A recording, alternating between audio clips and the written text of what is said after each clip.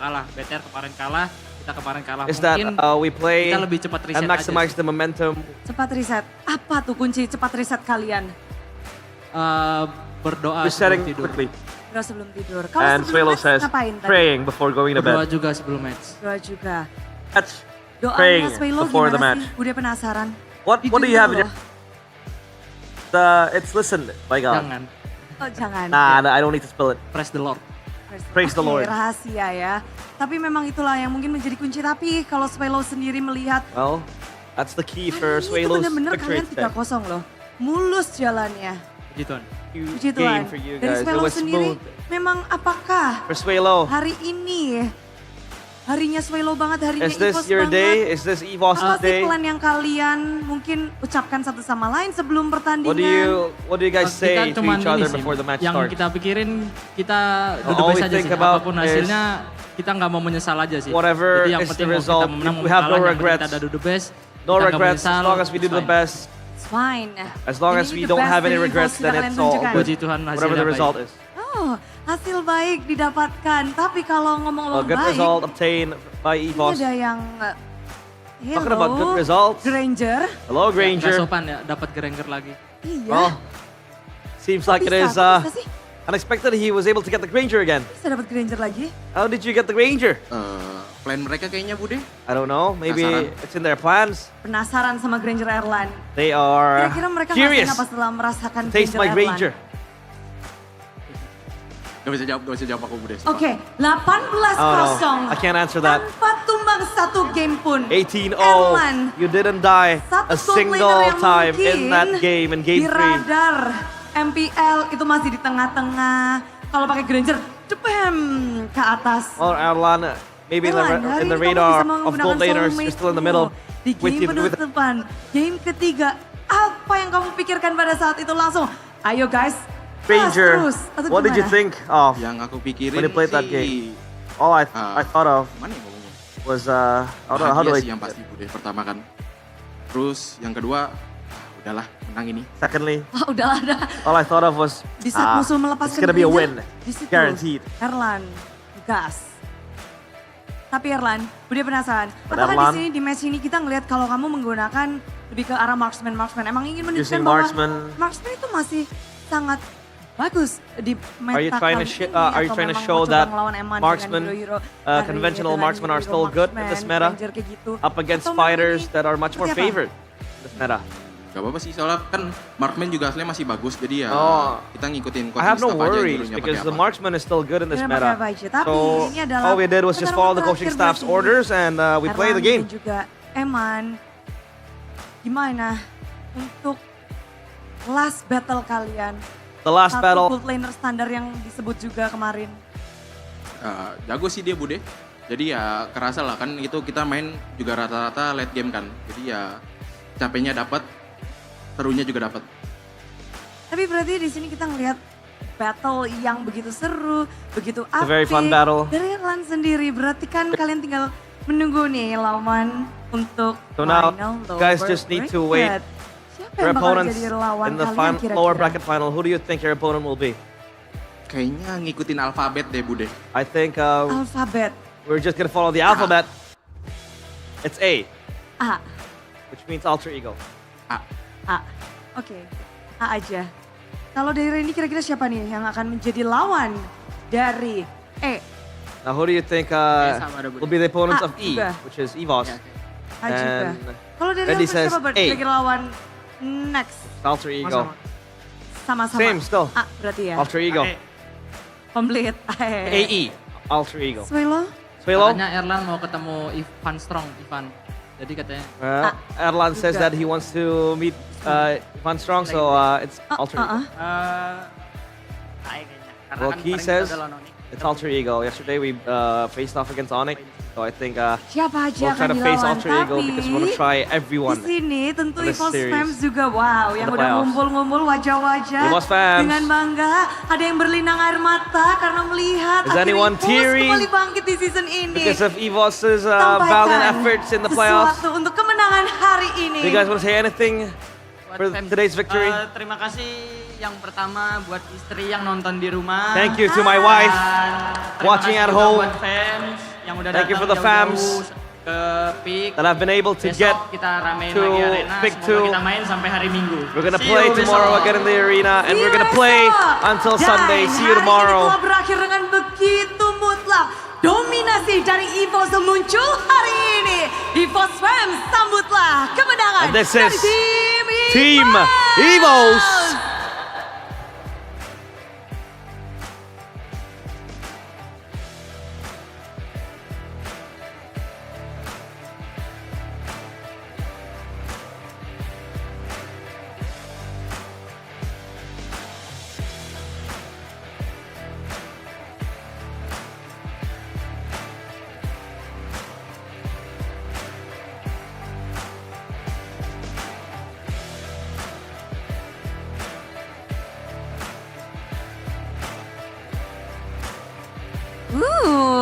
Rupanya series ini berakhir dengan begitu cepat.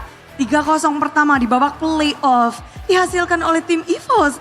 Tapi kalau kita ngebahas tentang hari ini belum berakhir, match hari ini. Karena begitu cepat di sini juga ada yang mau cepat-cepat muncul nih kayaknya. Karena akan ada bagi-bagi GoPay. Dan saat ini Lunox sudah bersiap untuk ngasih tahu gimana sih caranya. Jadi Lunox, please help us.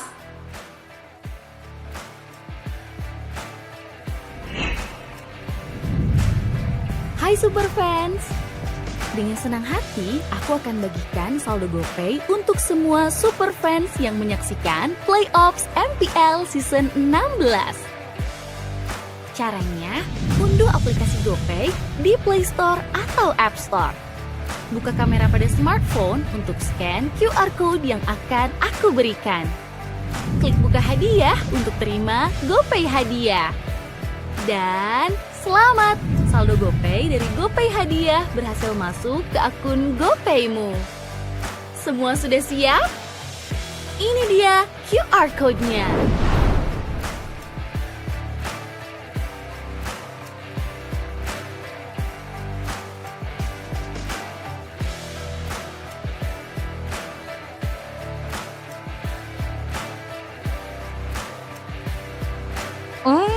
Gercep banget retrinya udah kayak Albert ya.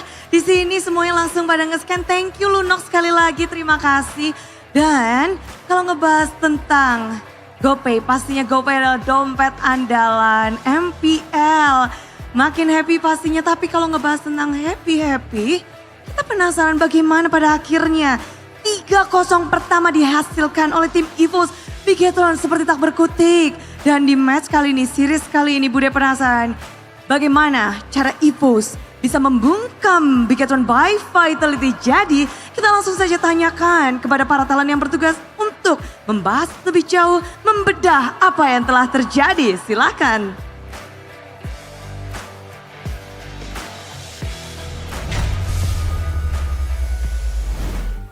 We would like to take a moment to get closer, pay our tributes to this man right here in black and white.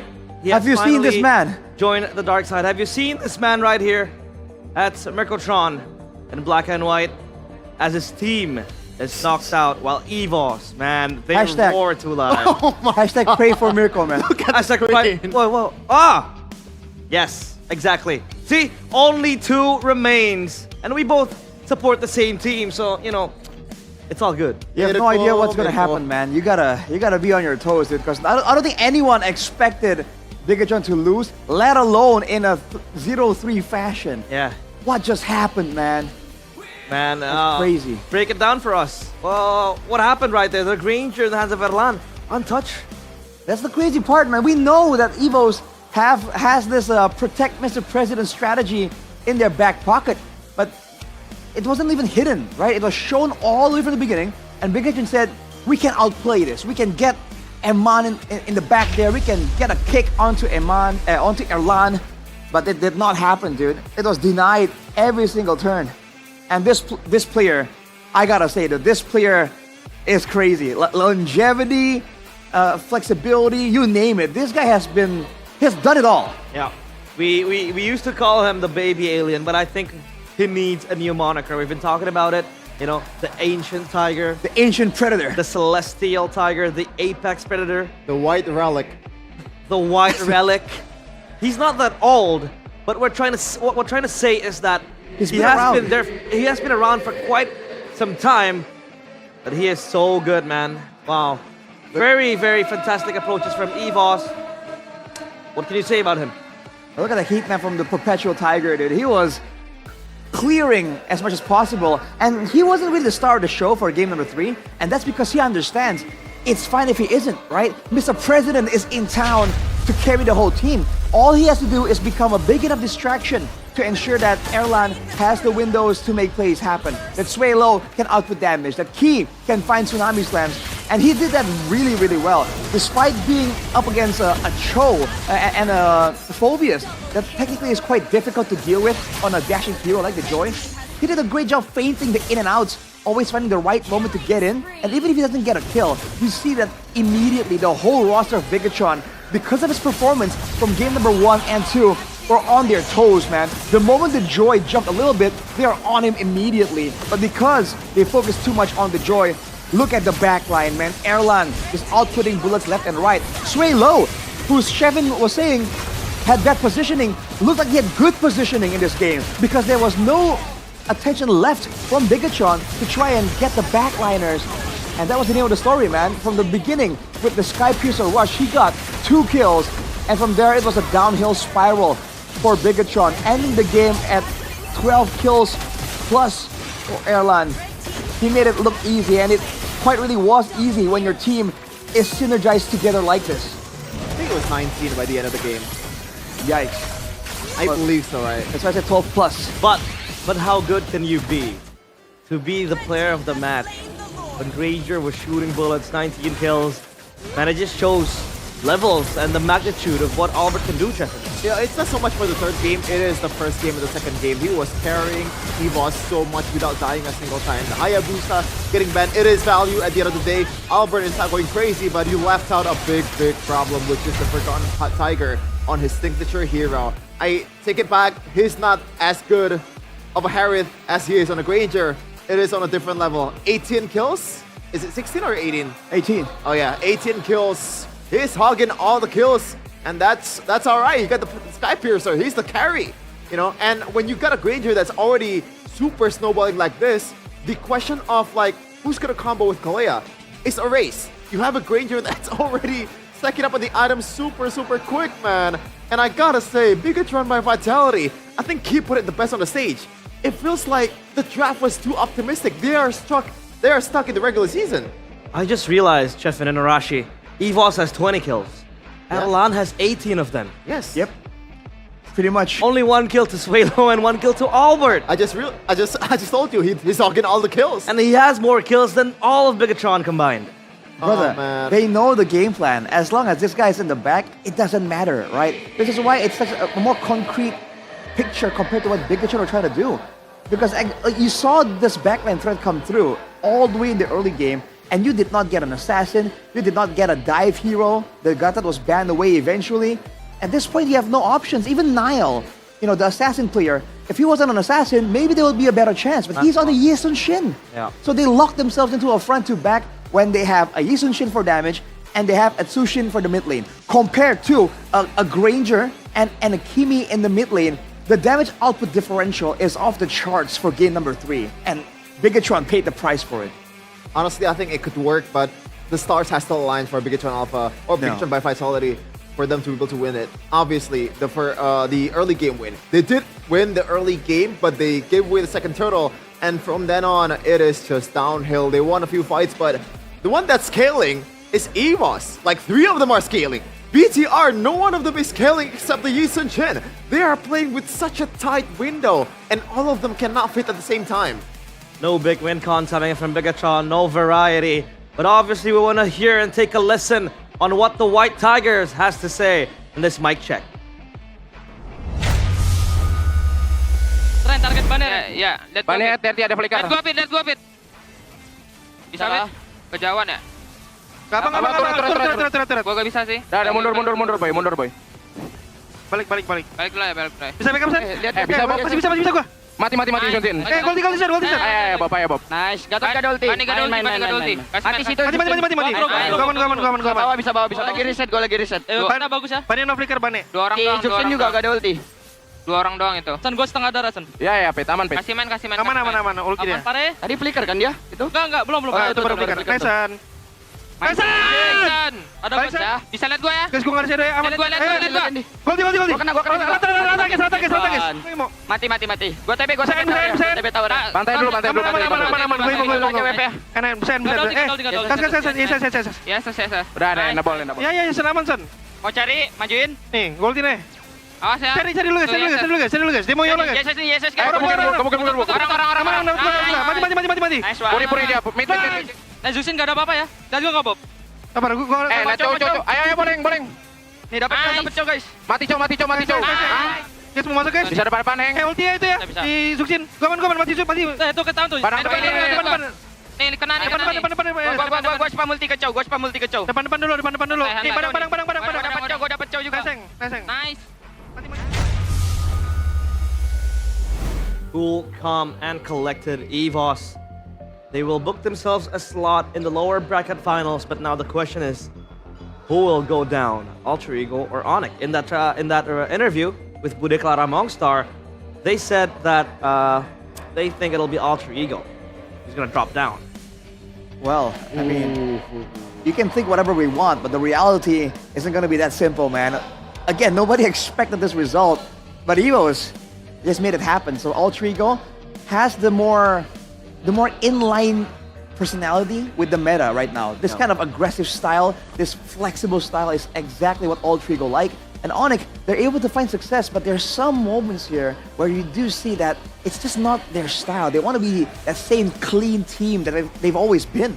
And this is where that muscle memory, that experience kind of comes back to haunt them. Well, I mean, Onyx has been favored, or rather, they favor comfort more, right? We saw the Harith being forced to Skylar yesterday before he goes and picks up the Ruby, which was actually a pretty clean Ruby game. So yeah, that one we'll have to talk about later. Yep. But man, gotta give a shout out to Randy here, by the way. Randy, yeah. Phenomenal. Just like, phenomenal he has player. such a bad KDA in the game, but his impact in the game was just so good. And the fact that, I guess it's because of the whole Shogun situation, but 3 games, 3 Alice, 3 wins. Can't complain, man. That was a great showing. Seems like we want to talk about how EVOS seem to be one-dimensional, you know? Because they keep on using the Alice, the Gatotkacha, the Granger, but it keeps on working for them and they find ways to then play around the Alice. Usually it's the Alice Gatotkacha and then they picked up the Kalea to play with the Granger too. So a lot of options for EVOS to play with. Also a lot of options for BTR to play with, but they decided to go for the Cho Gold in a closeout game. Yesterday, it was EVOS that pulled it off. Game 5, Airline Cho Gold didn't work out. Because why? Because they're playing with such tight window. It is a very risky draft. It is a very optimistic draft. And you pull it off in a game where you have to win it. I'm not a fan of that. No, it's a bit questionable. Yeah, but tone it down. I think we do, yeah, tone it down a bit. Relax. We do give the benefit of the doubt for Eman because he has yeah, shown that Cho Gold in regular season. But it seems like back on the stage, we do have an interview with the mastermind of the White Tigers. It's Vin with Bude Clara Mongstar. The captain? The captain. Yap, di momen ini Bude bersama dengan Vin, bukan Kapten Vin, tapi Coach Vin di sini. Tapi kalau membahas tentang hari ini, kemenangan 3-0 pertama, semua orang pasti penasaran nih EVOS yang berbeda di hari ini atau gimana sih? Gimana ya jelasin ya Bude ya. How do I Jujur aku explain sebagai pelatih juga sebenarnya nggak nyangka As a sih coach, dengan hasil 3-0 ini karena kan I did not expect kita istirahat juga be able to kurang. get the Kemarin 3-0. kan dari sini juga malam We banget didn't really get malam much banget, rest. We went macet, home segala from macam. here Kita harusnya kurang istirahat. very, very late at night. Cuma ya Traffic jams kita and all juga nggak that. banyak bahas, gak banyak latihan juga. And buat we didn't even persiapan have ini. that much time to practice and talk about the games yesterday. Player lah karena mereka bisa reset mentality. But I love how my players are able to reset their mentality and prepare for the game themselves, play some ranked games and all that. Kita tahu kemarin game begitu panjang dan hari ini harus kembali hadir. Well, a very long game Taruhan yesterday. nyawa. Tapi Bude penasaran ya. Today you guys have to put your lives on the mental line saat for melawan tim that win against dan Bigatron. juga tim Onyx, apakah ada perbedaan dari anak-anak? Are there any differences Kalau aku when you lihatnya go up sebenarnya against nggak Onyx banyak and beda ya. Bigatron? Cuma mungkin personally, I don't think there is any much of a difference. Karena nyawa kita tinggal satu, kita jadi. But this is the power of kepepet. this is the power you get when you have your backs against the wall in a final lifeline, so we get more stronger. Beda loh dari EVOS dan Bigatron. Apa nih yang ingin And for both teams, ditunjukkan EVOS untuk and hari Bigatron, ini? your heroes aren't Mungkin really karena kemarin kita far on sama-sama the kalah same. juga kan, EVOS kalah, Bigatron juga kalah. Maybe it's Jadi because mungkin yesterday we ya balik lagi both nggak ada lost. waktu buat research lagi And segala macam, Bigatron jadi kita pakai and yang EVOS emang both lost, so we didn't really have that persiapan dari much kemarinnya time to aja gitu. research. Mungkin kayak gitu sih. So we're just gonna recycle the Tapi preparations tadi from apa yesterday's respon ketika matches. Granger Erlan dilepas. What did you Coach think Vin, Wah, dia udah when kosong. Erlan got the Granger? udah. And Vin answers, well, OP it's a ya, Granger 3-0. Erlan ya?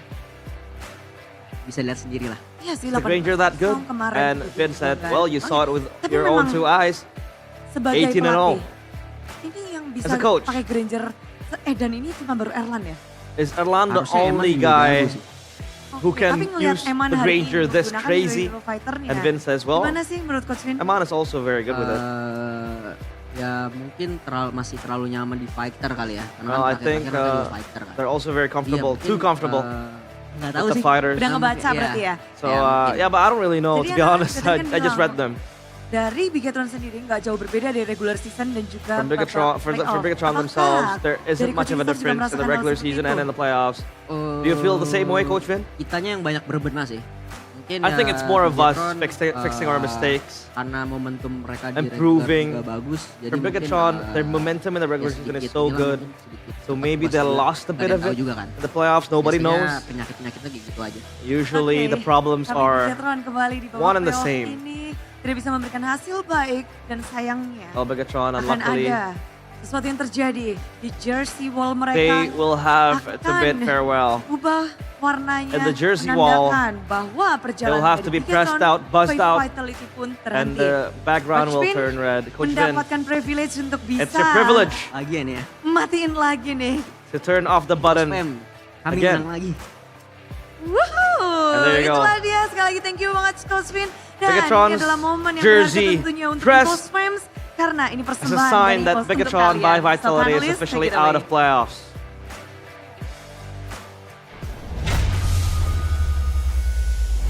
I've been a fan of the jersey wall, but I'm more radical to it. Radical. I suggest when we press the button, the jerseys get burned. Now you're crazy. Or but why not? It'll be But it's more, symbolic. you know, it's I understand there are sponsors in that jersey, and the jersey is not to be burned because it's the pride of a team, but it just adds the stakes, you know. Or maybe just as simple as when you press it, the jersey falls down and all that. But yeah. Yeah, make it more of a spectacle because again, this is a big moment that signifies that officially the journey of Bigatron right there is over. You know, I would suggest add some thematics. You know, you press that button and then a robot blows up because it's Bigatron. You know, make it thematic, right? Make it a show. We're here for entertainment after We're gonna all. need a big space for that, Arashi, I think. A small robot, bro. This space, like how big you want it to be, bro. This is the biggest space we've had so far. I thought tiny robot. I thought what Arashi meant is that, well, we gotta get a huge robot, like a transformer level robot. To be honest, Transformer could actually probably fit here. Yeah, they actually could. Yeah, Quite the venue. That's why it's a very huge venue. So if you guys are in Indonesia, nearby pick as well, come down to nice pick 2 and enjoy the spectacle of the playoffs. That is, and the draft pick recap for game number 3. Now then, for EVOS's next opponents, do they have to respect the Granger, the Alice, the Lunox? I think it depends. They have to respect the Granger if they can't secure ways to punish it. Dives, flanking heroes like the Gata, for example, with Gap the AOT, Hellcurts that can get to the back. Oh, Hellcurt. But when they have stuff like that, you can let the guy have the Granger. We've seen him struggle too. But if you don't, right? If your team has, you know, a Fulvius, a Yisun Shin, a Badang, not exactly the best flankers and all that, or at least no burst damage to follow up on it as well. I feel like you have to, man. You know that they know how to play this front-to-back style. Even from before Erlan was in the picture. Even when King of Brands was here, this is what EVOS was known for, right? The front-to-back late-game style. I don't know if this is a hot take, but I feel like you just draft for your team, and also you just draft for heroes that you don't want to go against personally. Not really, you know, taking into account who's playing it. this is a hot take, right? That's why I think a lot of people might disagree because there is so much weapon that EVOS can use right now. Randy with the CC is probably the previous signature before the Alice. Hayabusa comes into play too for Albert. I mean, look at it. First game, first 2 games. Like, how do you go against it? Even Kalia for Key, by the way, is a signature pick at this point. And don't forget the Grok. Yeah, it has been. It's very prior for a bit those matches where it's just a full-on collision, like we saw in day number 1. But I agree to a certain extent. I feel like you need both, right? You have to play your game, use the prio bands, and not really just focus on denying every single tool. But you need to know what tool would be the best for them and pick what would give you most value to deny from them. You know. It has been banned, but now it seems like makes me feel like I want to play Mobile Legends, right? Yeah. I've been looking at skins at the shop that I'm eyeing my sights on, and I think there's an event going on, the Yellow Diamonds. You know the Yellow Diamonds? Yeah. You know what they do? They kind of give you like a discount? Yeah, a discount, and you can get that as well through GoPay. GoPay is MPL ID's trusted wallet. It is! Well, technically it's not really a discount, it's actually a real diamond replacement. Yeah, but like, it cuts down the diamonds required, so you can save up more. This is literally Eterna 2.0. Yesterday, Eterna does not know what a yellow diamond means. Eterna does not know there are free spins if you join in the event. You are a privileged person. You don't need extra diamonds. Privileged because he uses buy a lot of spins, dude. He uses GoPay. I GoPay. know. When I see the yellow diamonds, it means I pay less. As far as I know. You don't know how it means to struggle, bro. He knows. Not in Mobile Legends, no. Nah, I know how it feels like, but the teams playing today, they know how to struggle, and we too are struggling to pick who our champion is. And with that, you can join in the fun with the GoPay app. Vote your champion. Excuse me for that bottle. I'm very thirsty. Yeah, vote your champion. Do you think it's gonna be Geek Fam or RRQ? Are you sure it's gonna be Onyx now? You wanna fight me? I'll fight you. I won't fight Onyx though. You, I'll take on. Bring it. Well, yeah, exactly. Because if you actually download the app and vote for your favorite team, there's still like 7 electric motorcycles you can get, dude. So that's some value, man. And if you get, and win the prize, it's gonna be a good day. It is a good day. And EVOS like has this, a good day. Realize, there you go. Just like this. Look at this. Good day is our go-to coffee here in MPL ID when we need a boost and a good day. Or just drink it, chug it. I think we should give it to BTR members. They need a little bit of a pick-me-up. And I think good day would definitely help. Yeah, it will help. Oh man, I just saw a content from MPLPH. They asked like some of the players from Aurora and also TLPH, the one that's already going to M7, who's gonna be the threat for them in M7? There's 3 teams: SRG, Onyx ID, and BTR. Wow, that's one less to worry about. Yeah. Are you not gonna gacha it, by the way? I think I am. There's a code behind the wrapper. Indeed, there is a code behind. And if you get it, the wrapper, you can open it up. Is that the fresh Bakadu? We'll try to open it. The Bakadu, yes. It is, yeah. Have you tried it? No, it really is pretty good. Avocado Delight. Avocado Delight. I can't really open it. I'm not really used to violence. What is this skill issue, bro? Yeah, do it. So behind the wrapper is a QR code that you can scan to unlock diamonds and skin. Did you find anything? Womp womp. Nope. Nope. So yeah. Unlucky. We'll try our luck next time. It is a good day with Good Day Coffee. And by the way, when your coffee is ready and you want to top up your diamonds, you need internet to access Mobile Legends, right? You can get that through Simpati. Because with the price of only 35,000 rupiah, you'll get 3 gigabytes of data plus 30 minutes of calls and SMS too. I don't think you need that because I don't know who you're gonna call. You as well, I don't know who you're gonna call. I don't think you need that because you're privileged. You don't need the extra SMS, extra minutes of calls. Jeffin, what I'm trying to say is that he has no one to call. It's not like he doesn't need to call anyone. You get what I mean? Okay. You're trying to roast me, but like, you're trying to roast me in a different way, and it's not really working out. Yeah. But anyways, dude, these days, I personally, right, have no one, so I go on, it's like on PC applications to talk to people. I don't call as much anymore. But I mean, you guys can take advantage of the sympathy. Yeah. Don't forget to go to tsolo.id/sympathy. And Kevin, is there sympathy in solo? I mean, there's a lot of sympathies in solo. Sympathy covers all of Indonesia. Exactly. In the jungle too, you know? Yeah. Arashi goes on In the cave? jungle hikes. Yes. And he uses sympathy. One of the only providers that actually has signal high up in the mountains. In the mountains where the white tigers roar. Have you ever seen a white tiger? I saw him just earlier. Exactly. On stage. What about a bunch of robots? Not in the jungle, no. I guess they get rusty. Won't be a good time for them. Yeah, they need a good time. They need this, dude. So how's your favorite team?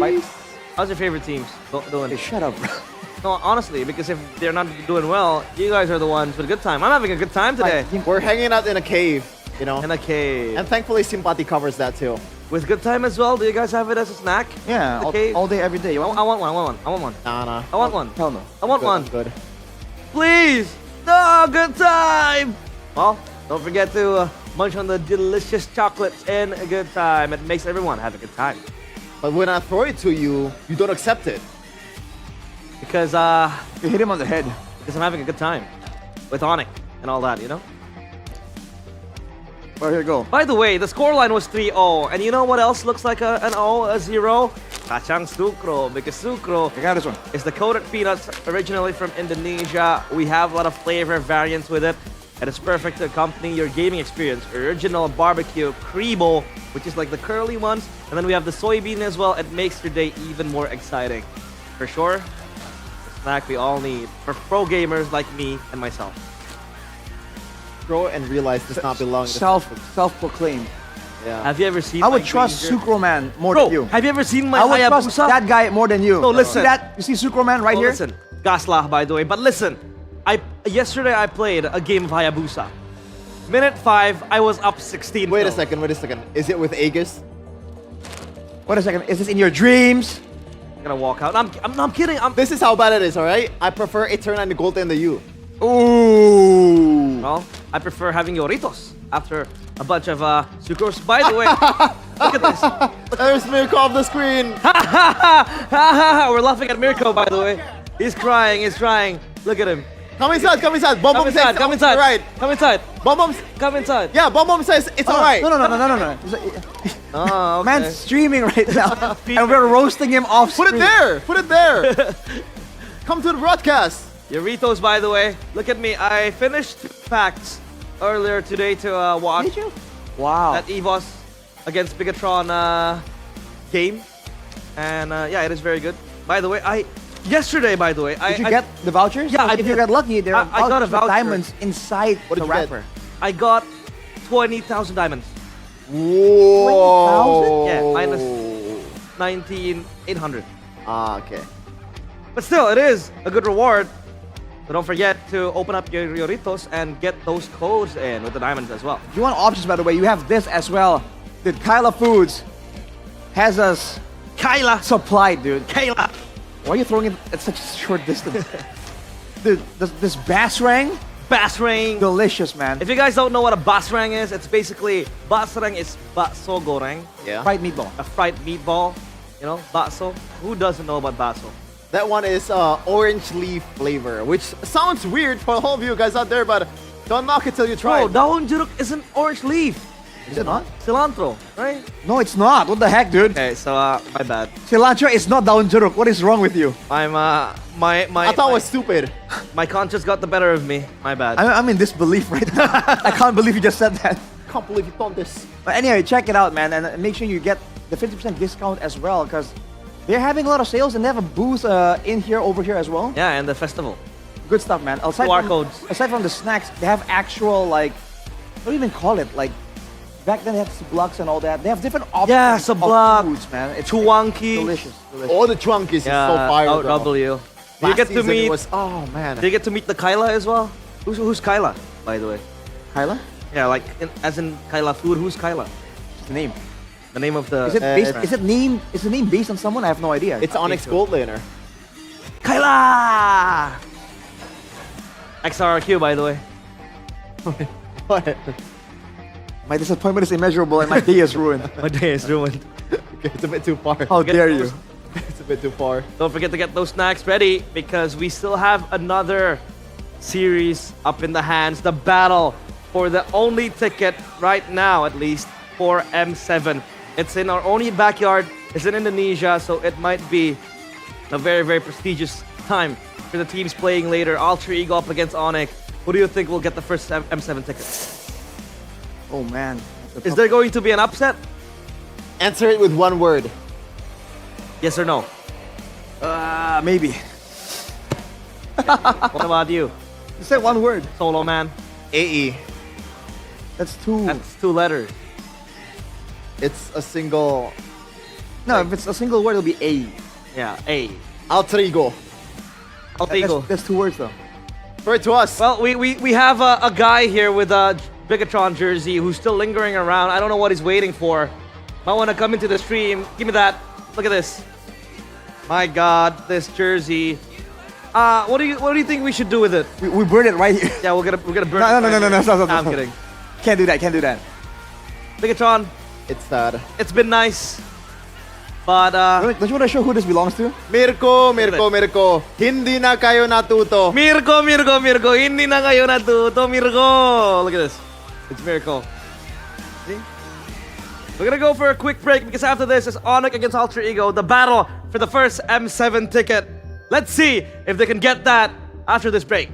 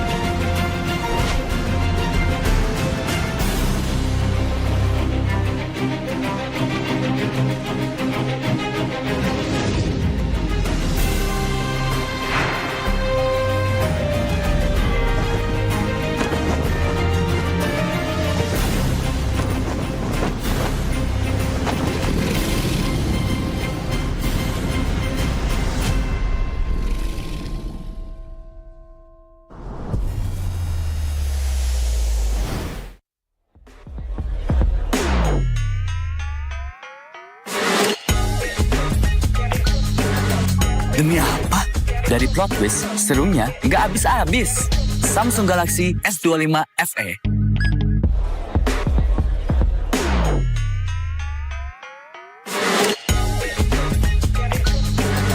Demi apa? Dari plot twist, serunya nggak habis-habis. Samsung Galaxy S25 FE.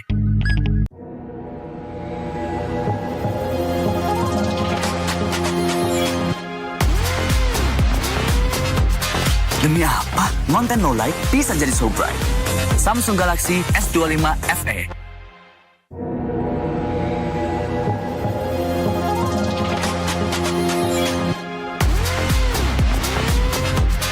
Demi apa? Konten no light bisa jadi so bright. Samsung Galaxy S25 FE. Oke, sampai bareng dulu yuk.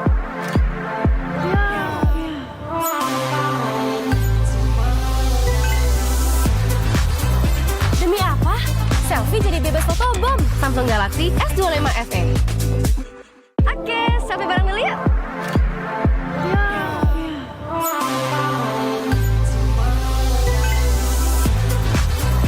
Demi apa? Selfie jadi bebas fotobom. Samsung Galaxy S25 FE.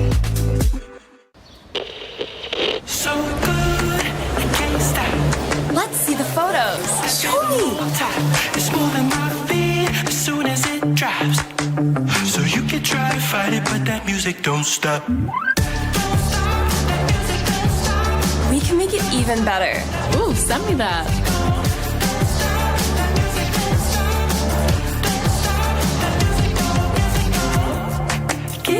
You should post that. Let me try something.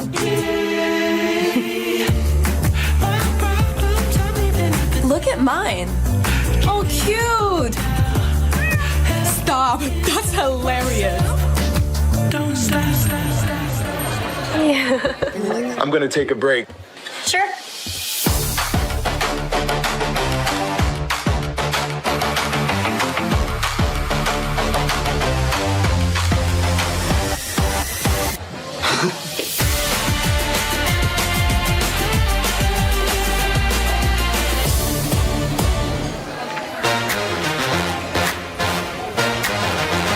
Look at this menu.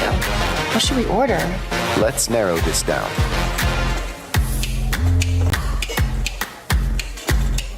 What is this?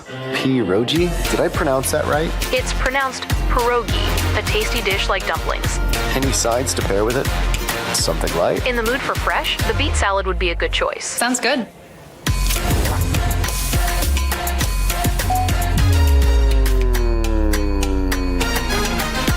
You off work yet? Guys, I'm done. Finally. All right, you ready? Ready? Let's go, come on. What's this noise? Wait, one more thing. Look at this ice cream drop.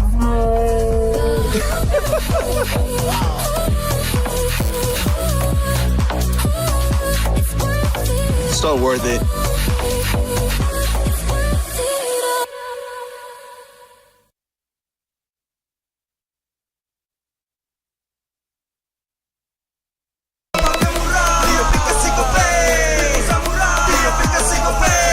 Walau yang lain terus berubah, Gope konsisten, kasihnya pasti murah. Tagihan murah di aplikasi Gope, gratis transfer 100 kali per bulan. Download aplikasi Gope baru, nggak pakai lama. Dompet andalan gamers banyak damage-nya.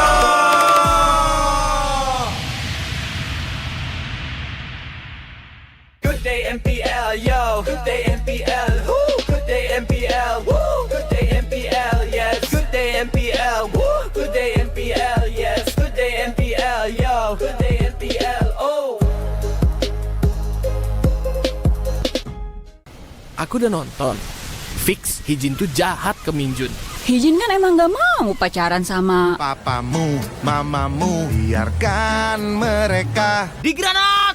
Boom! Ya, gue kena ghosting. Terus ditinggal nikah sama Hijin. Padahal mereka udah cium. Anak yang nakal. Saatnya kau dan aku pakai simpati buat nonton, musik, games, belajar, sampai belanja. Bisa pilih benefit sesuai keinginanmu. Tenang. Menang kalah, mabar bisa good time. Wah, good time Mobile Legends bang bang. Enak coklatnya. Bikin semua bisa good time. Ini nih mainnya.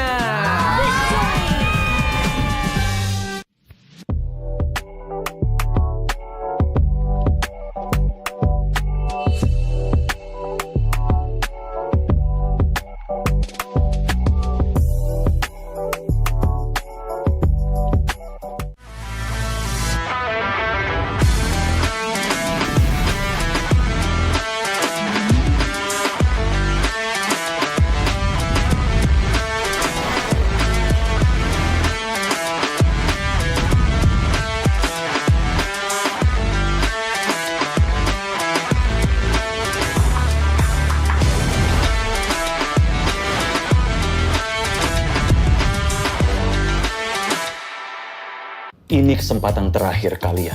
Laksanakan. Saya Ayu. Kelihatan. Itu teman kamu siapa namanya?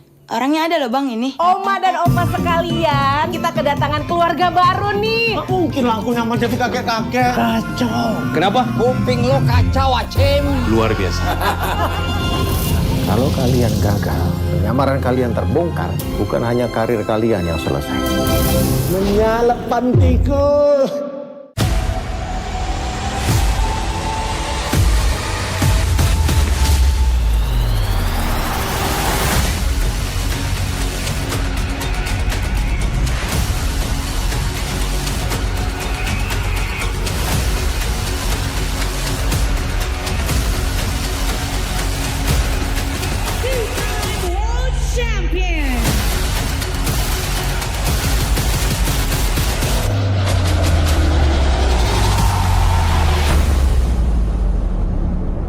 Experience the future of events with NICE, where every detail is crafted to inspire and connect.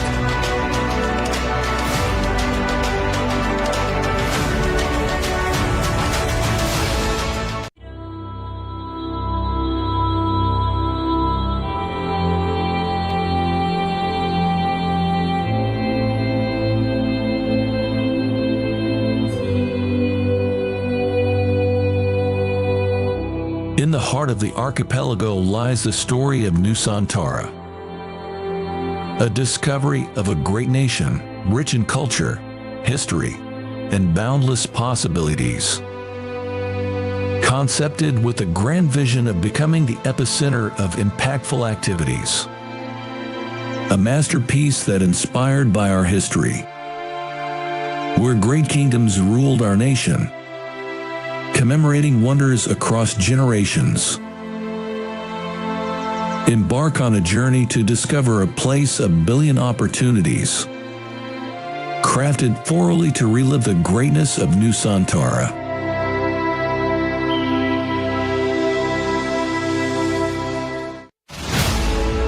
Introducing Nusantara International Convention Exhibition, also known as NICE.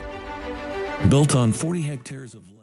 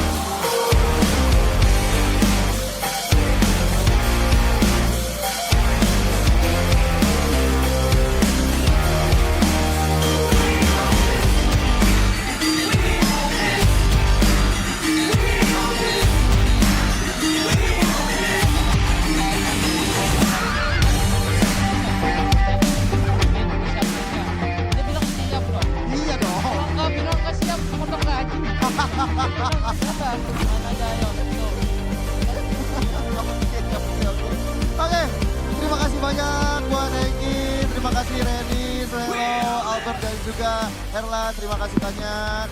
Kita bakal ini dulu nih, foto-foto bersama dulu ya, foto bareng.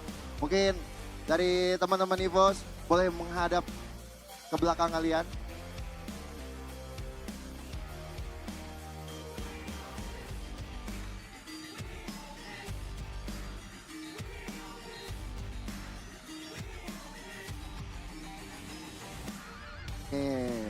Foto-foto.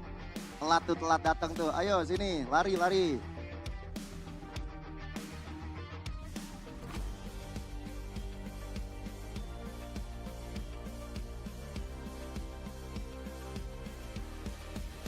Oke.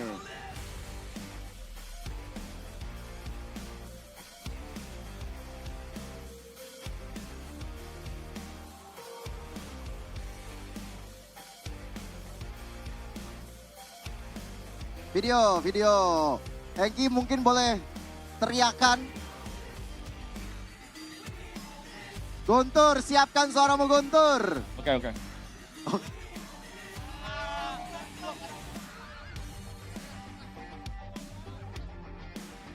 Buset. One team, one voice, one family. EVOS Run! Sekali lagi, aku mau request buat teman-teman EVOS, nanti kalian teriakin EVOS, teman-teman EVOS fans teriakan menuju juara. Angka 7 boleh dipakai gini ya. Oke? Oke? Oh, tapi menuju juara pakai tangan kiri. Oke? Bukan nyari masalah, Mas. M7 ini, M7. Oke, boleh ya? Video ya. Nah, Suelo boleh pimpin ya. Kasih tau, Fit. EVOS. Ya. Oke. EVOS.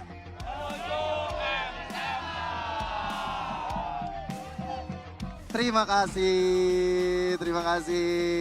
Hati-hati di jalan semuanya, EVOS fans, EVOS juga hati-hati di jalan. Thank you so much. Nah, itu dia seruan kita bersama dengan EVOS dan juga EVOS fans. Nah, buat teman-teman yang merasakan sebagai super fans, entah itu nanti untuk Alter Chance.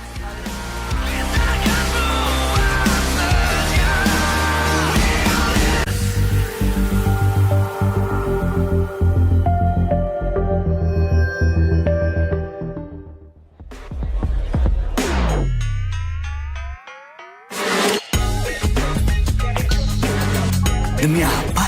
Dari plot twist, serunya nggak habis-habis. Samsung Galaxy S25 FE.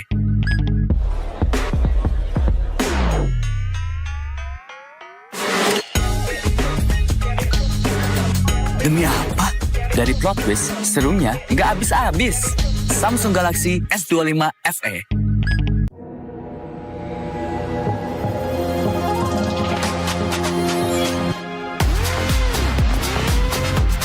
Demi apa? Konten no light bisa jadi so bright. Samsung Galaxy S25 FE.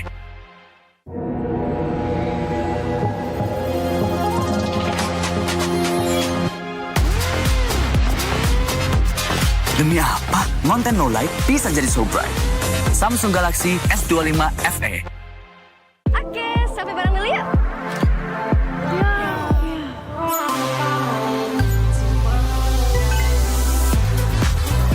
Demi apa? Selfie jadi bebas fotobom. Samsung Galaxy S25 FE. Oke, sampai bareng dulu yuk.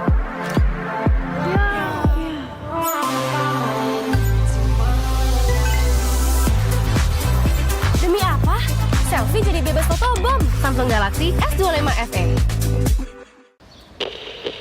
So good, I can't stop. Let's see the photos. Show me. It's more than my feet as soon as it drops. So you can try to fight it, but that music don't stop.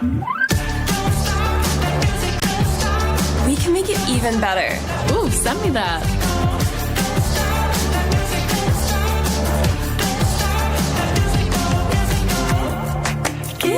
You should post that. Let me try something.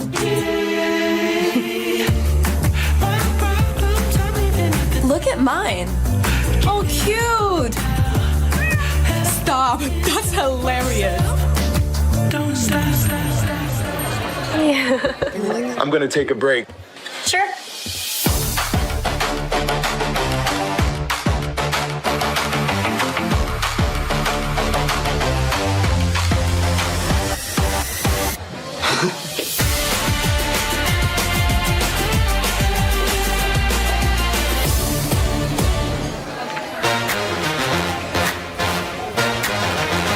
Look at this menu.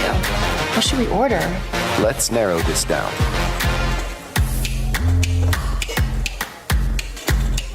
What is this? Pierogi? Did I pronounce that right? It's pronounced pierogi, a tasty dish like dumplings. Any sides to pair with it? Something light? In the mood for fresh, the beet salad would be a good choice. Sounds good.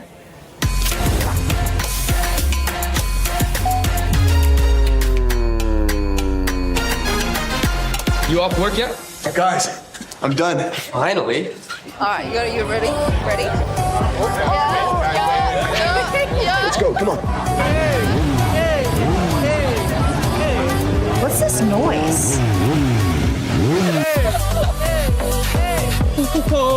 Wait, one more thing. Look at this ice cream drop.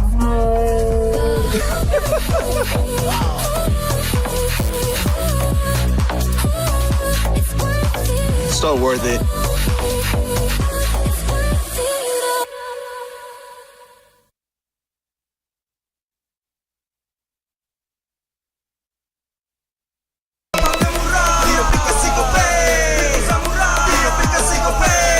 Walau yang lain terus berubah, GoPay konsisten, kasih yang pasti murah. Bayar tagihan murah di aplikasi GoPay. Transfer 100 kali per bulan. Download aplikasi GoPay baru, nggak pakai lama. Dompet andalan gamers banyak damage-nya.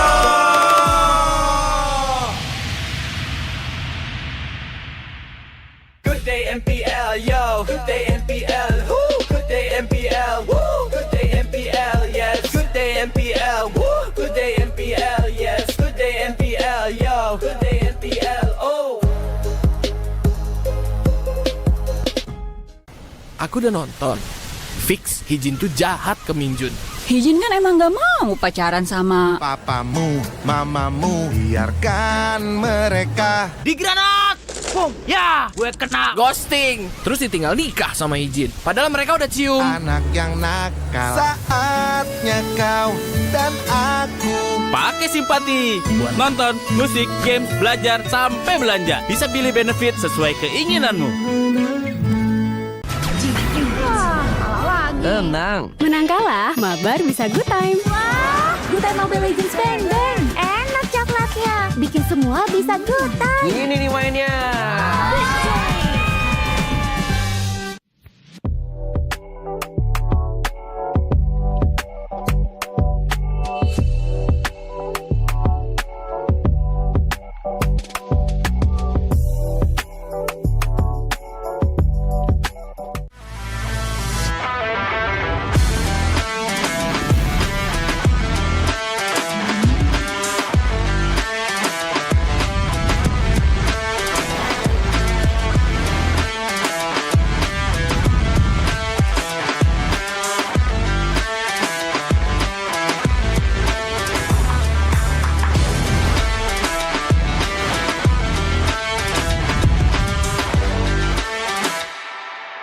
Ini kesempatan terakhir kalian. Laksanakan. Saya Ayu. Kelihatan. Itu teman kamu siapa namanya?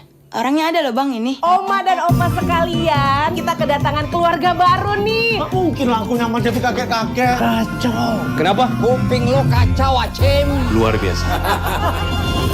Kalau kalian gagal, penyamaran kalian terbongkar, bukan hanya karir kalian yang selesai. Menyalep pantiku.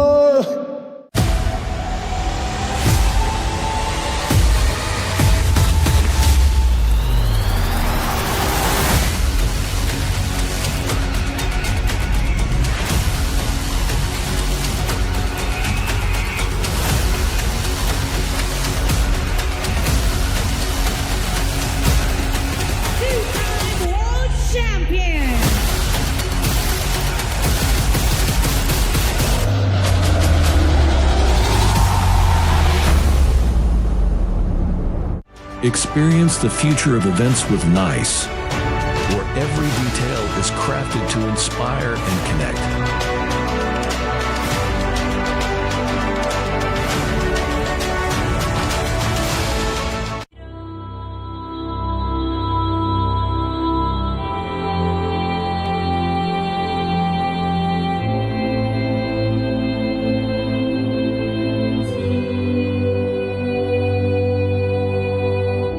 In the heart of the archipelago lies the story of Nusantara, a discovery of a great nation, rich in culture, history, and boundless possibilities. Concepted with a grand vision of becoming the epicenter of impactful activities. A masterpiece that inspired by our history, where great kingdoms ruled our nation, commemorating wonders across generations. Embark on a journey to discover a place of billion opportunities, crafted thoroughly to relive the greatness of Nusantara.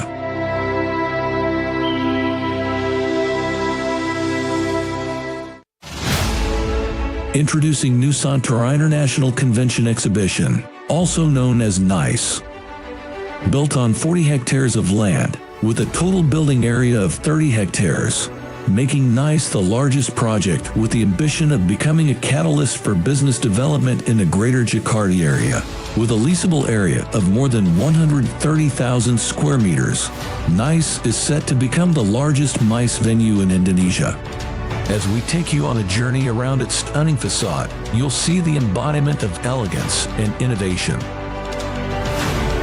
Designed to be Indonesia's premier MICE destination, NICE stands as a beacon of architectural excellence and modern design. The sleek and contemporary lines of NICE's exterior are complemented by state-of-the-art facilities, making it the perfect venue for international conventions and exhibitions events.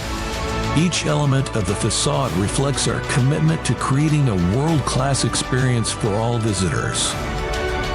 NICE consists of 3 main buildings with total of 55,100 square meters of exhibition space spread into 11 halls. Designed to provide exclusive experience and unrivaled flexibility for organizers to deliver the best experience while enjoying the atmosphere of NICE. The exhibition buildings at NICE is seamlessly integrated through a luxurious and centralized atrium area that spans 15,000 square meters, where all activities can be connected and brings fully integrated exhibition experiences. Surrounded with various hospitality selections, hotels, commercial and retails, and more attractions of lively and vibrant PIC 2 area. NICE is set to become not just MICE destination, but also a tourism excellence. NICE is not just a building, it's a symbol of growth and prosperity, aiming to elevate Indonesia's position in the global MICE industry. With its strategic location in PIC 2, NICE is set to become the epicenter of business and cultural activities, driving positive impacts throughout the surrounding community. Experience the future of events with NICE, a masterpiece by Industri Pameran Nusantara, a joint venture company of the esteemed Dagung Sedaya Group and Salim Group, where every detail is crafted to inspire and connect.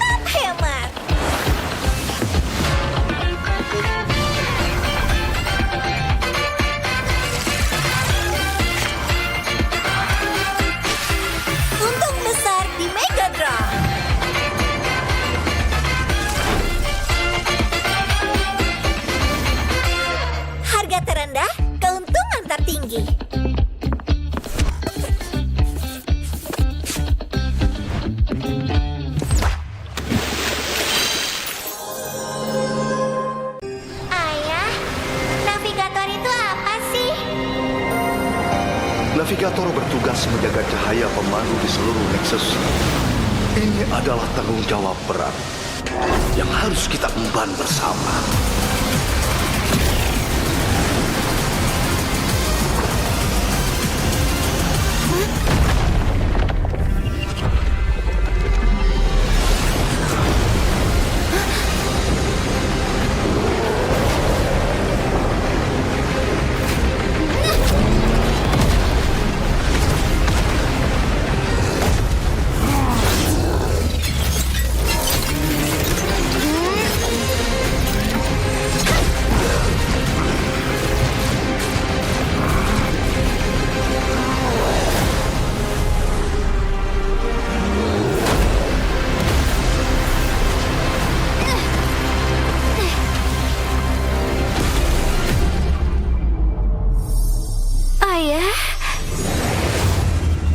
Ayah akan selalu menjagamu.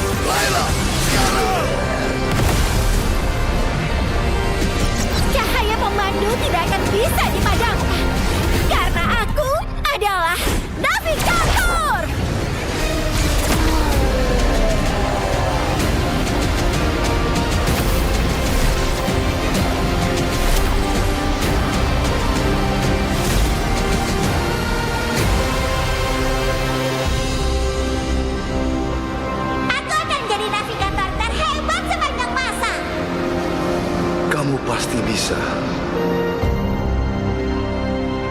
Kupikir semuanya sudah berakhir. Sampai kehampaan berbisik padaku.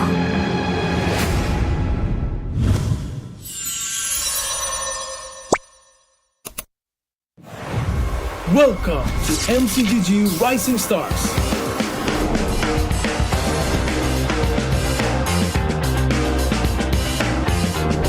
From September 12th to October 19th, take part in the regional contest, open to all players. Step up and prove your strength. Division finals will run from October 24 to November 2. The top 16 players in each division may advance to the next stage of MRS. Check your in-game mail for information.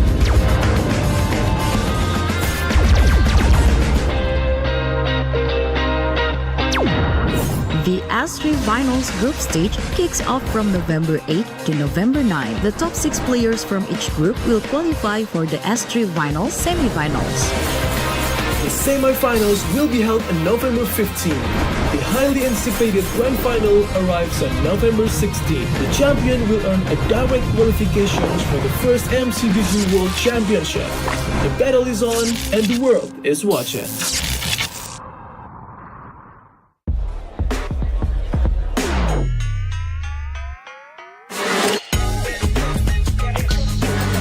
Demi apa? Dari plot twist, serunya nggak habis-habis. Samsung Galaxy S25 FE.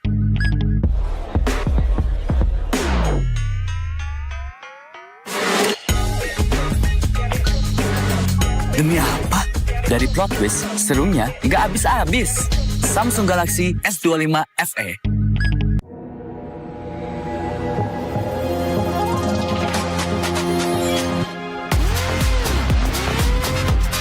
Demi apa? Konten low light bisa jadi so bright. Samsung Galaxy S25 FE.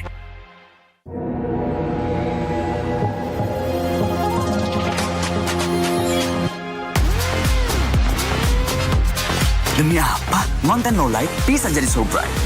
Samsung Galaxy S25 FE. Oke, selfie bareng dulu yuk.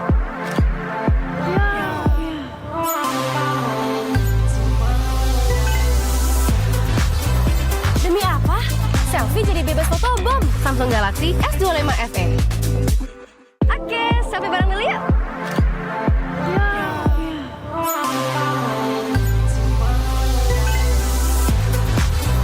Demi apa? Selfie jadi bebas fotobom. Samsung Galaxy S25 FE.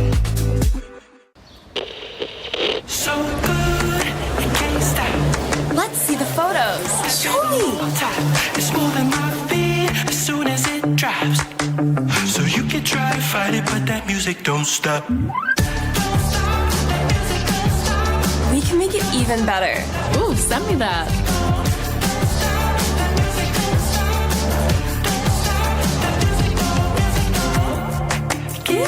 You should post that. Let me try something.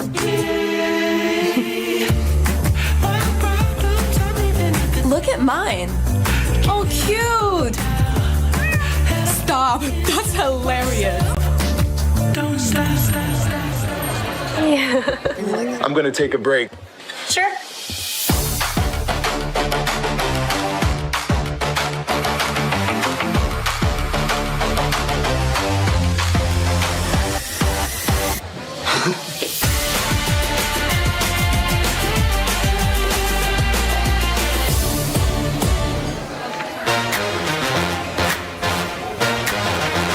Look at this menu. What should we order? Let's narrow this down.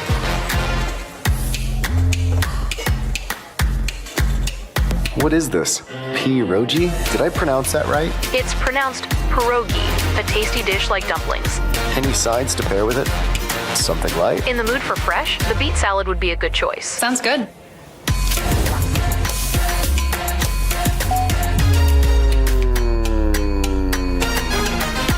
You off work yet? Guys, I'm done. Finally. All right, you ready? Ready? Let's go, come on. What's this noise? Wait, one more thing. Look at this ice cream drop.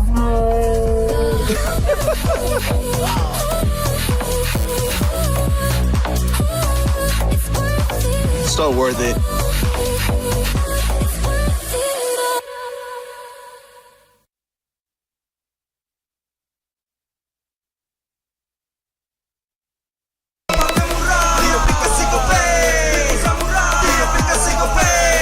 Walau yang lain terus berubah, Gope konsisten, kasihnya pasti murah. Bayar tagihan murah di aplikasi Gope, gratis transfer 100 kali per bulan. Download aplikasi Gope baru, nggak pakai lama. Dompet andalan gamers banyak damage-nya.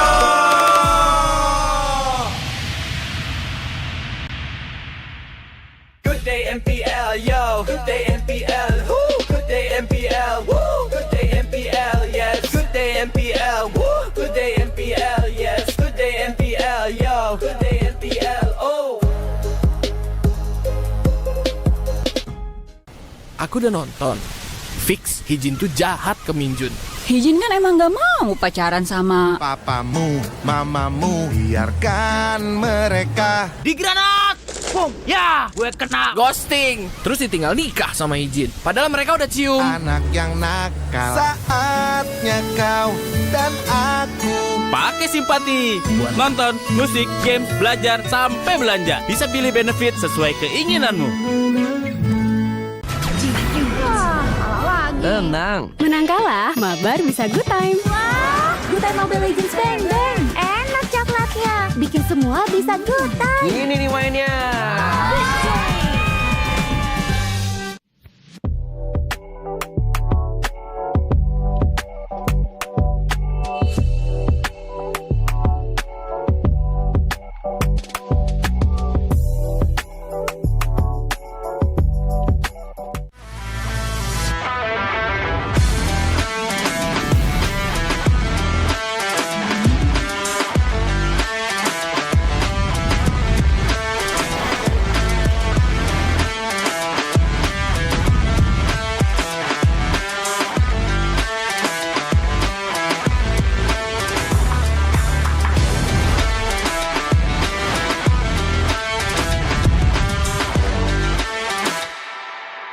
Ini kesempatan terakhir kalian.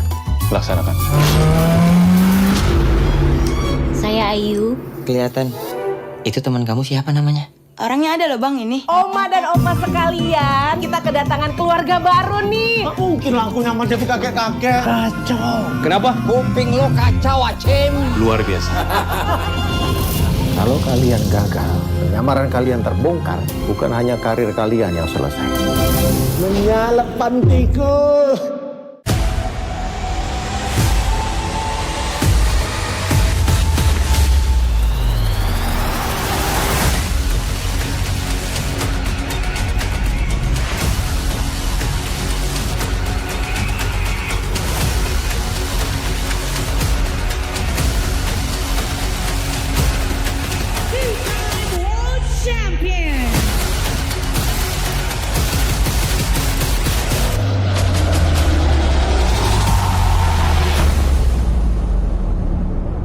Experience the future of events with NICE, where every detail is crafted to inspire and connect.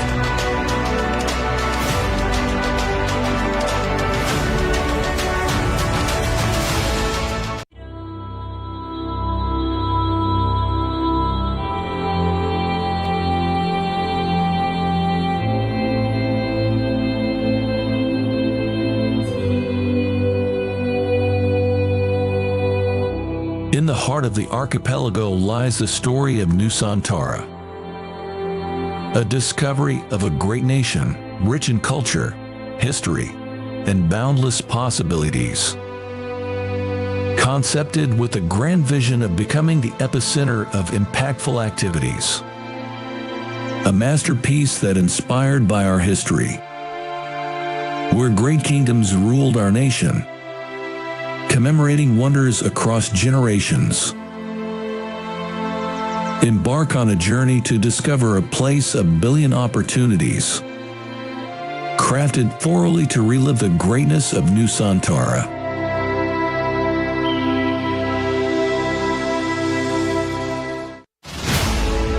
Introducing Nusantara International Convention Exhibition, also known as NICE. Built on 40 hectares of land, with a total building area of 30 hectares, making NICE the largest project with the ambition of becoming a catalyst for business development in the greater Jakarta area. With a leasable area of more than 130,000 square meters, NICE is set to become the largest MICE venue in Indonesia. As we take you on a journey around its stunning facade, you'll see the embodiment of elegance and innovation. Designed to be Indonesia's premier MICE destination, NICE stands as a beacon of architectural excellence and modern design. The sleek and contemporary lines of NICE's exterior are complemented by state-of-the-art facilities, making it the perfect venue for international conventions and exhibitions events. Each element of the facade reflects our commitment to creating a world-class experience for all visitors. NICE consists of 3 main buildings with total of 55,100 square meters of exhibition space spread into 11 halls. Designed to provide exclusive experience and unrivaled flexibility for organizers to deliver the best experience while enjoying the atmosphere of NICE. The exhibition buildings at NICE is seamlessly integrated through a luxurious and centralized atrium area that spans 15,000 square meters, where all activities can be connected and brings fully integrated exhibition experiences. Surrounded with various hospitality selections, hotels, commercial and retails, and more attractions of lively and vibrant Pick 2 area. NICE is set to become not just MICE destination, but also a tourism excellence. NICE is not just a building, it's a symbol of growth and prosperity, aiming to elevate Indonesia's position in the global MICE industry. With its strategic location in Pick 2, NICE is set to become the epicenter of business and cultural activities, driving positive impacts throughout the surrounding community. Experience the future of events with NICE, a masterpiece by Industri Pameran Nusantara, a joint venture company of the esteemed Dagung Sedaya Group and Salim Group, where every detail is crafted to inspire and connect.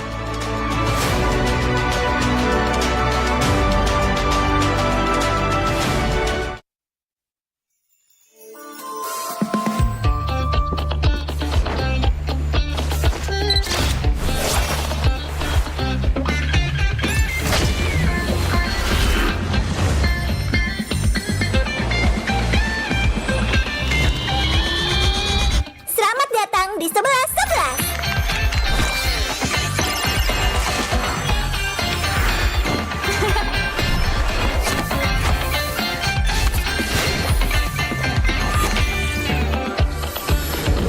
Makin gaya, tetap hemat.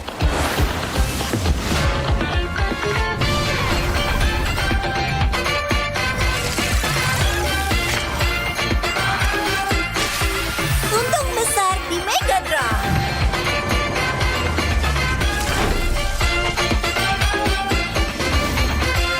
Harga terendah, keuntungan tertinggi.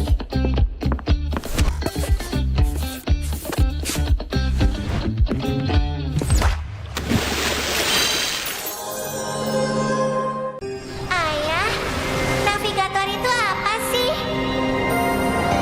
Navigator bertugas menjaga cahaya pemandu di seluruh Nexus.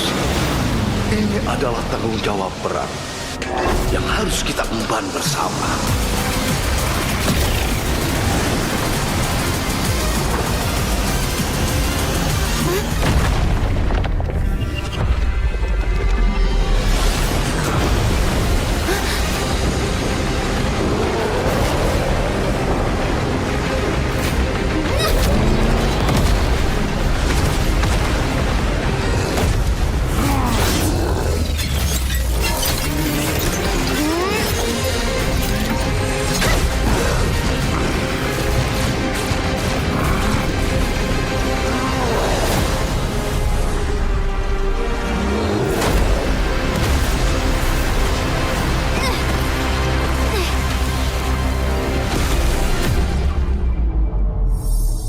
Ayah,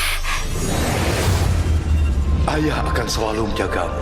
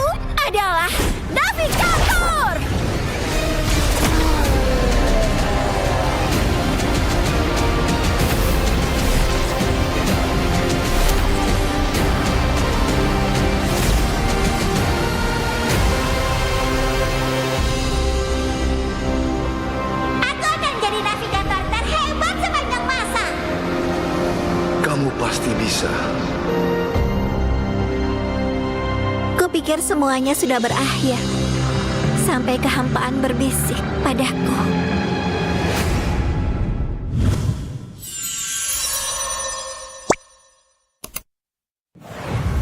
Welcome to MCGG Rising Stars.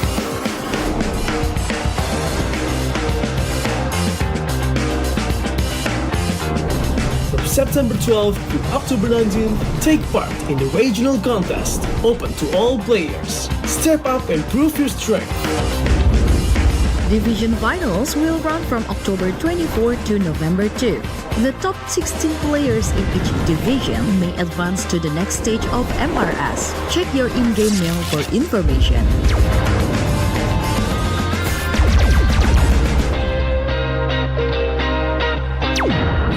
The S3 Finals group stage kicks off from November 8 to November 9. The top 6 players from each group will qualify for the S3 Finals semifinals. The semifinals will be held on November 15. The highly anticipated grand final arrives on November 16. The champion will earn a direct qualification for the first MCGG World Championship. The battle is on and the world is watching.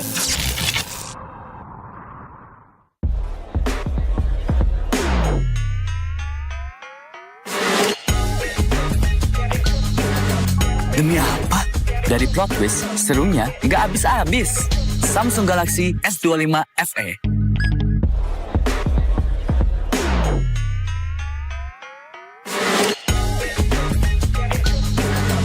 Demi apa? Dari plot twist, serunya nggak habis-habis. Samsung Galaxy S25 FE.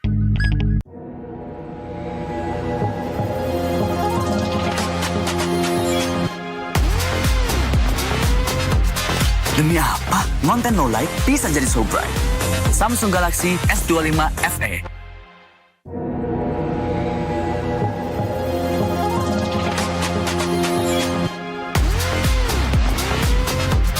Demi apa? Konten no light bisa jadi so bright. Samsung Galaxy S25 FE. Oke, sampai bareng dulu ya.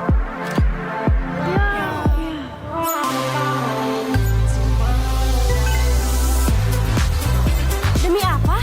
Selfie jadi bebas fotobom. Samsung Galaxy S25 FE. Oke, sampai bareng dulu ya.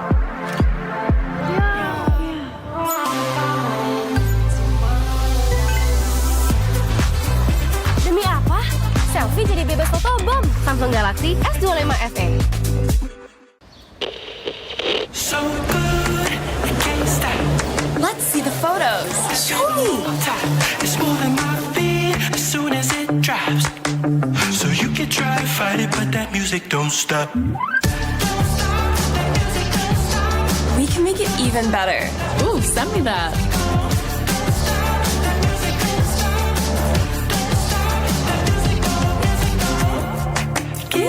You should post that. Let me try something.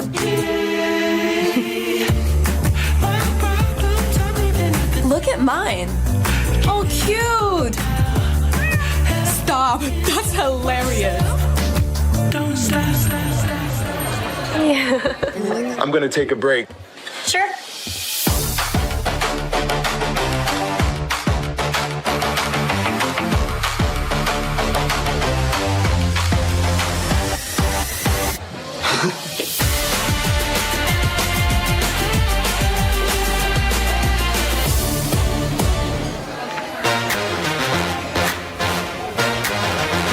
Look at this menu.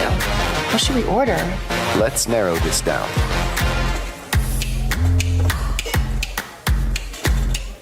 What is this? Pierogi? Did I pronounce that right? It's pronounced pierogi, a tasty dish like dumplings. Any sides to pair with it? Something light? In the mood for fresh, the beet salad would be a good choice. Sounds good.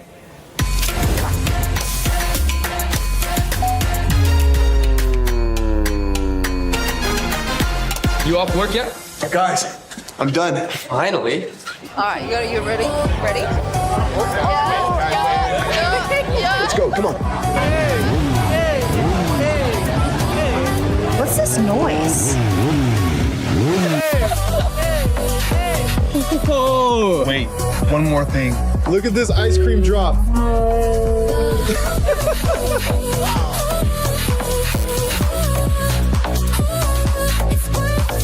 so worth it.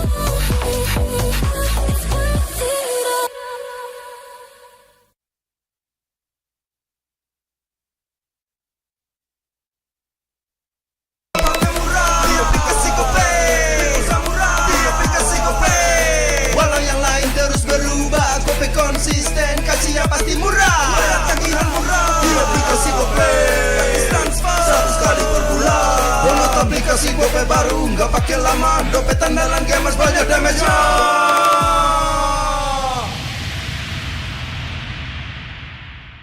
Good day MPL, yo. Good day MPL, woo. Good day MPL, woo. Good day MPL, yes. Good day MPL, woo. Good day MPL, yes. Good day MPL, yo. Good day MPL, oh. Aku udah nonton. Fix, Hijin tuh jahat ke Minjun. Hijin kan emang gak mau pacaran sama Papamu, mamamu, biarkan mereka. Di granat! Boom! Ya, gue kena ghosting. Terus ditinggal nikah sama Hijin. Padahal mereka udah cium. Anak yang nakal, saatnya kau dan aku. Pakai simpati buat nonton, musik, games, belajar, sampai belanja. Bisa pilih benefit sesuai keinginanmu. Tenang. Menang kalah, mabar bisa good time. Wah, good time Mobile Legends bang bang. Enak coklatnya, bikin semua bisa good time. Ini nih mainnya.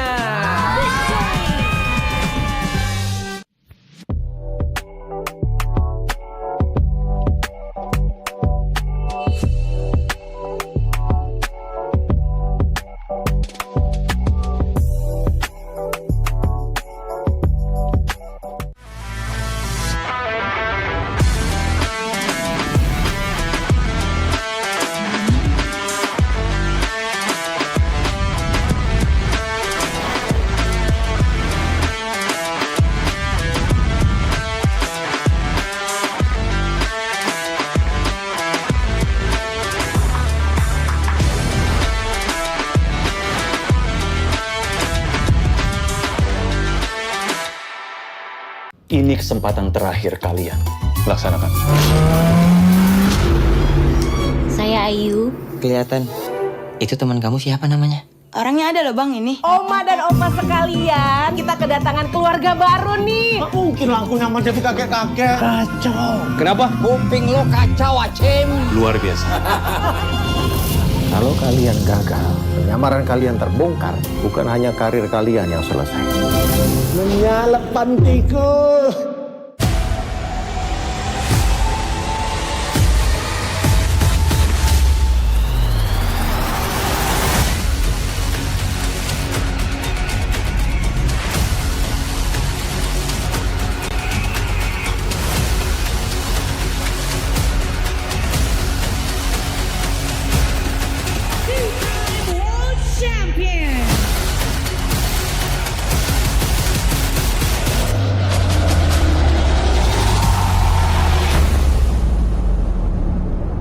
Experience the future of events with NICE, where every detail is crafted to inspire and connect.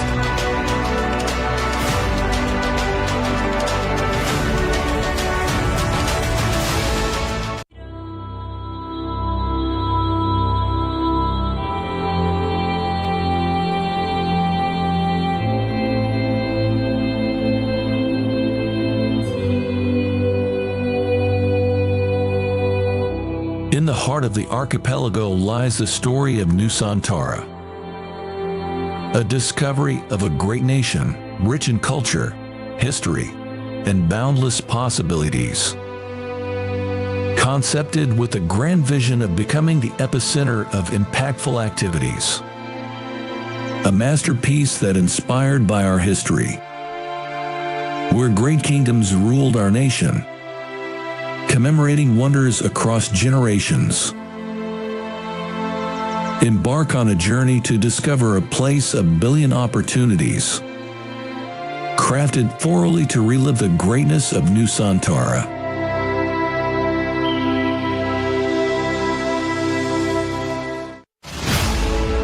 Introducing Nusantara International Convention Exhibition, also known as NICE. Built on 40 hectares of land, with a total building area of 30 hectares, making NICE the largest project with the ambition of becoming a catalyst for business development in the greater Jakarta area. With a leasable area of more than 130,000 square meters, NICE is set to become the largest MICE venue in Indonesia. As we take you on a journey around its stunning facade, you'll see the embodiment of elegance and innovation. Designed to be Indonesia's premier MICE destination, NICE stands as a beacon of architectural excellence and modern design. The sleek and contemporary lines of NICE's exterior are complemented by state-of-the-art facilities, making it the perfect venue for international conventions and exhibitions events. Each element of the facade reflects our commitment to creating a world-class experience for all visitors. NICE consists of 3 main buildings with total of 55,100 square meters of exhibition space spread into 11 halls. Designed to provide exclusive experience and unrivaled flexibility for organizers to deliver the best experience while enjoying the atmosphere of NICE. The exhibition buildings at NICE is seamlessly integrated through a luxurious and centralized atrium area that spans 15,000 square meters, where all activities can be connected and brings fully integrated exhibition experiences. Surrounded with various hospitality selections, hotels, commercial and retails, and more attractions of lively and vibrant Pick 2 area. NICE is set to become not just MICE destination, but also a tourism excellence. NICE is not just a building, it's a symbol of growth and prosperity, aiming to elevate Indonesia's position in the global MICE industry. With its strategic location in Pick 2, NICE is set to become the epicenter of business and cultural activities, driving positive impacts throughout the surrounding community. Experience the future of events with NICE, a masterpiece by Industri Pameran Nusantara, a joint venture company of the esteemed Dagung Sedaya Group and Salim Group, where every detail is crafted to inspire and connect.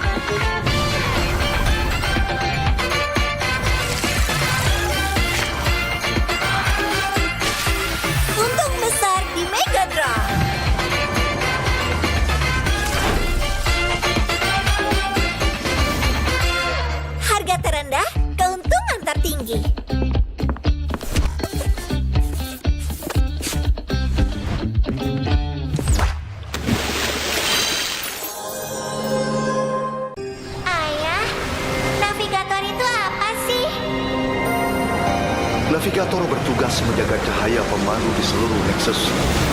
Ini adalah tanggung jawab berat yang harus kita emban bersama.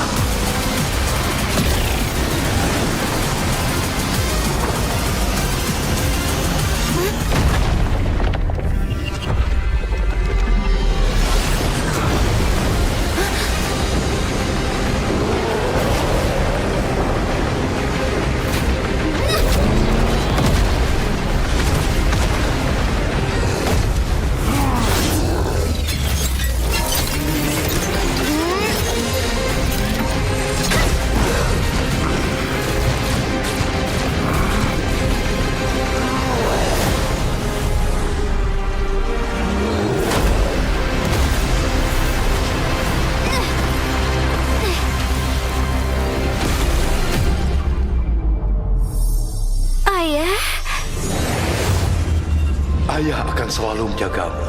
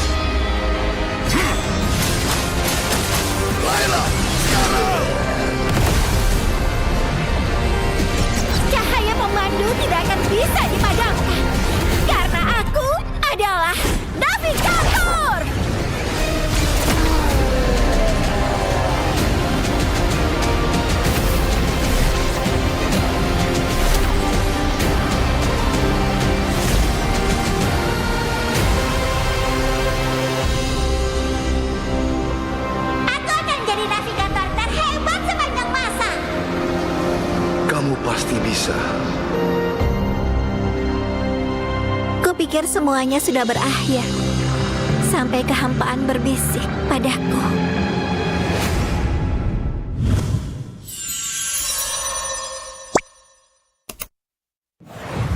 Welcome to MCGG Rising Stars.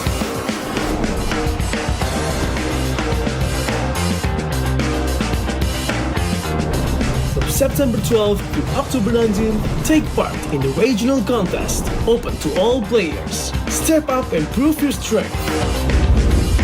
Division finals will run from October 24 to November 2. The top 16 players in each division may advance to the next stage of MRS. Check your in-game mail for information.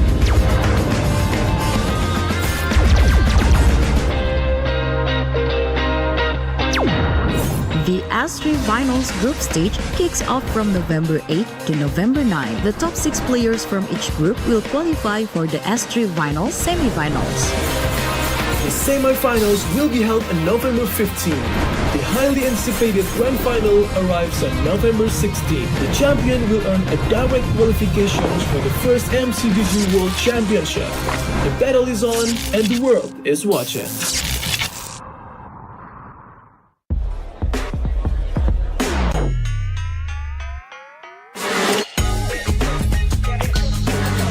Demi apa? Dari plot twist, serunya nggak habis-habis. Samsung Galaxy S25 FE.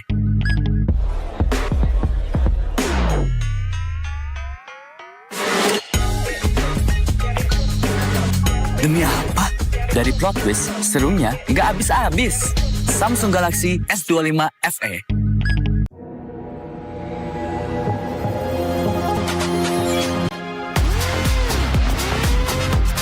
Demi apa? Konten no like bisa jadi so bright. Samsung Galaxy S25 FE.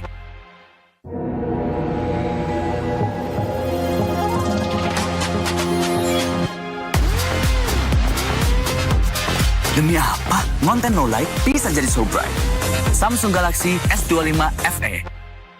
Oke, sampai bareng dulu ya.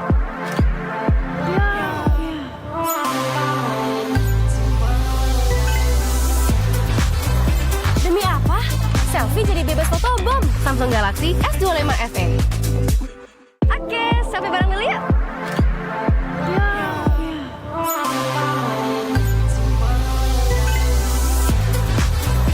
Demi apa? Selfie jadi bebas fotobom. Samsung Galaxy S25 FE. So good, I can't stop.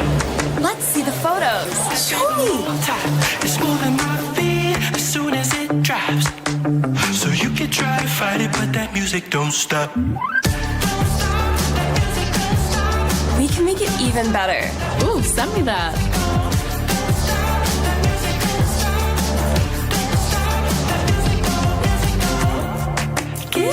You should post that. Let me try something.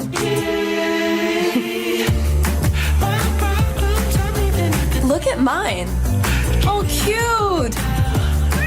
Stop. That's hilarious. Don't stop. I'm gonna take a break. Sure.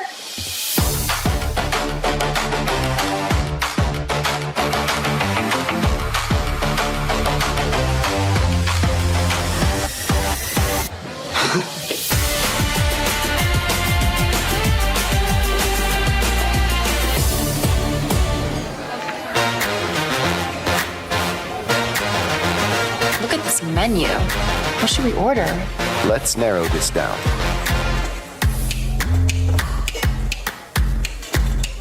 What is this? Pierogi? Did I pronounce that right? It's pronounced pierogi, a tasty dish like dumplings. Any sides to pair with it? Something light? In the mood for fresh, the beet salad would be a good choice. Sounds good.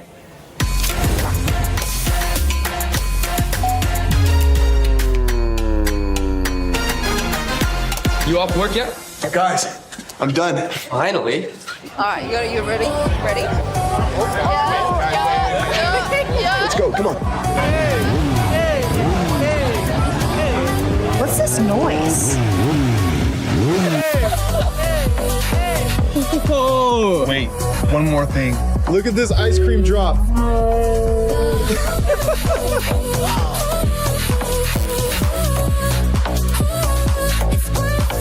So worth it.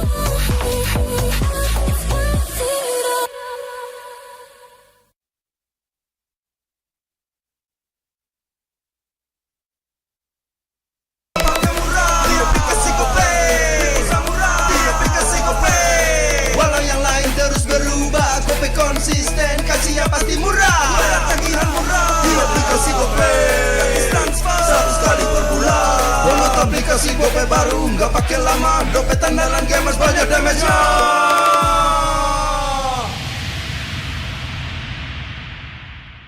Good day MPL, yo. Good day MPL, woo. Good day MPL, woo. Good day MPL, yes. Good day MPL, woo. Good day MPL, yes. Good day MPL, yo. Good day MPL, oh. Aku udah nonton. Fix, Hijin tuh jahat ke Minjun. Hijin kan emang gak mau pacaran sama Papamu, mamamu, biarkan mereka. Di granat! Boom! Ya, gue kena ghosting. Terus ditinggal nikah sama Hijin. Padahal mereka udah cium. Anak yang nakal. Saatnya kau dan aku.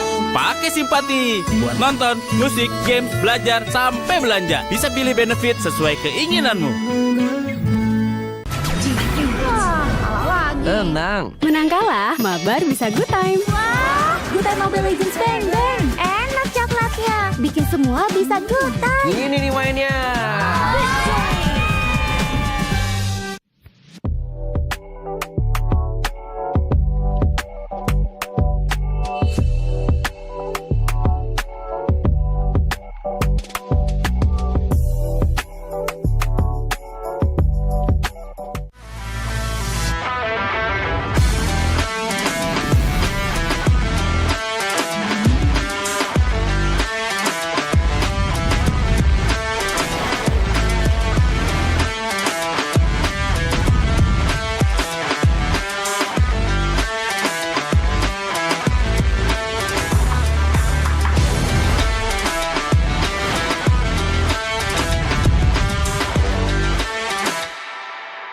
Ini kesempatan terakhir kalian.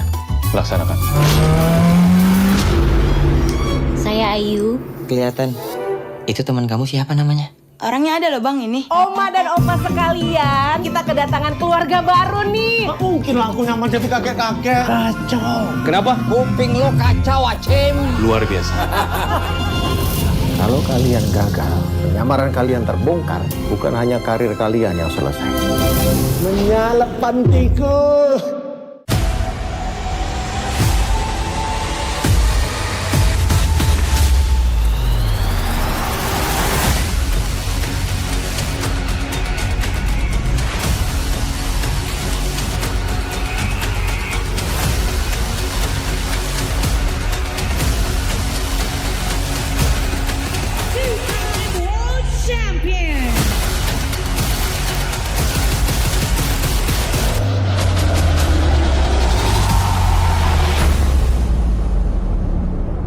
Experience the future of events with NICE, where every detail is crafted to inspire and connect.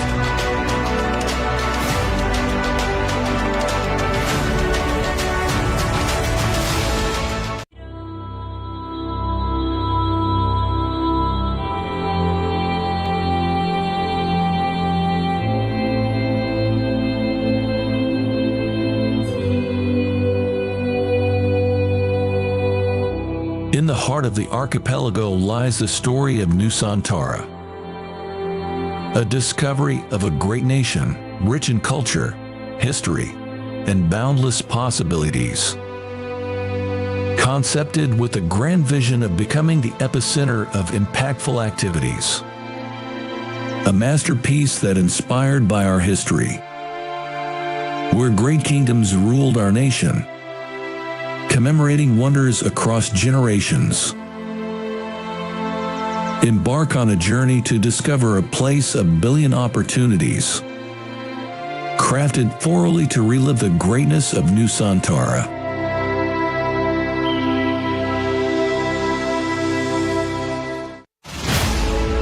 Introducing Nusantara International Convention Exhibition, also known as NICE. Built on 40 hectares of land, with a total building area of 30 hectares, making NICE the largest project with the ambition of becoming a catalyst for business development in the greater Jakarta area.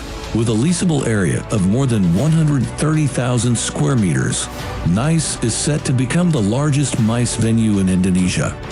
As we take you on a journey around its stunning facade, you'll see the embodiment of elegance and innovation. Designed to be Indonesia's premier MICE destination, NICE stands as a beacon of architectural excellence and modern design.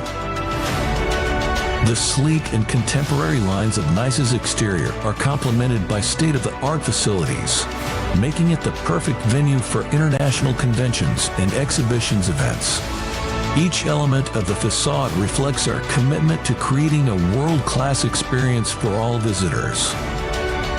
NICE consists of 3 main buildings with total of 55,100 square meters of exhibition space spread into 11 halls. Designed to provide exclusive experience and unrivaled flexibility for organizers to deliver the best experience while enjoying the atmosphere of NICE. The exhibition buildings at NICE is seamlessly integrated through a luxurious and centralized atrium area that spans 15,000 square meters, where all activities can be connected and brings fully integrated exhibition experiences. Surrounded with various hospitality selections, hotels, commercial and retails, and more attractions of lively and vibrant Pick 2 area.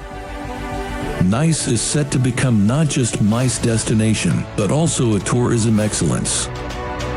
NICE is not just a building, it's a symbol of growth and prosperity, aiming to elevate Indonesia's position in the global MICE industry.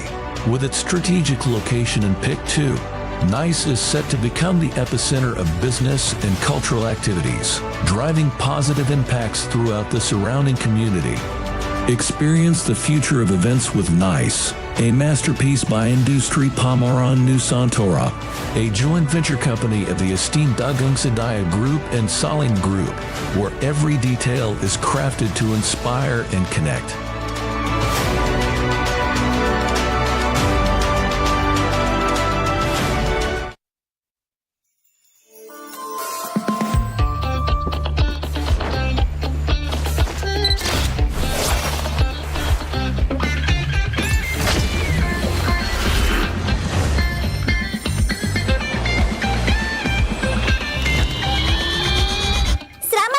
Di 11-11.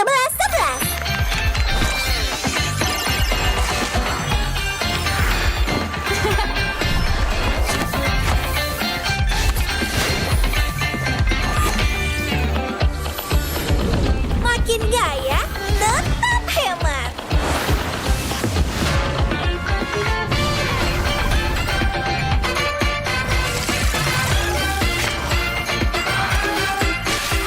Untung besar di Mega Draw.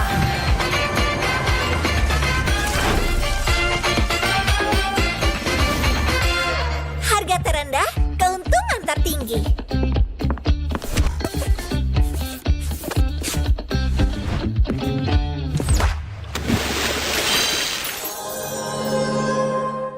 Ayah, navigator itu apa sih? Navigator bertugas menjaga cahaya pemandu di seluruh Nexus. Ini adalah tanggung jawab berat yang harus kita emban bersama.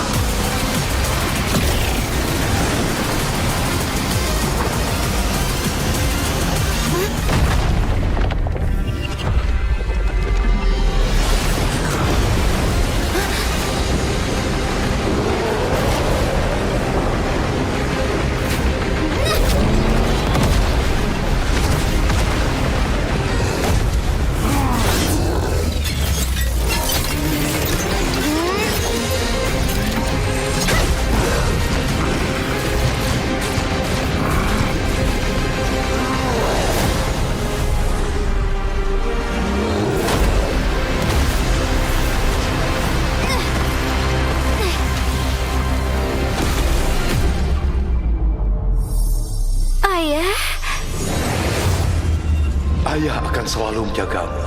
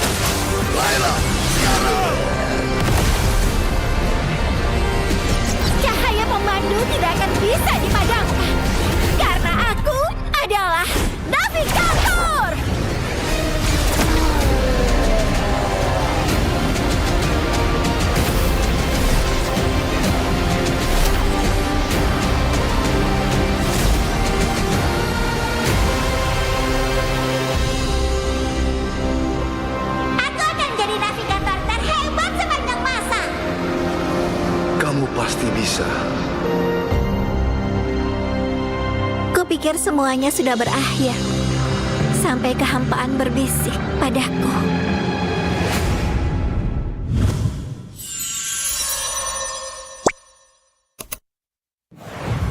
Welcome to MCGG Rising Stars.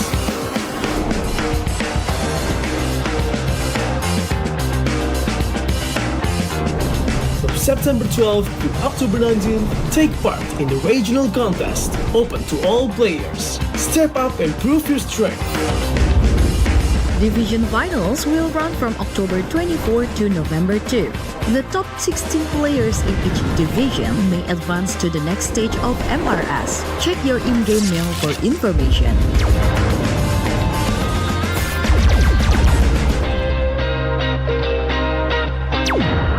The S3 Finals group stage kicks off from November 8 to November 9. The top 6 players from each group will qualify for the S3 Finals semifinals. The semifinals will be held on November 15. The highly anticipated grand final arrives on November 16. The champion will earn a direct qualification for the first MCGG World Championship. The battle is on and the world is watching.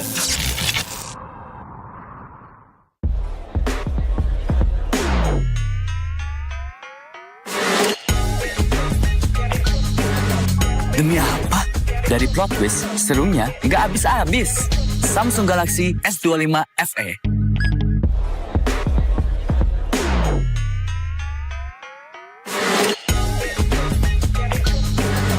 Demi apa? Dari plot twist, serunya nggak habis-habis. Samsung Galaxy S25 FE.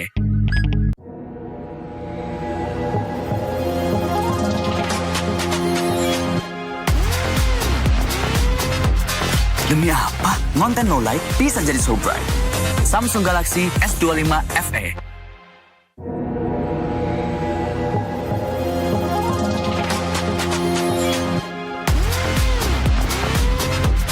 Demi apa? Konten no light bisa jadi so bright. Samsung Galaxy S25 FE. Oke, selfie bareng dulu yuk.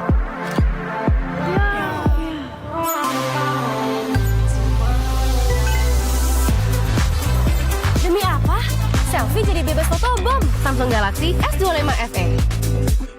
Oke, selfie bareng dulu yuk.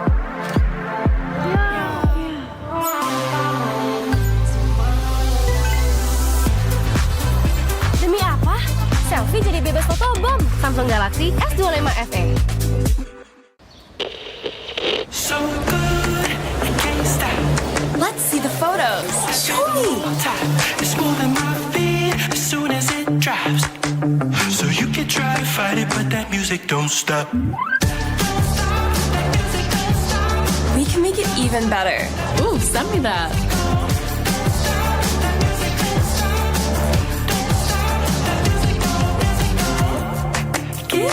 You should post that. Let me try something.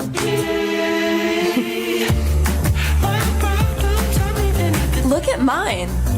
Oh, cute. Stop. That's hilarious. Don't stop. I'm gonna take a break. Sure.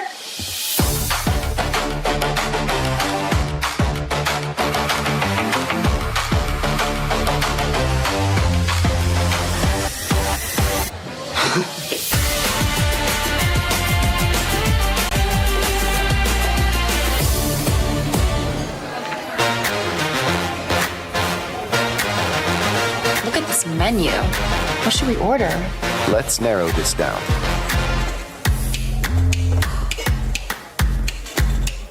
What is this? Pierogi? Did I pronounce that right? It's pronounced pierogi, a tasty dish like dumplings. Any sides to pair with it? Something light? In the mood for fresh, the beet salad would be a good choice. Sounds good.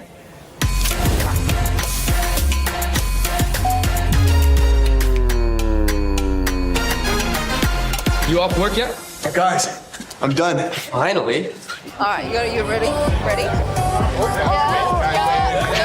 Let's go, come on. What's this noise? Oh! Wait, one more thing. Look at this ice cream drop.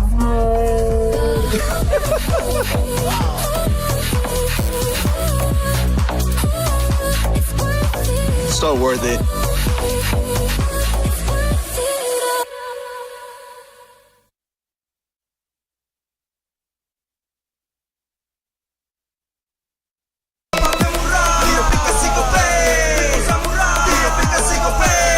Walau yang lain terus berubah, gope konsisten, kasihnya pasti murah. Bayar tagihan murah di aplikasi gope, gratis transfer 100 kali per bulan. Download aplikasi gope baru, nggak pakai lama. Dompet andalan gamers banyak damage-nya.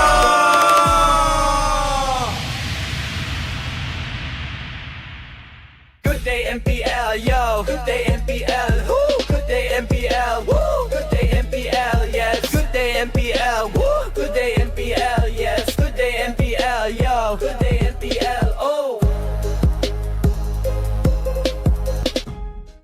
Aku udah nonton. Fix, Hijin tuh jahat ke Minjun. Hijin kan emang gak mau pacaran sama Papamu, mamamu, biarkan mereka. Di granat! Boom! Ya! Gue kena ghosting. Terus ditinggal nikah sama Hijin. Padahal mereka udah cium. Anak yang nakal, saatnya kau dan aku Pakai simpati buat nonton, musik, games, belajar, sampai belanja. Bisa pilih benefit sesuai keinginanmu. Tenang. Menang kalah, mabar bisa good time. Wah, good time Mobile Legends bang bang. Enak coklatnya, bikin semua bisa good time. Ini nih mainnya.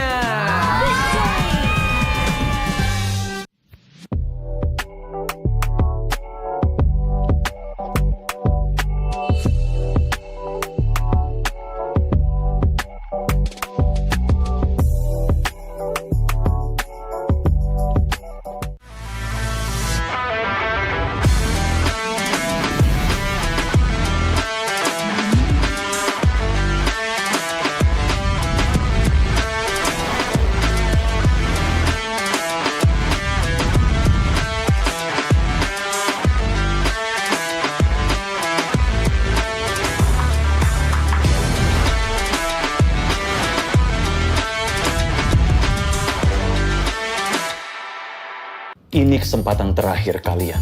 Laksanakan. Saya Ayu. Kelihatan. Itu teman kamu siapa namanya? Orangnya ada loh bang ini. Oma dan opa sekalian, kita kedatangan keluarga baru nih. Mungkin lah aku nyaman jadi kakek-kakek. Kacau. Kenapa? Kuping lo kacau, Acim. Luar biasa. Kalau kalian gagal, penyamaran kalian terbongkar, bukan hanya karir kalian yang selesai. Menyala pantiku.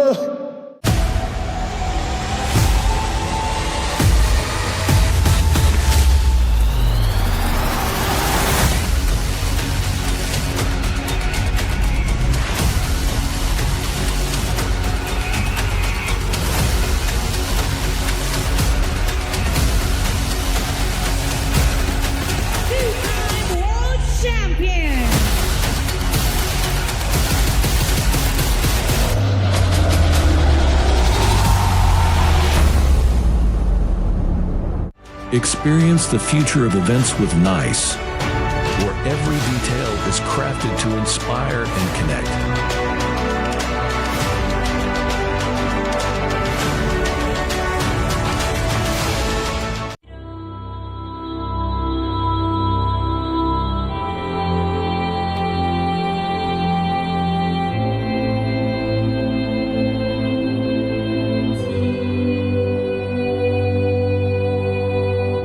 In the heart of the archipelago lies the story of Nusantara, a discovery of a great nation, rich in culture, history, and boundless possibilities. Concepted with a grand vision of becoming the epicenter of impactful activities. A masterpiece that inspired by our history, where great kingdoms ruled our nation, commemorating wonders across generations. Embark on a journey to discover a place of billion opportunities, crafted thoroughly to relive the greatness of Nusantara.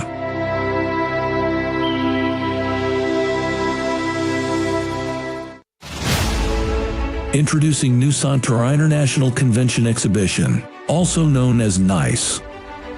Built on 40 hectares of land, with a total building area of 30 hectares, making NICE the largest project with the ambition of becoming a catalyst for business development in the Greater Jakarta area. With a leasable area of more than 130,000 square meters, NICE is set to become the largest MICE venue in Indonesia. As we take you on a journey around its stunning facade, you'll see the embodiment of elegance and innovation. Designed to be Indonesia's premier MICE destination, NICE stands as a beacon of architectural excellence and modern design. The sleek and contemporary lines of NICE's exterior are complemented by state-of-the-art facilities, making it the perfect venue for international conventions and exhibitions events. Each element of the facade reflects our commitment to creating a world-class experience for all visitors. NICE consists of 3 main buildings with total of 55,100 square meters of exhibition space spread into 11 halls. Designed to provide exclusive experience and unrivaled flexibility for organizers to deliver the best experience while enjoying the atmosphere of NICE. The exhibition buildings at NICE is seamlessly integrated through a luxurious and centralized atrium area that spans 15,000 square meters, where all activities can be connected and brings fully integrated exhibition experiences.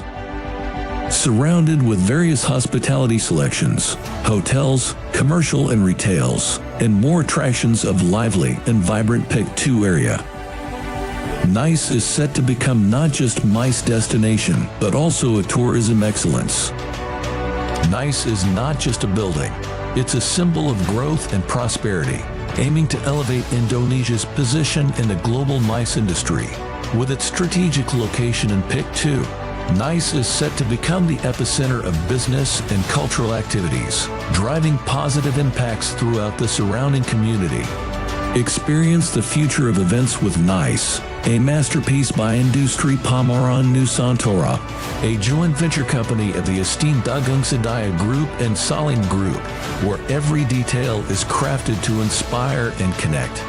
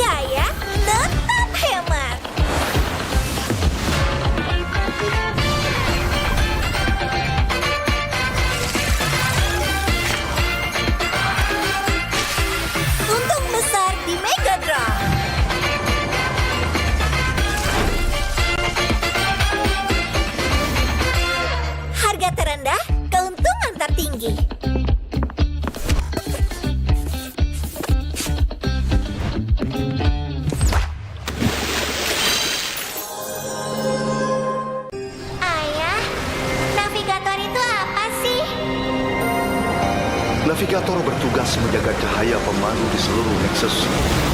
Ini adalah tanggung jawab berat yang harus kita emban bersama.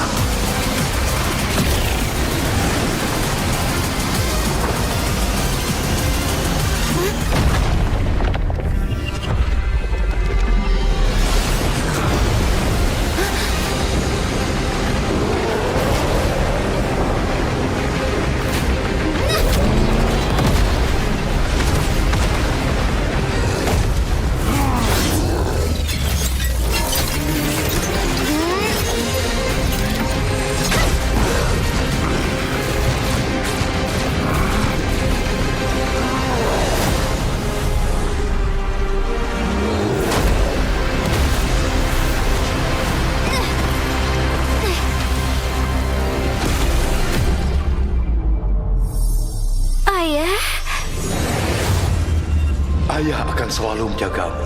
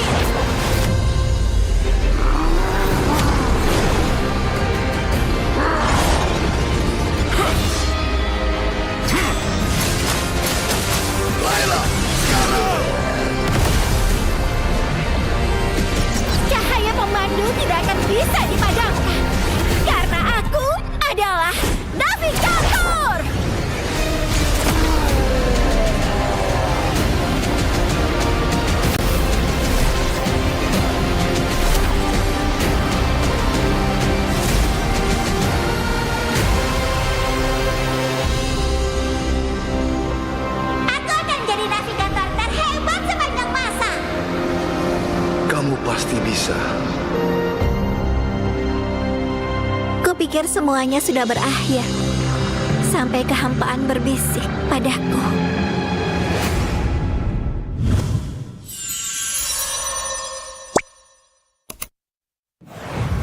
Welcome to MCGG Rising Stars.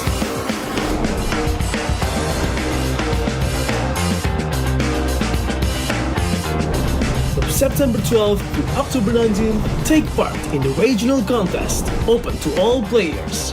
Step up and prove your strength. Division finals will run from October 24 to November 2. The top 16 players in each division may advance to the next stage of MRS. Check your in-game mail for information.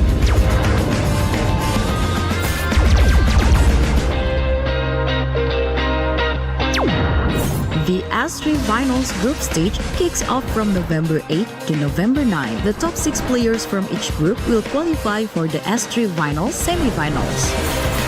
The semifinals will be held on November 15. The highly anticipated grand final arrives on November 16. The champion will earn a direct qualification for the first MCGG World Championship. The battle is on and the world is watching.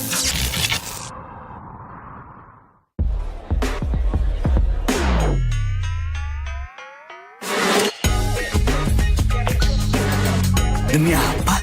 Dari plot twist, serunya nggak habis-habis. Samsung Galaxy S25 FE.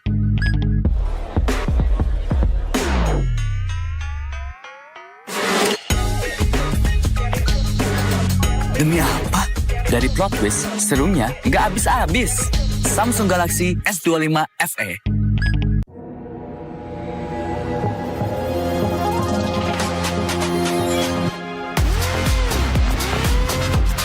Demi apa? Konten no light bisa jadi so bright. Samsung Galaxy S25 FE.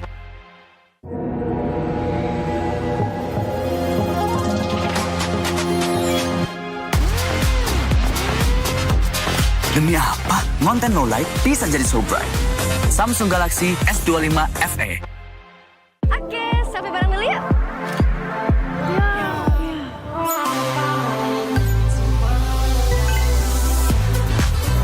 Demi apa? Selfie jadi bebas fotobom. Samsung Galaxy S25 FE.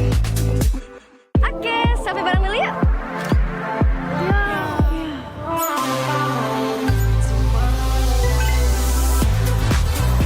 Demi apa? Selfie jadi bebas fotobom. Samsung Galaxy S25 FE. So good, I can't stop. Let's see the photos. Show me. It's moving my feet as soon as it drops. So you can try to fight it, but that music don't stop. We can make it even better. Ooh, send me that.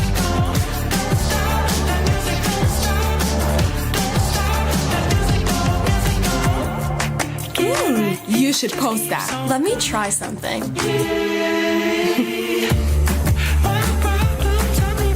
Look at mine. Oh, cute. Stop. That's hilarious. I'm gonna take a break. Sure.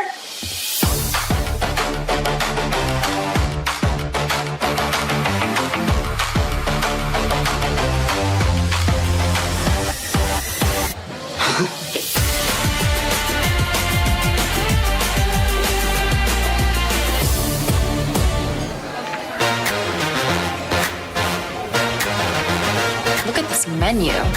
What should we order? Let's narrow this down.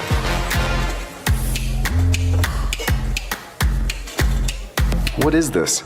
Pierogi? Did I pronounce that right? It's pronounced pierogi, a tasty dish like dumplings. Any sides to pair with it? Something light? In the mood for fresh, the beet salad would be a good choice. Sounds good.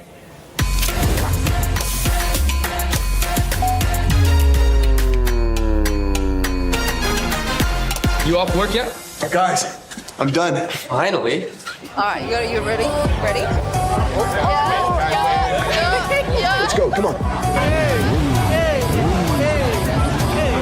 What's this noise? Oh, wait, one more thing. Look at this ice cream drop.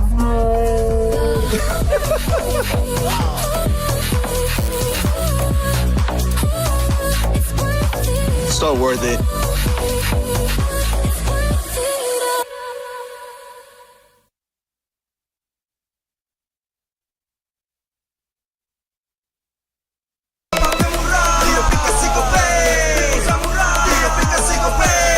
Walau yang lain terus berubah, kopi konsisten, kasihnya pasti murah.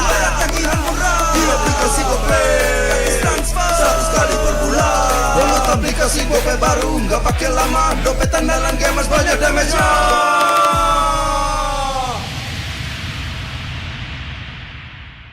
Good day MPL, yo. Good day MPL, woo. Good day MPL, woo. Good day MPL, yes. Good day MPL, woo. Good day MPL, yes. Good day MPL, yo. Good day MPL, oh. Aku udah nonton. Fix, Hijin tuh jahat ke Minjun. Hijin kan emang gak mau pacaran sama Papamu, mamamu, biarkan mereka. Di granat! Boom! Ya! Gue kena ghosting. Terus ditinggal nikah sama Hijin. Padahal mereka udah cium. Anak yang nakal. Saatnya kau dan aku Pakai simpati buat nonton, musik, games, belajar, sampai belanja. Bisa pilih benefit sesuai keinginanmu. Tenang. Menang kalah, mabar bisa good time. Wah, good time Mobile Legends bang bang. Enak coklatnya, bikin semua bisa good time. Ini nih mainnya.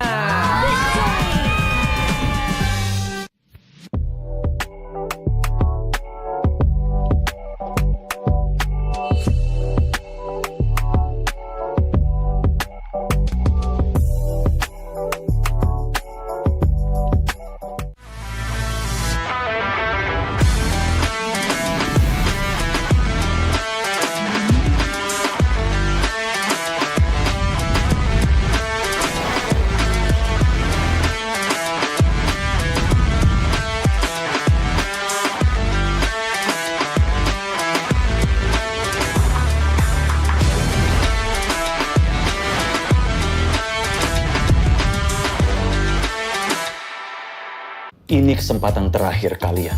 Laksanakan. Saya Ayu. Kelihatan.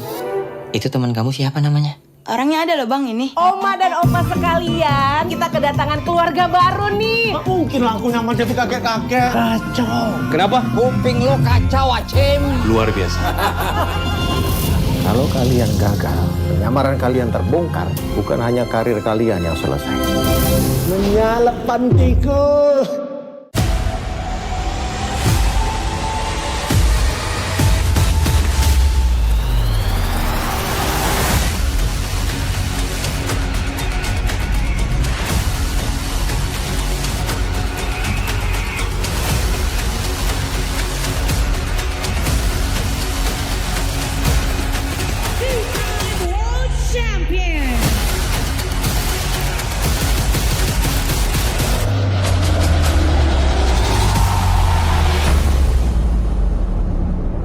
Experience the future of events with NICE, where every detail is crafted to inspire and connect.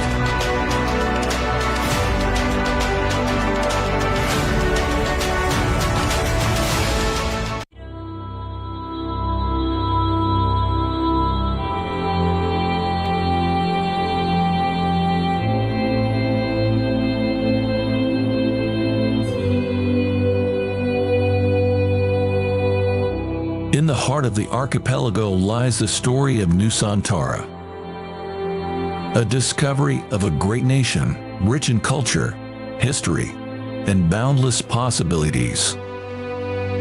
Concepted with the grand vision of becoming the epicenter of impactful activities.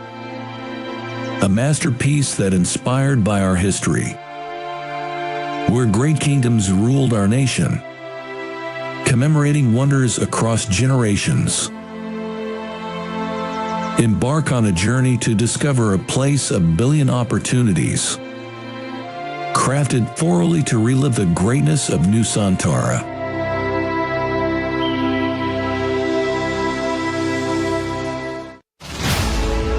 Introducing Nusantara International Convention Exhibition, also known as NICE.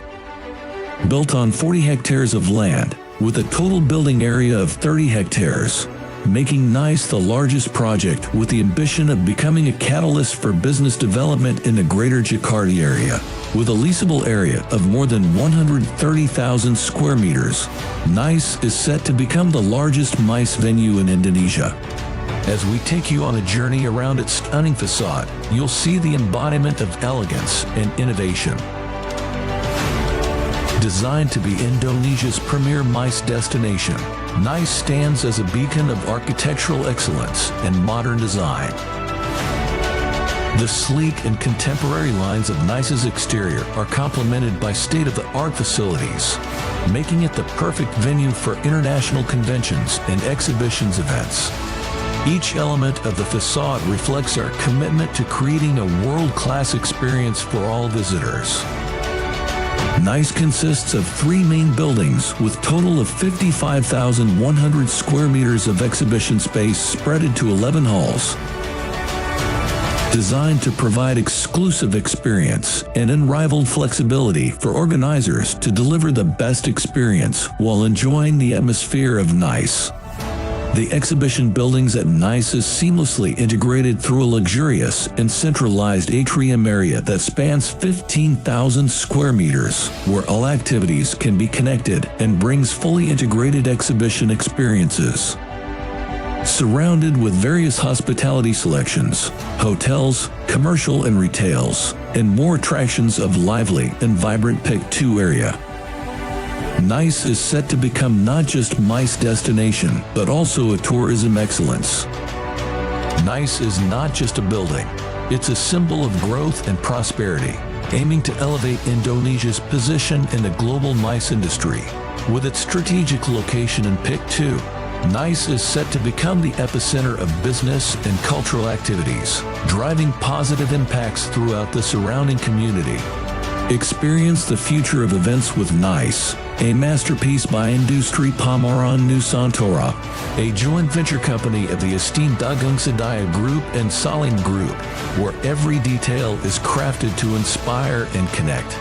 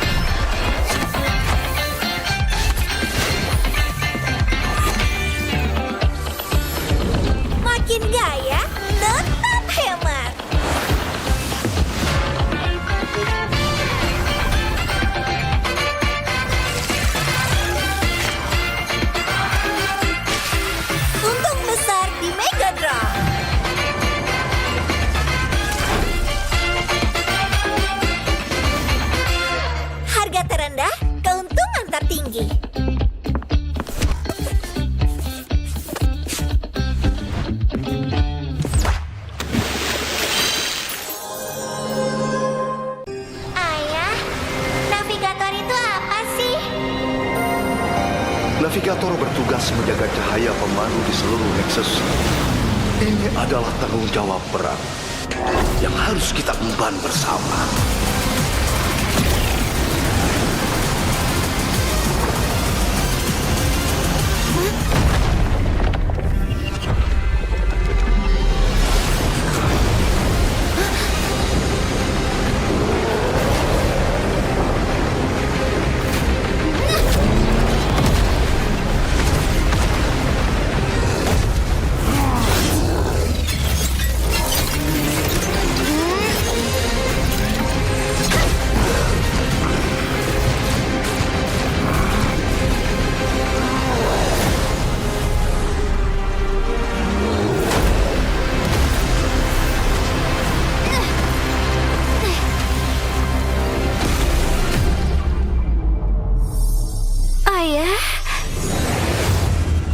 Ayah akan selalu menjagamu.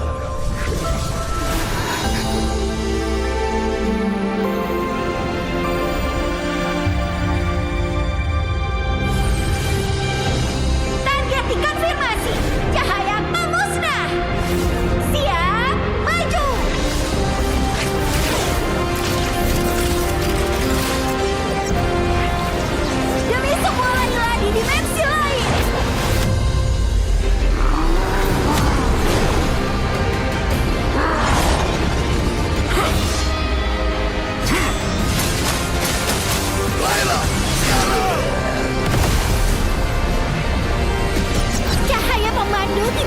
bisa dipadamkan. Karena aku adalah navigator.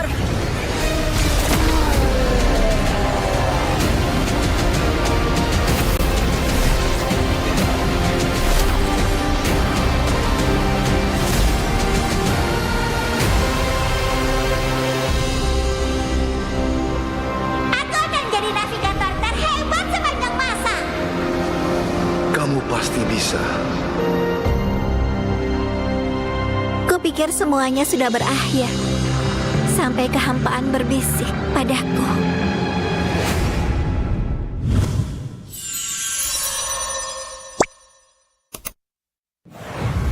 Welcome to MCGG Rising Stars.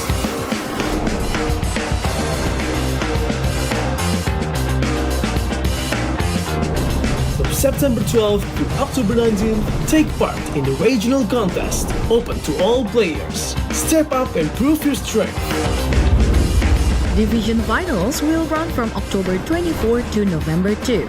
The top 16 players in each division may advance to the next stage of MRS. Check your in-game mail for information.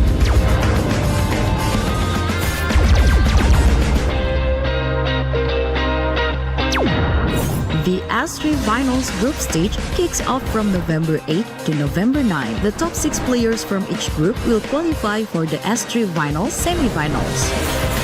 The semifinals will be held on November 15.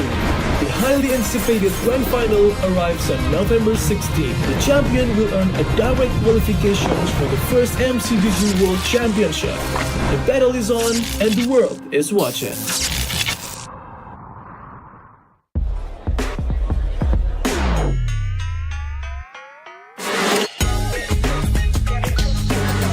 Demi apa? Dari plot twist, serunya nggak habis-habis. Samsung Galaxy S25 FE.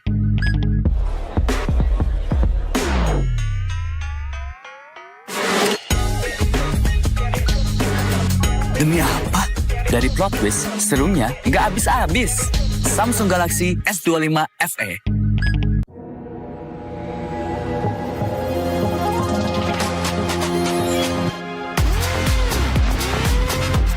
Demi apa? Konten no light bisa jadi so bright.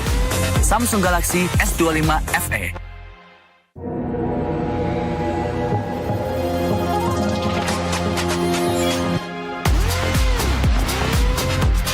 Demi apa? Konten no light bisa jadi so bright. Samsung Galaxy S25 FE. Oke, sampai bareng dulu yuk.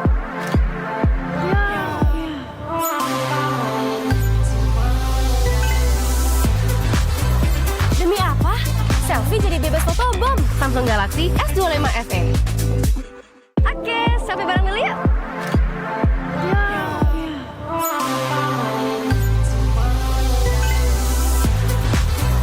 Demi apa?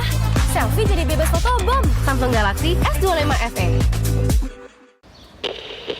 So good, I can't stop.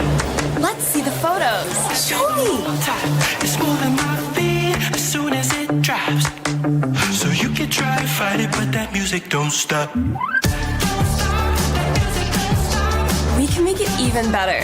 Ooh, send me that.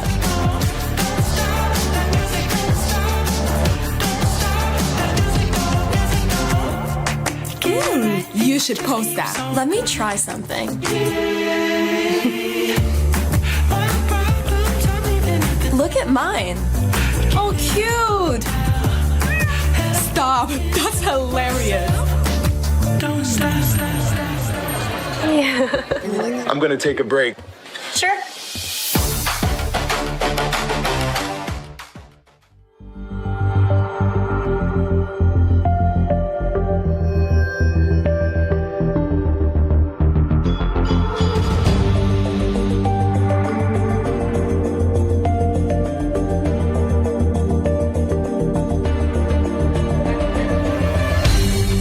Aku kan berdiri dan terus berlari, terus ke arah puncak tertinggi. Ku takkan berhenti, hanya sampai di sini. Kemenangan abadi menanti. You know we won't miss if we unite our focus, and if you haven't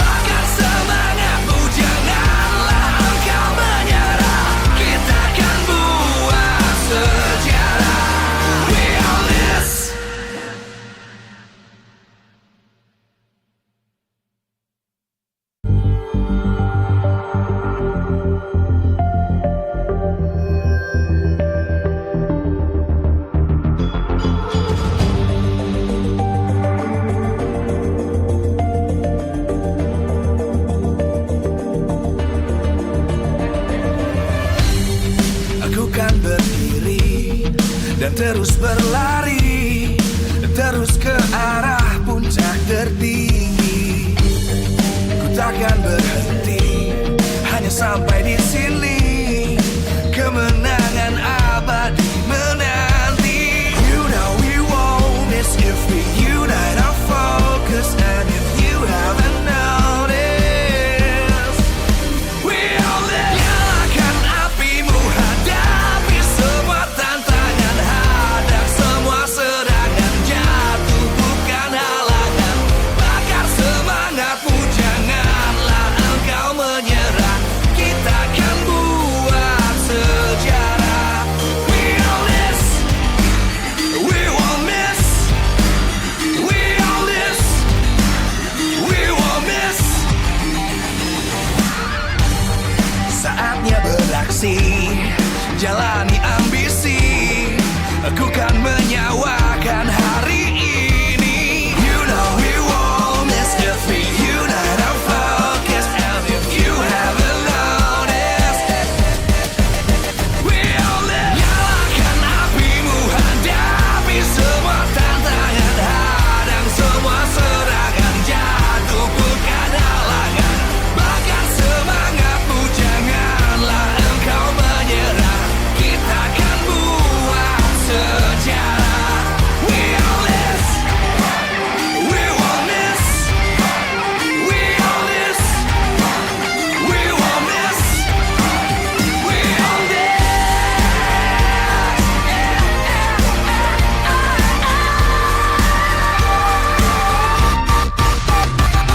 Nyalakan apimu, hadapi semua tantangan, hadang semua serangan.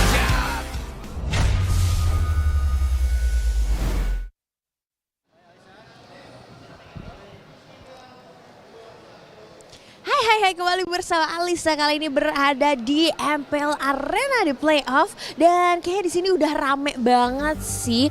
Kayaknya Alisa lihat-lihat ya, dari tadi kok gak ada yang Alisa kenal nih. Padahal Alisa pengen tanya-tanya ya keseruan dari final upper bracket ini. Karena di sini kita bakal mengetahui siapakah yang akan menjadi salah satu wakil kita di M Series yang bakal ada di Jakarta. Kira-kira kita tanya-tanya sama siapa ya yang ada di sini? Kayak kenal deh ya. Kayak boleh gak sih kita tarik sedikit? Permisi. Sipit Gaming bukan sih? Iya benar. Wow, kita ngobrol-ngobrol sebentar boleh? Boleh. Oke, Kak Sipit, Alisa pengen tanya nih, jarang-jarang loh ngeliat Kak Sipit ke MPL Arena nih. Ada apa hari ini? Oh iya, kemarin tuh habis ketemu sama Bang Letda. Kita tuh bahas-bahas zaman-zaman dulu main Mobile Legends lah, nostalgia. Jadi kangen. Terus kebetulan lagi dekat sini juga sih, jadi sempetin nonton. Oh, jadi sempetin nonton ya. Oke, tapi pengen nonton siapa sih sebenarnya exactly kesini? Ya pengen nonton Kiboy sih udah pasti ya, karena ini kan Onyx versus AE. Oke, Kiboy. Kenapa Kiboy? Apakah dia idolmu, Kak? Idol banget, dari dulu dia jago banget kan. Kalau dikasih kesempatan buat B1 sama dia, mau banget sih. Banget ya kayaknya. Tapi lihat-lihat ngomongin soal gaming dan Baywan, ini lagi seru main apa sih dari tadi Kak Sipit? Lagi main Magic Chess nih. Wow, lagi main Magic Chess. Ini kayak udah jago banget nih. Udah rank apa nih, Kak? Legend masih biasa lah, belum jago-jago banget. Boleh kasih lihat gak sih? Ini kayaknya para penonton pengen lihat juga. Seorang Kak Sipit aja bahkan mainan Magic Chess Go ya. Dan ini kenapa? Apakah ini lebih seru dari Mobile Legends nih menurut Kak Sipit? Enggak, lebih seru juga sih ya. Cuman emang lagi kebetulan candu aja main game ini. Nggak bisa berhenti. Nggak bisa berhenti ya? Oke, ini kalau kalian mau cobain juga boleh ya. Karena kayaknya lagi ada turnamennya juga sih ya. Saya dengar-dengar, oke deh kalau gitu aku ganggu banget, sorry ya. Ini sekalian aja aku persilakan nih kalau mau nonton Kiboy idolamu. Semoga menang hari ini. Dan boleh nggak sih pesan-pesannya buat Onyx mungkin ya, karena kamu dukung Kiboy nih. Onyx pokoknya main yang bener ya. Karena gue di sini nggak mau sia-sia nontonnya. Karena nggak mau sia-sia. Oke deh, Sonic yaitu Kak Sipit, thank you so much ya. Sampai ketemu lagi dan silahkan melanjutkan main Magic Chess-nya. Dan kita akan melihat keseruan apakah yang akan ada di MPL Arena. Jadi langsung aja buruan datang ke Next Peak 2 dan kalian bisa langsung mengikuti keseruan yang ada di sini. Alisa tunggu, bye-bye.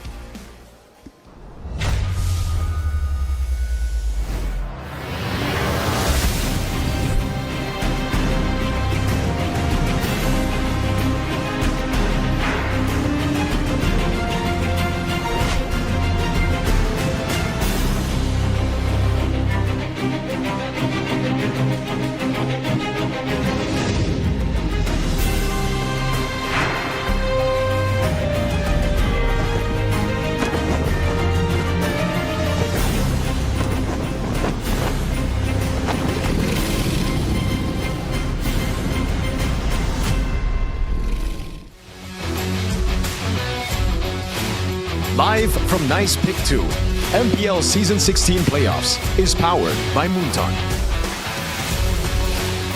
Supported by Esports Federation of Indonesia. Presented by official tournament smartphone, Samsung Galaxy. Official e-wallet, GoPay. Official coffee, Good Day. We own this.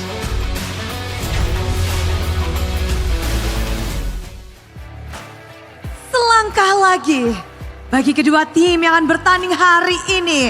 Best of 5 series akan menentukan satu slot Grand Final dan juga satu slot untuk M7 World Championship slot. Kita akan menyaksikan bagaimana pertarungan final upper bracket antara Alter Ego dan juga tim Onyx. Kedua tim ini akan berhadapan satu sama lain untuk menentukan nasib mereka. Perjalanan mereka tentu terasa begitu indah menempati posisi upper bracket. Namun di match kali ini siapa yang akan bisa bertahan dan melangkah selangkah lagi untuk bisa menempati posisi terbaik dan siapa yang harus turun ke lower bracket.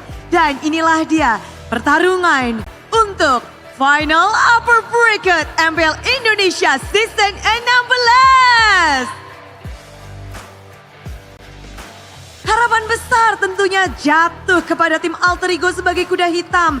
Kita tahu performa Alter Ego di musim ini banyak membuat orang-orang terkejut. Bukan hanya dari regular season, namun jika kita melihat track record mereka dari babak play-in, mereka beradu memenangkan tiap matchnya. Dan sampai hari ini, setiap harinya mereka berhasil mendapatkan kemenangan demi kemenangan. Ini adalah momen di mana mereka harus bertemu dengan Sang Raja Langit, The Dream Team, tim Onyx yang mungkin dari Sonic, Superfans pun tahu betul bagaimana kekuatan diri Onyx, daya gebrak yang tak bisa terhenti. Tapi kalau boleh dibahas, kali ini kita juga melihat adanya secerca harapan bagi sang kuda hitam. Dan kalau ngebahas tentang kesempatan hari ini, pastinya kedua tim memegang sama-sama kendali. Dari Onyx, mereka adalah langganan internasional. Sementara Alter Ego, kita harus melihat lagi bagaimana Alter Ego akankah memiliki kesempatan lagi untuk bisa menginjakan kakinya ke ajang M-Series. Dan kalau ngebahas hari ini pastinya dari kedua tim ini, kita penasaran final upper bracket yang ingin mereka temui satu sama lain. Pasti racikan-racikan dan juga strategi-strategi apa atau bagaimana kondisi dari timnya. Kita akan cari tahu lebih dalam lagi dari kedua tim secara langsung. Mari sambut kedua coaching staff dari kedua tim.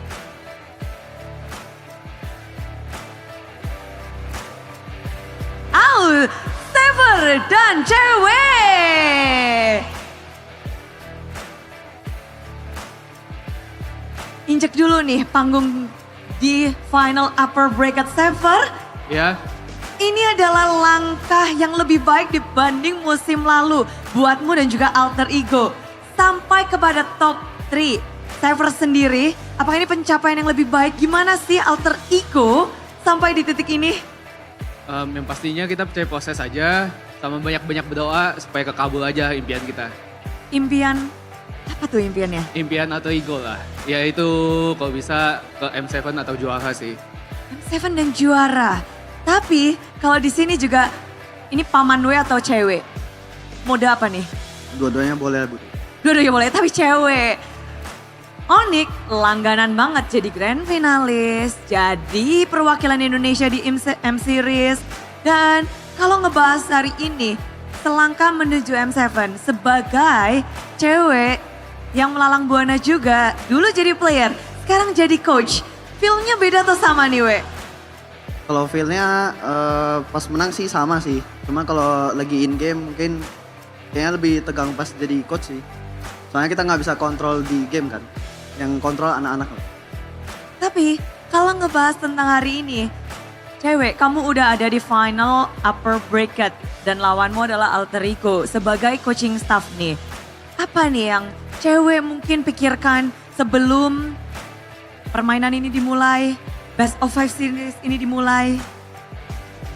Yang pastinya kita menyiapkan strategi Coach Adi lah. Coach Adi, kalau coach cewek apa nih? Kita ngikut Coach Adi aja. Coach Adi aja. Kalau Cyber Kenny sendiri, kan kita juga ngebahas ini adalah langkah baru, langkah yang terbaik mungkin ya. Langkah yang kita lihat berarti ada peningkatan. Apakah memang racikan Alter Ego yang season ini tuh pakem banget atau apa sih? Lebih ke lagi hokinya aja sih Bude, kayaknya anginnya lagi di Alter Ego aja sih. Jadi ya hoki sih kita. Ini lagi absen hoki nih sama Kodelvin kayaknya. Tapi Coach Cyber, pemainmu sendiri diisi ada veterannya Nino, ada rookie-nya Yasuke. Dengan memiliki pemain yang punya histori yang berbeda, ada pengalaman berbeda, apa sih challenge terbesar dari Coach Cyber? Sebenarnya dari pemainnya menurut aku udah ada kayak basic-basic yang aku pengen sih as a team. Cuman kayaknya emang media kayak mungkin menilainya pemain-pemainku underrated sih. Sebenarnya mereka tuh jago-jago banget mainnya. Mainnya jago-jago banget, tapi gue udah penasaran apa nih peran Nino sebagai veteran di Alter Ego? Nino tuh udah kayak kakak pertama lah. Jadi kalau ada apa-apa adik-adiknya itu pasti mintanya sama Nino. Jadi kalau menurut aku tanpa Nino ini mungkin gak akan jadi kayak gini sih sampai sekarang. Dan bagaimana dengan sang rookie Yasuke? Ini panggung pertama dia tapi udah sampai kepada titik ini. Emang anaknya ada aneh sih. Mungkin kalau dilihatin juga yang di top 3 ini hoki-hokinya pada mainnya bahkan bagus banget. Kayak dari segi EVOS pun juga punya Randy, hokinya juga mainnya bagus. Berarti sama ini emang gak ada permasalahan mental sih dari hoki-hoki Indonesia ini. Sang rookie yang mentalnya sudah benar-benar terbentuk. Tapi kalau ngebahas tentang tim Onyx kita tahu bertabur bintang cewek, the dream team, 5-5-nya bahkan ngedapetin penghargaan juga, coaching staffnya juga. Onyx itu terlihat begitu perkasa. Cewek membentuk atau menjadi coach dari player-player dan coaching staff yang sudah superstar seperti ini, pemain bintang seperti ini. Gimana sih kalau dari cewek sendiri? Sebenarnya kalau emang kita sebagai coaching staff, kalau megang-megang pemain-pemain bintang emang harus ada treatment khusus aja sih. Kayak treatment khusus dibanding kayak kita pegang rookie gitu. Soalnya pasti mereka kayak udah punya banyak ilmu, pengalaman segala macam. Kalau rookie emang kita bisa tanam dari awal sih sebenarnya. Gitu. Jadi penyesuaian yang berbeda, treatment khusus yang berbeda. Ya. Oke. Dan ngebahas juga, ini adalah season pertama Scalar di Onyx. Tapi kita ngelihat permainannya udah begitu ngeblend bersama dengan anak-anak Onyx lainnya. Cewek, apakah ini memang ada latihan khusus biar mereka cepat ngeblend atau gimana sih, We? Sebenarnya emang selain dari itu emang si Scalarnya juga adaptasinya lumayan cepet lah. Sama dia juga kayak ibaratnya pemain veteran juga kan. Jadi pasti lumayan nyambung lah sama pemain veteran kita. Oh, veteran dan veteran jadilah bombas. Tapi, We, hari ini lawanmu adalah Alter Ego, Coach Sever nih, We. Kamu ngeliat Coach Sever itu seperti apa sih? Kalau dari gua ngeliatnya kan emang Coach Sever nih dari game sebelah lah. Maksudnya kayak dia adaptasinya cepet banget sih. Kayak bisa bawa Alter Ego sekarang kayak top 3 lah ibaratnya. Kalau Coach Sever melihat coaching staff atau mungkin cewek nih sebelahmu ada cewek, ada Adi juga di sana. Coach Sever melihat coaching dari tim Onyx itu gimana?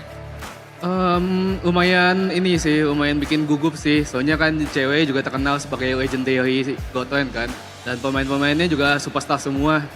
Jadi ya lumayan bikin aku gugup sih. Lumayan bikin gugup ya, deg-deg ser. Tapi cewek ngerasa nggak dari mungkin draftnya atau strategi dari Coach Sever itu beda dengan coach-coach lainnya? Dengan hero-hero yang unik dan strategi yang mungkin diraciknya beda? Emang mungkin kalau yang kita lihat Alter Ego sekarang kayak draftnya ibaratnya kayak unik banget lah. Kayak versatile hero-nya juga banyak. Apakah itu cukup untuk menjadi perwakilan M7? Kita lihat aja nanti kali ya. Oke, tapi dari Coach Sever, pemilihan dari tim Onyx hero-heronya, dari gameplaynya, Coach Sever ngeliatnya gimana? Ngeliatnya jadi bandnya tuh gak begitu efektif sih Bude. Soalnya kayaknya 5 pemainnya mau dikasih apapun pasti mainnya bakal top perform banget sih. Jadi mau di band apapun gak se-efektif mungkin dibanding tim-tim lain sih. Oh, jadi Coach Sever ngeliat band-band hero-nya udah jangan ke lawan tapi buat ngenakin teman-teman aja ya, ngenakin Bener. anak-anaknya. Ya. Dan berarti ini akan menjadi sebuah challenge besar untuk Coach Sever. Coach Sever, kira-kira nih ya, untuk menuju M7, menuju juga sesaat lagi, ini akan menjadi titik di mana kita akan menemukan satu slot. Menurut Coach Sever, 2 tim yang akan mewakili Indonesia, siapa ini? Semoga aku dan Onyx sih. Alter Ego dan Onyx. Ya.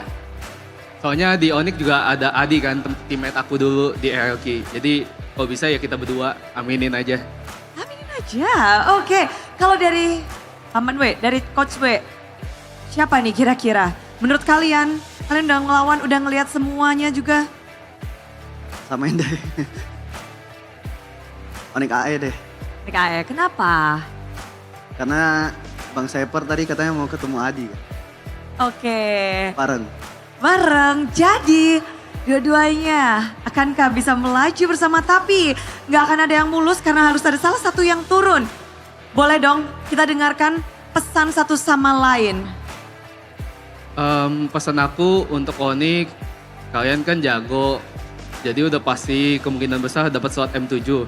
Jadi kasihlah aku menang dulu di stage ini. Match ini ya, tolong kasih dulu ya. Udah kayak minta ini ya. Iya soalnya kita tergantung sama hoki Bude. Hoki, oke. Absen hoki Bude.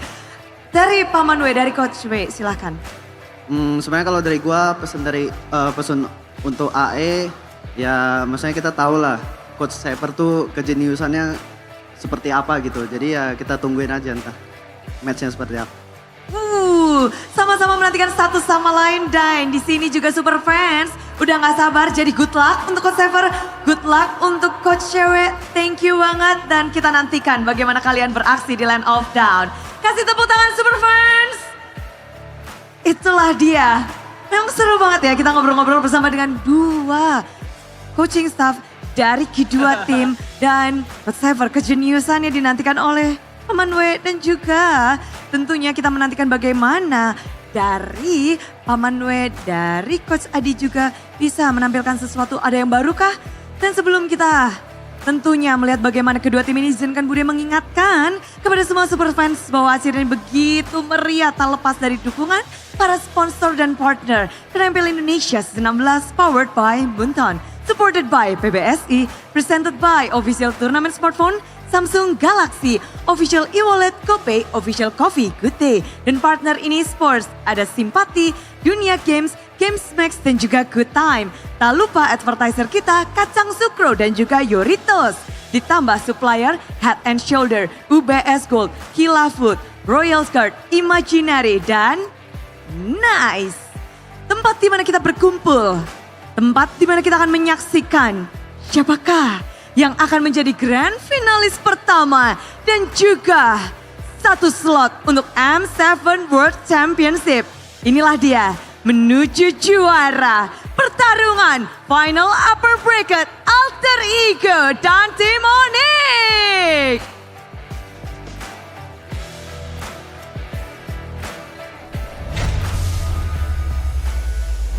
Destiny to be rewritten. We are in the second match of MPL ID Season 16 playoffs. Onyx against Alter Ego, the 3 masked men with chaos in their eyes, longing for an M7 ticket, an M-Series appearance. It is me, Realize, Arashi, and Chefin in the panelist desk to be witness on who will grab the first M7 ticket for Indonesia. We saw the confidence from both Unk W and Sefer, but I like, honestly, Alter Ego's opinion there. Like you mentioned, Chevin, in the previous match, sometimes your opponents have all these picks, right? There's no way to can ban them all, right? It's better to make sure that whatever they come through with, even if it's their own comfort hero, composition-wise, it should kind of benefit your team. So you can kind of steer them in the right direction by allowing them to get their prior picks, actually. Yeah, I mean, it's not really new for Onyx to be treated like that. It's been happening since maybe season 10, season 11 when Sans become the god that he is. But we're gonna see today's schedule realize. Do I even need to talk about the first match? Oh man. Mirko just crying backstage, basically finished like 2 Heartbroken issues. Yeah, he was heartbroken. He says he's gonna sell his jersey, hang it in the wall. Meanwhile, Alter Ego against Onyx. This is a match where we, to be honest, didn't expect. We expected it to be an upper final comprised of Onyx and Bigatron. But Bigatron by Vitality are officially out of playoffs contention. And M7 contention as well. Is that M8? Match 8. I thought it was match 8. I thought it was M8. As in M Series 8. But no, it's match 8 by the way. Look at the bracket. So the one that's gonna come from lower brackets is gonna win M7. Look at that. M7. Exactly. Wow. So Evos or Alter Ego. I hear Bomb Bomb laughing in the background. He's an Evos fan. But Where's our quality as comedians, man? Thank you. We're here all week. Well, how confident are you guys that we will see, Alter Ego in the grand finals? Because obviously Onyx, if they were to be in the grand finals, is to be expected. But what about Alter Ego? What are their chances? I think it's pretty high, but in a weird way, I feel like if you wanna, they're very similar, Alter Ego and Evos in my opinion. Yeah. On one hand, Alter Ego have a really good intuitive draft in my opinion, but they don't have a lot of like very prior, like mechanical signature picks. On the other hand, I feel like for Evos, the draft is a bit more straightforward, but it just elevates these players with insane mechanical peaks like Erlan, like Albert. So I feel like, in a sense, Alter Ego is going to be a bit more adaptable because they're not reliant on the specific picks. It's just their overall culture suits the meta. Yeah, for me, if the stars align, if they drafted a good composition, if Onyx somehow made a mistake, I'm giving Alter Ego a 5% chance. Nah, just kidding. If we're going by what happened, wow, that was quick, in the last series, I believe Alter Ego currently have a better chance than Onyx. Yes, I'm standing by that. Wow. That's a bold claim. But this is a different game. We see earlier, Bigatron. I've been hearing from in the backstage from the coaches that Bigatron is actually really, really good in scrims, even with Ron. Yeah. So, why is that? They're out of contention for M7. It's the mentality. It's that stage fright. That might happen against Onyx this time for Alter Ego. Yeah, but mentality-wise, I think Alter Ego are on a very, very high win, to be honest, because Yazuke yesterday as a jungler, he proved his words. This will be a very, very personal battle against Kyrie. We'll talk about that later. But now I want to talk about Nino, the guy on the poster. Will Nino's Beast Mode secure Alter Ego's ticket to M7? I do believe that as of now, Nino hasn't made a single M-Series appearance just yet. I think Alter Ego did make it to M2, I believe. M2, but that wasn't with Nino just yet. So now, Nino, this is his chance to get that appearance, especially him on a redemption arc. Like every playoffs, it seems like he says sorry, he keeps on apologizing. But we have a quote from Coach Ducky: Nino is a beast, and he is definitely an MVP. In more ways than one for his team, right? He's filled in so many different roles, right? Moving roles to fill in what the team needs. He's learned a new play style. I think to a degree he shot calls too. And he mans up whenever there's an interview, and whether he wins or loses, always gives us entertaining interviews and gives us real insights to what the team is experiencing. So I honestly feel like giving him the MVP title here for the team at least makes a lot of sense, even from a caster perspective. Yeah, I'm just happy to see Nino in a good place, man, because Alter Ego for the longest time, we've been kind of treating them as kind of like this is not a team that's gonna win. Happy to be here. They're gonna be happy to be here. Coming to the season, there's really no expectation at all. I thought they were gonna be out of the playoffs by now, but here they are in the top 3. Again, the personality of Nino, the way he carries the interview, it's always nice to see this kind of guy flourish in this environment. Yeah, I really want him to succeed, right? This guy has been putting all the effort, the blood, sweat, and tears to get Alter Ego an even higher accomplishment. I mean, sure, Alter Ego did win a few titles back then, but it feels like that international spot, that international appearance is still long yearned for Alter Ego, especially for Nino. What can you talk about Nino and his games? You know, it's been 3 days now, playoffs. What can you make of him? I feel like, as always, he has great aggressive style here. And for the most part, if you can put him on a playmaker, he always is relevant. Although, technically, he's also performed on heroes like the Uranus, you know, the tankier fighter type of tanks in the front line. I think it depends on the rest of the team more than anything. I feel like he just brings a lot of great forward momentum to his team. So if you talk about Alter Ego, always moving forward as a team, right? Always wanting to be aggressive instead of defensive. Want to be proactive instead of reactive. I feel like Nino is a big part of that. Yeah, he has a lot of heroes on his arsenal. The fact that Onyx himself banned the Arlet for, I believe, 2 times the first leg against Alter Ego after they secured a win, Alter Ego win in the first game. You know, it kind of shows you how much respect an elite team has towards this guy. It's not just the Arlet too. Like, you put him as a center Ashi on a playmaker, he's gonna flourish. And I think the experience that he has on the gold lane is gonna help him a lot, especially if Alter Ego wants to draft a bit more, I guess, aggressive kind of playstyle with the damage EXP later, even though it's not really that meta right now. But they can do it with RFE playing Uranus in the gold lane. Why not?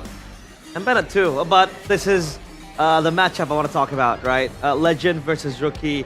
It feels like every M series, we always have a new rookie representing us, right? M5, it was Nile, on loan from Onyx to Geek Fam. And then M6, we had that, you know, Fabian, just playing very, very fantastically. With the Nolan too, I love him with the Nolan. I miss Nolan so much. M7, we have a potential candidate, Yazuke. He played unflinching yesterday. He played out of his mind.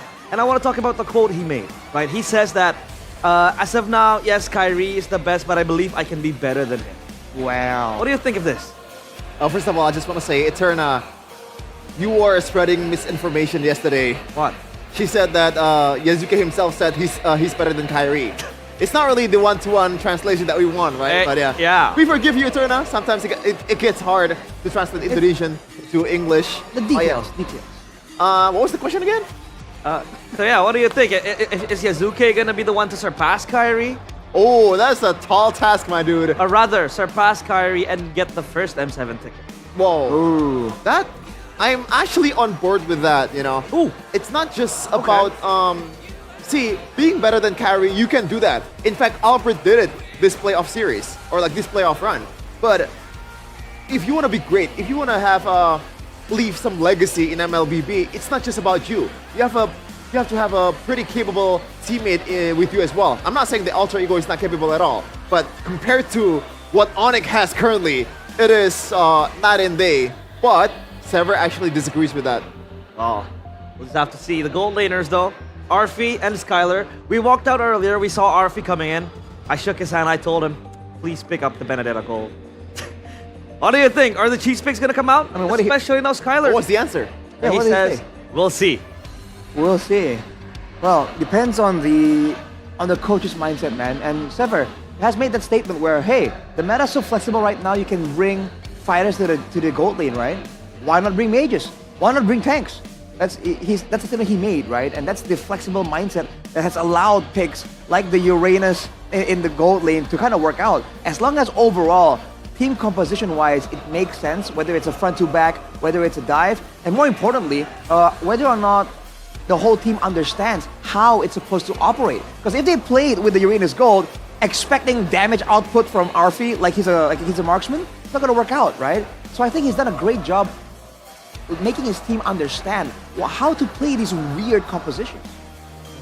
So we'll just have to see if that is going to be the case where Alter Ego might just pull out, you know, a cheese pick. Because we really want to see that, right, Benedetta? Maybe they have something else in mind. I don't know. Khalid Gold, please. Khalid Gold? Khalid Gold? Khalid hurts, I know, but Khalid Gold. Yes. I want to see a Natan. I really want to. It doesn't have to be damage, actually. I think you can go hybrid because the survivability in the gold lane is actually pretty good. And you have extra set potential. So Edith Gold. Edith Gold. We'll have to see as the players are walking out on the stage. So let's see the players as they make their way into the arena.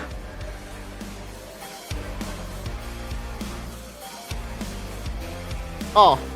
Did we get juked? Are the players ready? They are. Mirko Gani, take it away.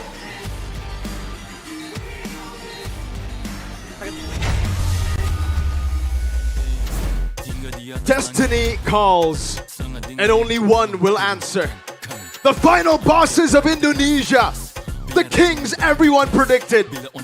They don't chase the crown, they are the crown. Looking to defend their title again. One step to M7, one step to the grand finals. The dream team of the season for a reason. Two forces in battle, written into destiny itself.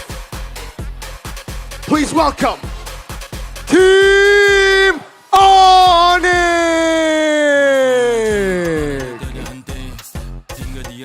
Seems like they've always found their way here, man. The biggest stages, internationally, domestically, they stand above the rest. Onyx, the Sky Kings, steady grind. A tough match against the international opponents yesterday, but a tougher one today. This is it. What time is it? Will it be Onyx time? The three-face max. They're ready.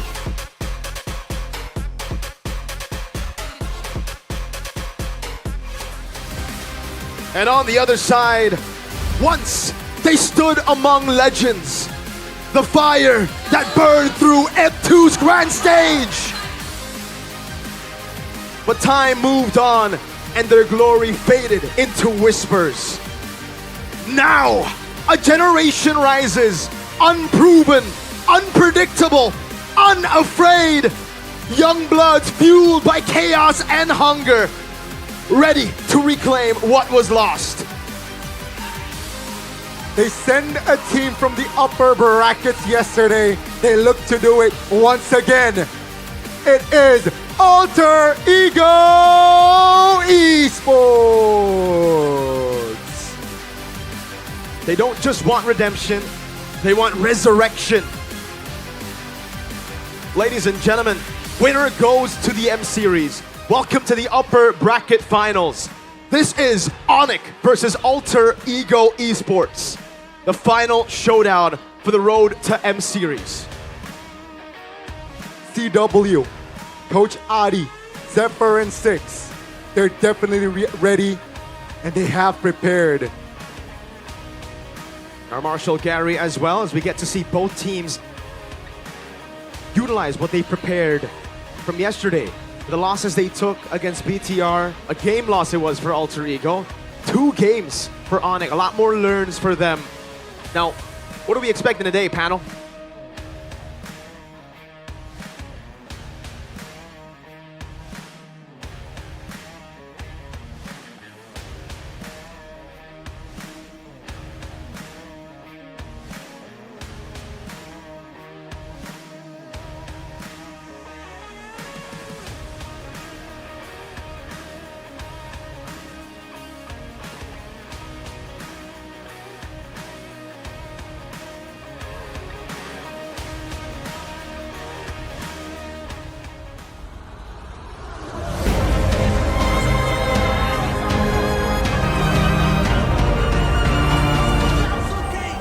Sekalipun emang ternyata juaranya Onyx lagi, tapi menurut gua banyak tim PH yang gameplaynya itu bisa dipatahkan sama Alter Ego.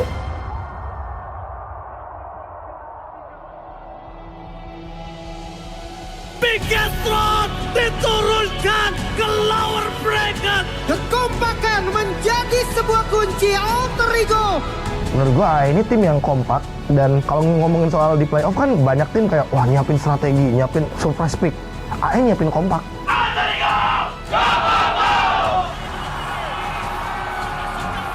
Raja Langit tempatnya di atas, itulah yang ingin dibuktikan oleh Onyx. Final upper bracket. Karena Onyx tuh sebenarnya udah lengkap banget as a player. Dia udah ngambil menurut gua bukan 4 All-Star lagi, 5 All-Star kan.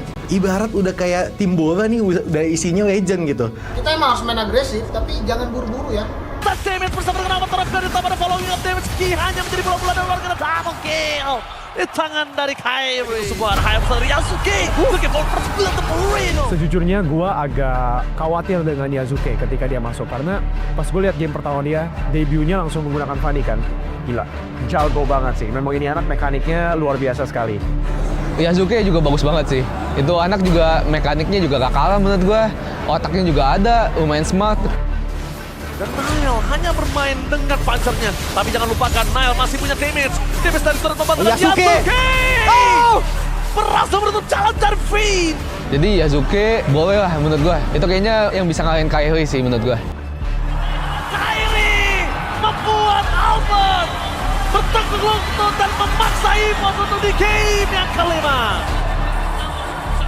Kalau Kairi lumayan susah sih minor dia karena patternnya lumayan nggak ketebak gitu. Kayak nggak tau dia mungkin ada pikiran sendiri ya. Pattern yang bagus buat dia. Luas selamat dia menurut gua. Terus buat nge-call teman-temannya gitu mau kemana. Bisa dibilang ya rotasi-rotasi yang kayak bisa mainin fake move lah gitu. Jadi kayak kita nggak yang gampang nebak gitu loh. Dahulu menuju ke arah turtle mereka. Oke, Randy-nya hadir. Menuju ke arah sana Kairi. Coba di zoning out dan bersama dengan adanya satu Prefactors dan Retribution from Kairi.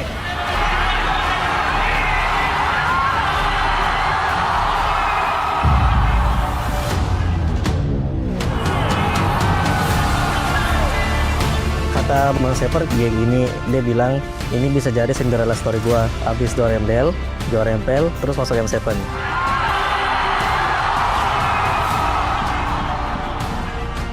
Buat AE, ditunggu upper bracket final karena kalian udah kalahin kita kemarin. Nggak, gue bakal bahas dendam dan nggak pernah ada yang lolos dari gue.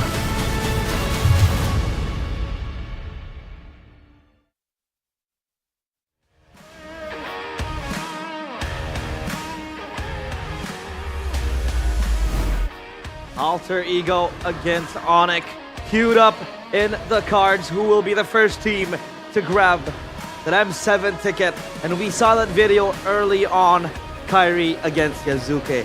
Both are very apt with the assassins. But again, Kairi is Kairi. We know his mechanics to be one of the best assassins there is in MPL ID. So how does Yasuke get an inch over Kairi? And how can he really outplay Kairi, who, by the way, is well known to have those high ceiling mechanics? That's the thing, right? For the longest time, Kairi is the balance of both. Good mechanics, but even better decision making. And finding those opportunities to actually go into the backline on the assassins, or even play defensive on the utility. The guy can do it all. So for Yasuke, considering that his mechanics have been praised a lot, I feel like he's gotta get Kairi in an assassin mechanical battle, because macro-wise, it's hard to compete with Kairi, you know, despite the Kumar accusations. Kumar. You know that song? Yeah. Yeah. Is he gonna pick up the box yet though? That's the question, because we haven't really seen the box yet come out from Onyx, and even if they did, I believe it was as Rome. So we'll just have to see the drafting phase presented by the official tournament smartphone, Samsung Galaxy. As now, the broken walls will be queued up.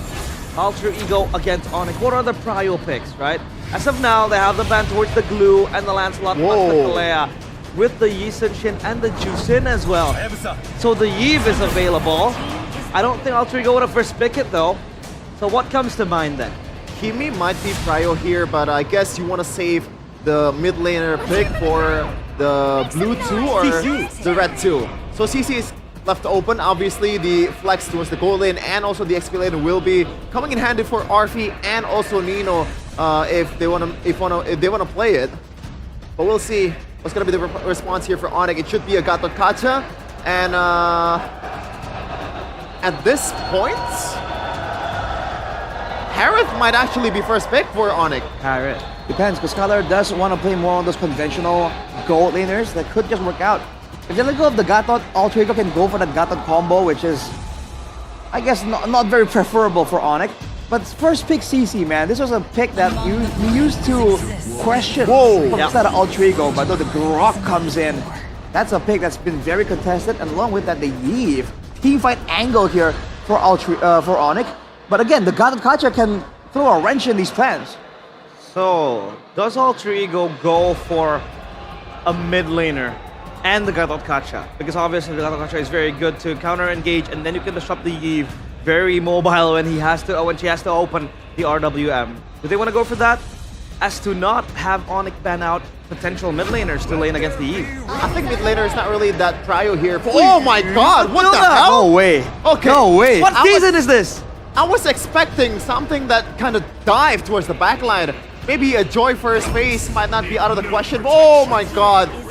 Oh lord. This feels like MPL BH Grand Finals earlier this like last week. The utility battle. It feels like we're going back to season 13, season 12, the Matilda, the Fredrin. What's the idea behind this pair? Now what I like about this is the fact that they do have two utility junglers means that the gold lane is gonna be very variable, you know? You don't have to be a super safe gold laner because you have a lot of peels already. So a lot of things are on the table for both RFE and also Skylar. Well, my question immediately is for Alter Ego. Is the Fredrin the only thing they're trying to combo with is Mathilda? Right? Just playing double sustain. They've seen it work out before, and technically for Onyx, they don't have a lot of DPS available just yet, except for the Eve. They banned the Natan. Natan man, the respect. Because there is a potential where maybe, you know, they're gonna play for a peel, they're gonna play for the front to back, and the Natan is a perfect pickup for that. And they are still not buying the idea that the CC can be flexed. Yeah, with this kind of front line available, I think they are suspecting it might be a Mr. President type of angle, and you don't want to go for that with a CC, right? But then the Granger is still very much available. Yeah. Signature pick for Arfi. That has to be banned, right? Because that's probably, it doesn't necessarily shred the Boxia and also the Grog as good as Natan, but it does give you a lot of kiting potential on a composition that kites really well already. With the Mathilda and also the Fredrin, you have a lot of peel too. Yeah. Now for Alter Ego, do you want to ban another Ludwig hero here to make things better for the side laners? Lapu Lapu. If they want to go for a hyper carry, Lapu Lapu makes sense. Yutong too is a big problem. They take it away. They might be planning on getting a Lapu Lapu of their own actually. What about a Phoveus here? Not sure if it's a good idea against a CC and also a kiting potential of Fredrin and Mathilda. Oh, the Lunox is open. It's a bit too all-in, I gotta say, for Alter Ego, but you do need Shred at the end of the day. Yes, and it's a good matchup against the Harry. Do you want to go for side laner Shreds? There are other options actually for Alter Ego. On paper, Export does well against Abaxia, but it does get poked quite easily by the Eve. It depends on what the combo, what the other guy, aside from the side lane, is gonna do. Claudia? Claude, up against the Eve, it's a very good dive. If you really want to go all in, they have safety. Oh! Oh! Oh! It's happening! Alter Ego! Excuse me, who's the mid laner? It doesn't matter. I think it's gonna be Hellkurt mid. Right? I think it's Hellkurt. I think it's Hellkurt. Ijume? Matilda. We've seen Octa pick it up. It's an Octa special. I'm actually more on board with Ijume on Matilda more than Matilda mid? Yes. Who's gonna roam? Who's gonna clear? Who's gonna clear the lane, man? I mean, you clear at the same time with Hellkurt, and Fredrin's gonna help. But I don't know, man. At this point, this is just a huge curveball from Alter Ego. We might see another Sever brilliance in the making here. Man, they got Lapu Lapu for Ludwig though, and he's been amazing on this pick. That's a lot of crowd control. Oh, by the way, no magic on Alter Ego. Let's see. Mirko and Gani. I know you guys are baffled. What do you think about the draft? Take it away, boys. In very typical Zephyr style, Alter Ego have gone for a ridiculous pick. Hellkurt where? Mathilda what? Gani, where do you think the Hellkurt's going? You know what? I think Hellkurt will fall in the hands of Alec, but Mathilda mid? I agree. I think that's what we have planned here for Alter Ego. Zephyr, you're a mad lad, man, but we've seen the mad picks do well. Ladies and gentlemen, again, this is the first ticket that they're fighting for to make it to the M7 World Championship here in Indonesia. Will it be Onyx or will it be Alter Ego? Welcome to the land of Dawn for game number 1. Let's see and witness it together, folks. Remember, this match will mean M7 Grand Finals of MPL ID Season 16 as well. Oh, in the mid lane, Alec already in trouble there. That's gonna be Sans popping the flicker. Hijime now in a 2v1 with the Mathilda mid lane. That's the thing about the Grok. That's why they prioritized so early. Hold on now, RP. Oh, gets away. Very aggressive though already. That's a lethal. Retribution. It will actually be a win for Alter Ego. Petrify used up Keyboy. Won't go for it. A small win for Alter Ego in the jungle. A small win for Onyx in the mid lane. See, this is something the panel was also kind of like they were curious about, right? How is the mid prio going to be? What's the clear going to look like? Hijime and Alec, you won't actually have proper clear. Even if you look at the emblems by GamesMack, nothing here is good enough for them to just clear out better than the Eve and the Grok. They didn't go for Concussive Blast. They didn't go for anything crazy. Actually, maybe something too crazy. Halkert roam in this position with Master Assassin. So he's going to be looking to play some of those solo lanes later on. Surely, right? Benedetta will be roaming for the most part. RP, by the way, Concussive Blast. So at least we have a little bit of prio over there. Keep in mind though, the Halkert, especially for Alec, has been respected. But take a look at the shield unity here. It will connect on towards Alec. Oh. Out of position there, punished by the yellow porcupines. 2 times now, Alec. He's been amazing on the Halkert roam in the regular season, but usually it's paired with a Jusin with the Fredrin. So you have someone that can just hunker down in the mid lane, sustain, and bait these guys out to a false sense of security where the Halkert comes in to take control. Izuke not even given space. See? Ludpi pops the bravest fighter early. That should be enough to Onyx to really commit on towards the turtle. And that will be Alter Ego with no compensation. And that's bad for their lineup, man. They went for a gamble with this composition. The Benedetta, it worked against Eman and BTR to try to bait out Zaman Force, but here, you can already see it struggling. Level 3 to Skylar's about to be level 5. That's a take on the green camp. Yazuke still able to secure it. Onyx will look to pressure bottom lane. Slowly but surely, Onyx are building themselves a healthy lead here. Sure, it's only in the hundreds, but Alter Ego, now they're struggling to find the right trades, right? Even losing out on the turtle, losing out on kills as well. But seems like the Dust 3s. Oh, it's a solo kill! What? Lapu Lapu against the CC Ludpi. Wins it. Wow.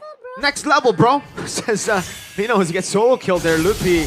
Oh, Arfi! Misses the Petrify. Misses the final blow, and then the Petrify, then the Phantom Slash. Skylar outclassing Arfi in lane. The individual matchups doing a whole lot from Onyx, because, again, yeah, they are 3 kills ahead. Those 2 kills came in early, so the big lead is through the individual matchups as well, not just through that first turtle and the 2 kills on Sans. Again, both teams now, especially Alter Ego, they gotta find something here on the map. They're struggling to find the right trades. Alec, though, rotates towards the bottom side. Scholar should be aware of this. Oh, that's a terrify. That's a jump. Wow. Good dodge. Calm, purify to safety. That was super fast, man, the Purify. The reaction time on this guy reminds me of the moment he was almost caught by the Feather Airstrike. T-Boy will not go for it. And then he BMI back, if you remember that moment. Yeah. Onyx. Amazing weak side player in Skylar. They can now play for the turtle where they have an advantage. Look at Ludpi, a whole level ahead. Alec has already used his blink, and Yuzuki is not going to be given the chance to start this off. Actually, he does start it, but Kairi has a great position to punish Hijime. Hijime, very, very out of position. T-Boy secures that kill. It's a 5v4 now. What's the call for Alter Ego? Seems like, let's back off. We don't have the men to fight. Wow. Ludpi unintentionally just dodged away from that. Nino gonna get caught in the Raging Slashes. No, he pops in the curtain call in time, gets away. Onyx will get the prio up top. They get turtle number 2, and they're looking for more. Even if they don't get the orange buff, this is going to be so valuable as they take the green camp away to put Mr. Kumar on a Bakshia. A level ahead. Alec is waiting. T-Boy is trying to go for the gold crab. Skylar, no Purify. Again, Kairi is level 8. Yazuki is level 7. And keep in mind that T-Boy has He's just screening Yazuke for the whole match. That's going to be Yazuke now in trouble. Kyrie though knocked up. Alter Ego, 4 members. That's Sans popping the real world manipulation a little bit too prematurely. Alter Ego got away. A good attempt from Alter Ego, you know. You want to look for those flanks. You want to try to feint out some of these battle spells from Sans. Onyx weren't able to fully capitalize on a small mistake there. Now it's going to be the final blow. What? Oh, the damage from Skylar already. So massive in this stage. 2,500 gold lead still for Onyx. That was so much damage onto Arfi. Almost got popped.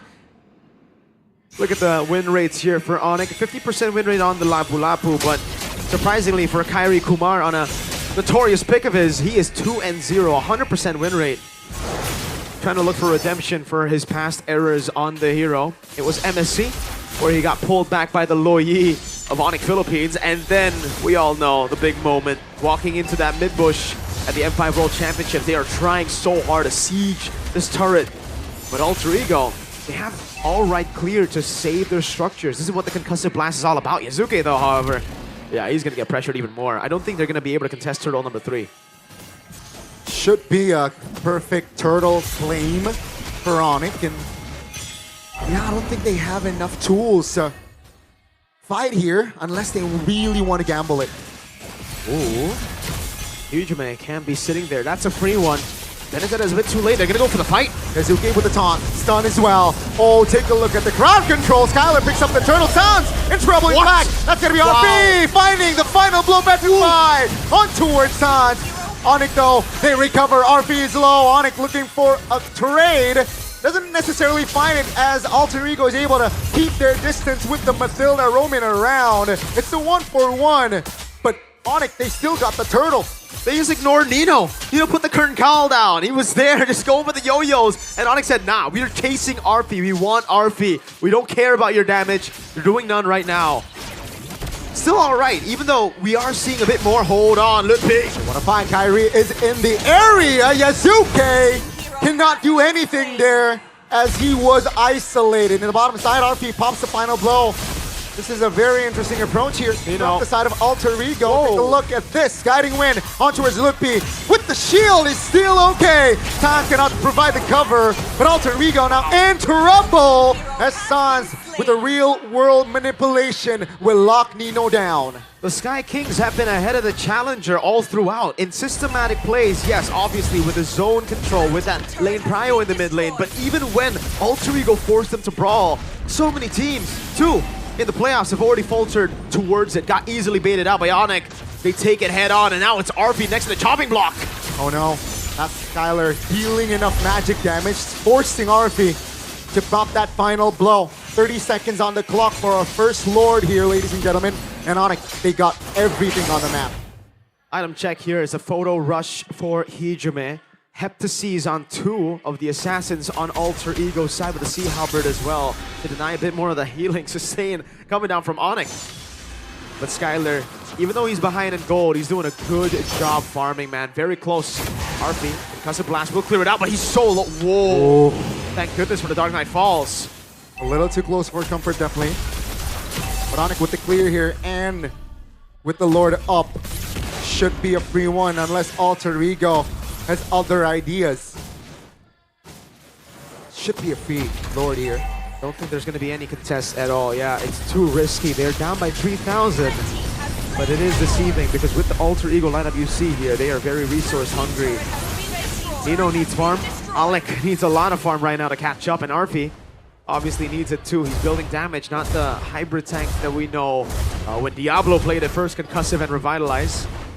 Onyx will just build on this. They have proper siege. They got good range. Yes, they are very magic damage reliant on the Eve and the Harrod late game, but again, magic defense items are pretty bad. So if you go for the full magic comp, you're good.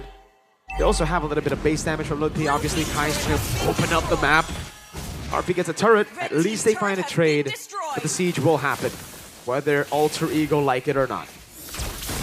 Alter Ego spreading across the map here. Just trying to relieve off pressure and delay. RP. Oh. Finally. Will not commit the recall though. Now, action in the mid lane. Yazuke stuck. Will use the guiding win as safety, but they will lose out on the mid structure. RP's trying to cut, but he will lose out a tier 2 for free here. Holy Shield in the mid lane. T-Boy's not going to use the barrier to actually bait out the Holy Shield. I think that might be just a side lane thing. Tier 2 falling in the bottom lane. Good cut from both the side laners, but Onyx say, you can cut. We're going to go for the mid lane. Let's say it seems like it's a 3-1 with only 3 members of Alter Ego. They want to fight. Real room population. Bravest fighter popped as well. That's a Petrify in the back. Alec waiting for the right time. Enchantment Force committed by Skylar. No casualties so far, but Onyx here, they're really looking for an angle. Alter Ego now with 4 members already around the vicinity. But gets a 2-man taunt.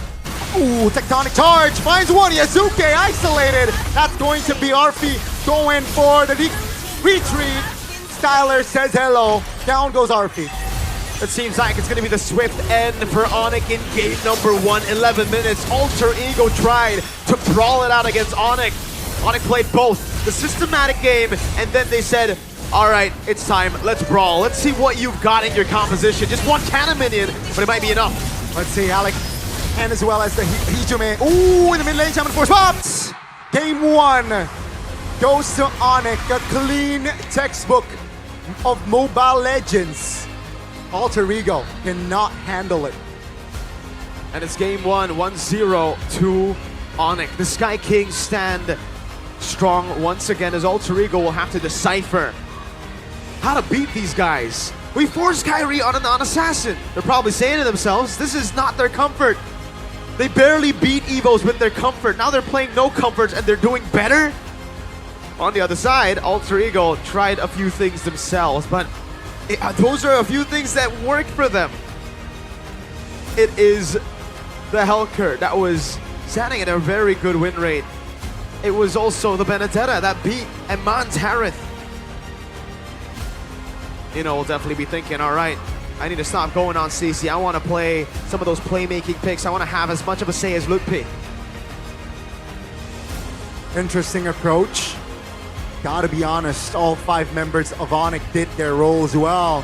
I really wonder who gets the MVP. That's a good question, man. I honestly don't know who gets the MVP here, because everybody kind of did their role. There wasn't a guy that really stood out to me even. Yeah. So no, textbook. It is very, very textbook. Skylar did a good job. Ludpi did a good job. Well, I guess Ludpi got a solo kill, so there's a highlight there. He was able to a couple of times bait out some of those resources, get those stuns. Yeah. And he tamed the beast. That's what Ducky called Nino, the beast. Could be a new moniker for him. We can see it again. Onyx, they took control of the game so early on, and like I said, that gold lead is deceiving. You think it's a 3K, 4K gold lead? It's actually feels more like a 10K with this composition, because the goal is given to the right members. It's Sans who got 2 early kills. It's Harith as well. So all of those big leads you see are on the prio targets who have those items that they got really quick in the game. It was like, you don't get Holy Crystal that early when you're a Harith in this new meta with the reduced gold and minions. But they can do it. We're going to throw it over to the panel to dissect it even further. Realize, Chef and Rashi, what you got?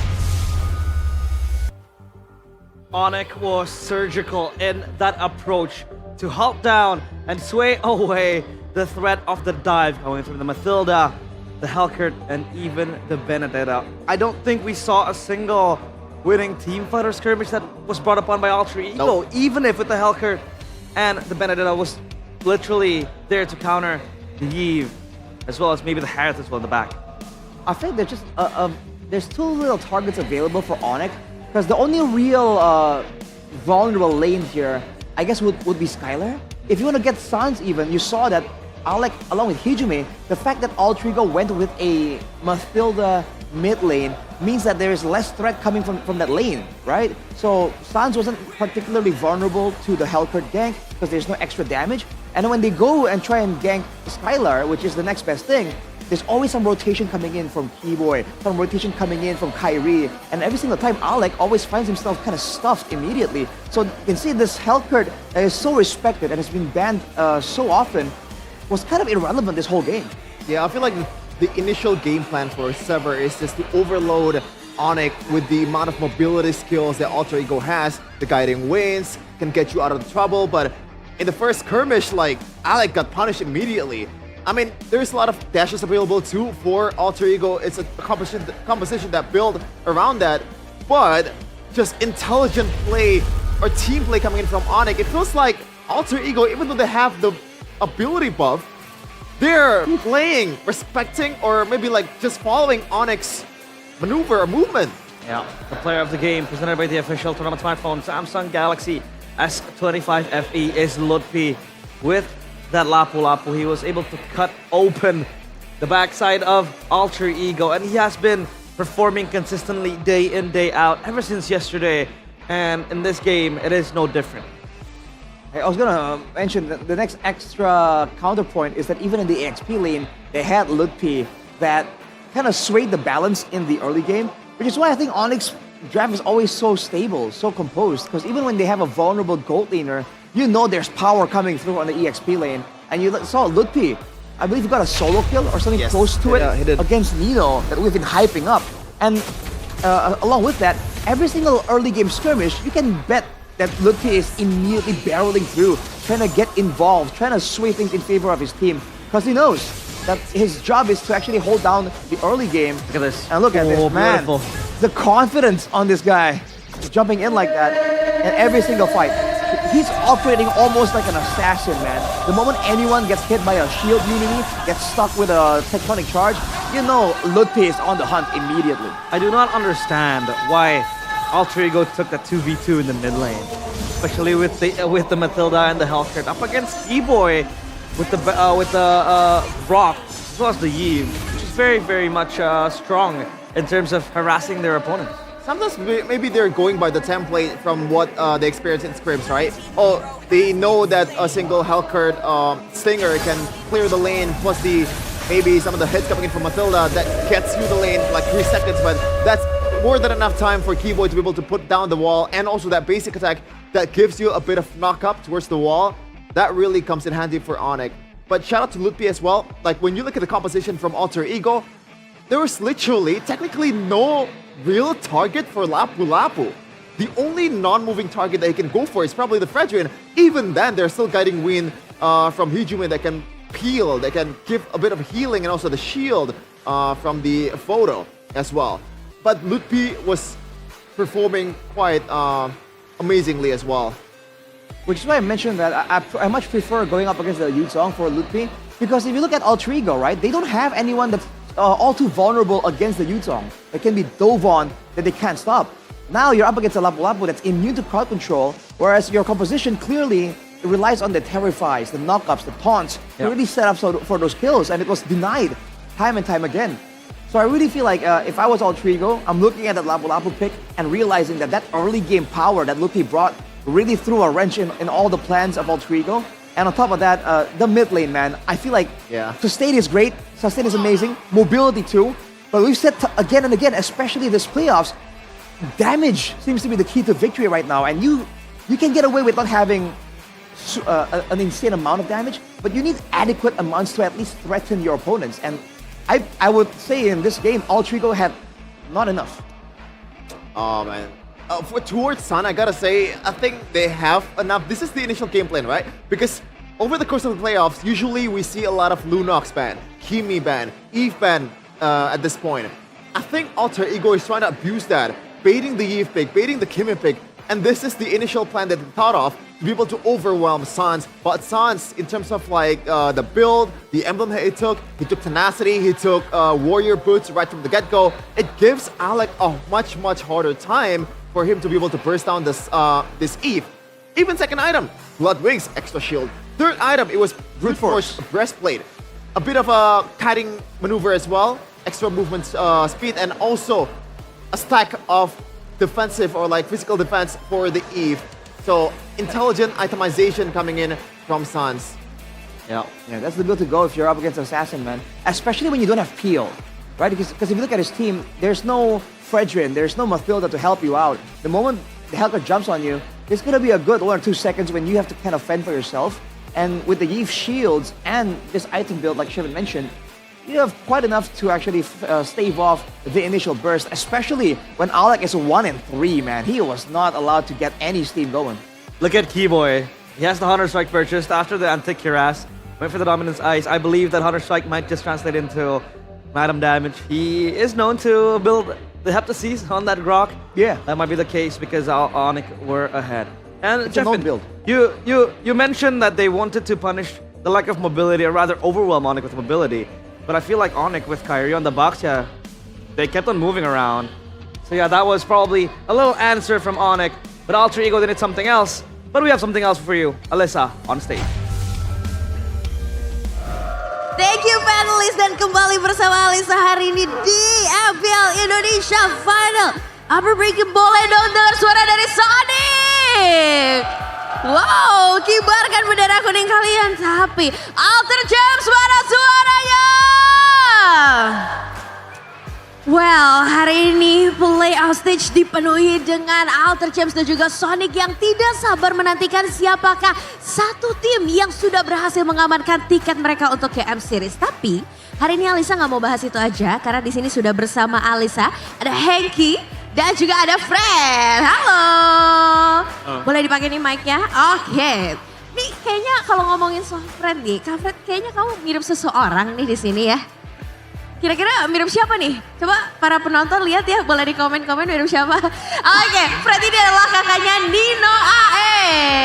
Yeay, Kak Fred jauh-jauh datang dari Sukabumi, bener? Ya betul, betul. Wow, sendiri aja atau sama keluarga? Banyakan sih. Banyak 3 mobil ke sini. 3 mobil, jauh-jauh untuk dukung Nino? Ya. Wah, bangga sekali ya. Gimana nih Kak Fred melihat perjalanan Nino sendiri yang kali ini sudah berhasil masuk ke final upper bracket. Yang dimana sebenarnya juara terendahnya pun 3 besar ya kita bisa bilang. Gimana nih kalau menurut kakak sendiri? Kalau 3 besar sih gak mungkin sih. Pasti 2 besar ini. 2 besar. Kemarin kita ngobrol katanya kan dari hari pertama udah playoff ya. Katanya besok libur soalnya udah pasti masuk di hari terakhir. Wah amin banget ya. Tapi melihat perjuangan Nino selama ini seperti apa sih Kak Fred sosok Nino? Yang dia bilang pasti latihannya lebih keras. Kita sebagai keluarga yang di Sukabumi selalu ngedoain dia lah. Selalu ngedoain ya, restu keluarga, memang keluarga dari Nino sendiri sangat mendukung. Tapi nggak cuman dari Kak Fred aja, karena di sini ada Sonic yang juga udah datang mendukung setia dari season yang pertama nih. Ada Henky, halo. Henky, aku boleh tanya nggak sih kamu sudah menjadi Sonic nih dari season pertama nih?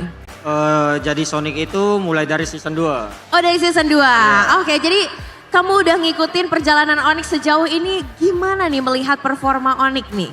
Sejauh ini sih puas lah, kita tetap support maupun hasilnya apapun itu. Apapun itu hasilnya kamu tetap mendukung. Tapi kamu berharap banyak gak sih sama Onyx di season kali ini? Untuk season ini sih pasti kita berharap banyak lah ya. Apalagi kalau kita lihat performa Onyx sejauh ini masih konsisten. Konsisten banget ya, apalagi winning di regular season. Dan hari ini kita mungkin bisa melihat juga tadi sudah unggul. Tapi Alisa gak mau bahas itu aja. Kalau misalkan kita ngomongin soal juara di season kali ini kan kita akan masuk ke M7. Dimana M7 bakal dilaksanakan di Jakarta. Nanti kakak bakal datang lagi nggak dari Sukabumi bawa keluarga? Pasti. Pasti datang ya? Oke, dan kalau dari Sonic sendiri nih, kalau sampai nanti lolos nih bisa mengamankan kan udah sedikit lagi nih. Ada sesuatu nggak sih surprise yang mungkin nanti bakal disiapin sama Sonic? Ditunggu aja nanti dari Sonic. Ditunggu aja ya. Oke, dan Alisa juga pengen ngingetin nih buat para penonton karena Karnaval M7 bakal hadir nih ya di Jakarta pada tanggal 23 sampai 25 Januari 2026. Tahun depan kita sebentar lagi bakal merayakan dan Indonesia bakal jadi tuan rumah ya di Stadion Madia GBK. Dan kalian bisa menikmati banyak banget aktivitas seru pastinya. Bisa nonton pertandingan, watch party, ketemu meet and greet sama artis-artis dan juga pastinya sama player favorit kalian. Karena pastinya ini event internasional, gak cuma ada player dari Indonesia aja, tapi dari berbagai region yang nantinya akan mewakili negara mereka di M7 Championship. Dan harga tiketnya mulai dari 20 ribuan aja untuk regular day pass dan juga 50 ribu untuk VIP day pass. Dan pemegang tiket VIP juga bakal mendapatkan M7 Premium Chest yang berisi item permanen M1 until M5 yang dijamin termasuk akan skin Prime Seri M, Battle Emote dan juga Recall Effect. Wow, ada banyak sekali, jadi pasti datang juga ya ke M7 Carnival? Pasti. Kalau M7 Carnival nih sudah ada, Onyx sudah masuk juga. Paling pengen ketemu dan meet and greet sama siapa nih Hengki? Sama Keyboy. Sama Keyboy. Oh, jadi paling ngefans sama Keyboy nih? Ya benar. Oke, ada pesan gak sih yang mau disampaikan nih buat Keyboy dan Onyx nih? Untuk Keyboy tetap semangat, keluarin performanya, percaya sama coach, apapun yang terjadi, Sonic tetap dukung. Sonic tetap dukung. Dan dari Kak Fred, silakan nih untuk Nino dan kawan-kawan dari Alter Ego, silakan pesan-pesannya. Buat Nino CS ya, ini game pertama paling pemanasan doang lah. Buat kedepannya pasti lebih baik lagi. Semoga pertandingan ini menang lah. Semoga pertandingan ini menang. Good luck. Chin up, good luck. Dan kita akan melihat siapakah yang berhasil mengamankan satu tiket untuk melaju ke M7 Championship yang ada di Jakarta. Jadi pastikan pantau terus dan jangan lupakan ada M7 Carnival yang bisa kalian datangi di bulan Januari. Jangan ketinggalan update-nya. Follow terus social medianya dan kita akan lihat di match kali ini. So, Alisa akan kembalikan lagi ke para panelis. Silakan panelis, take it over.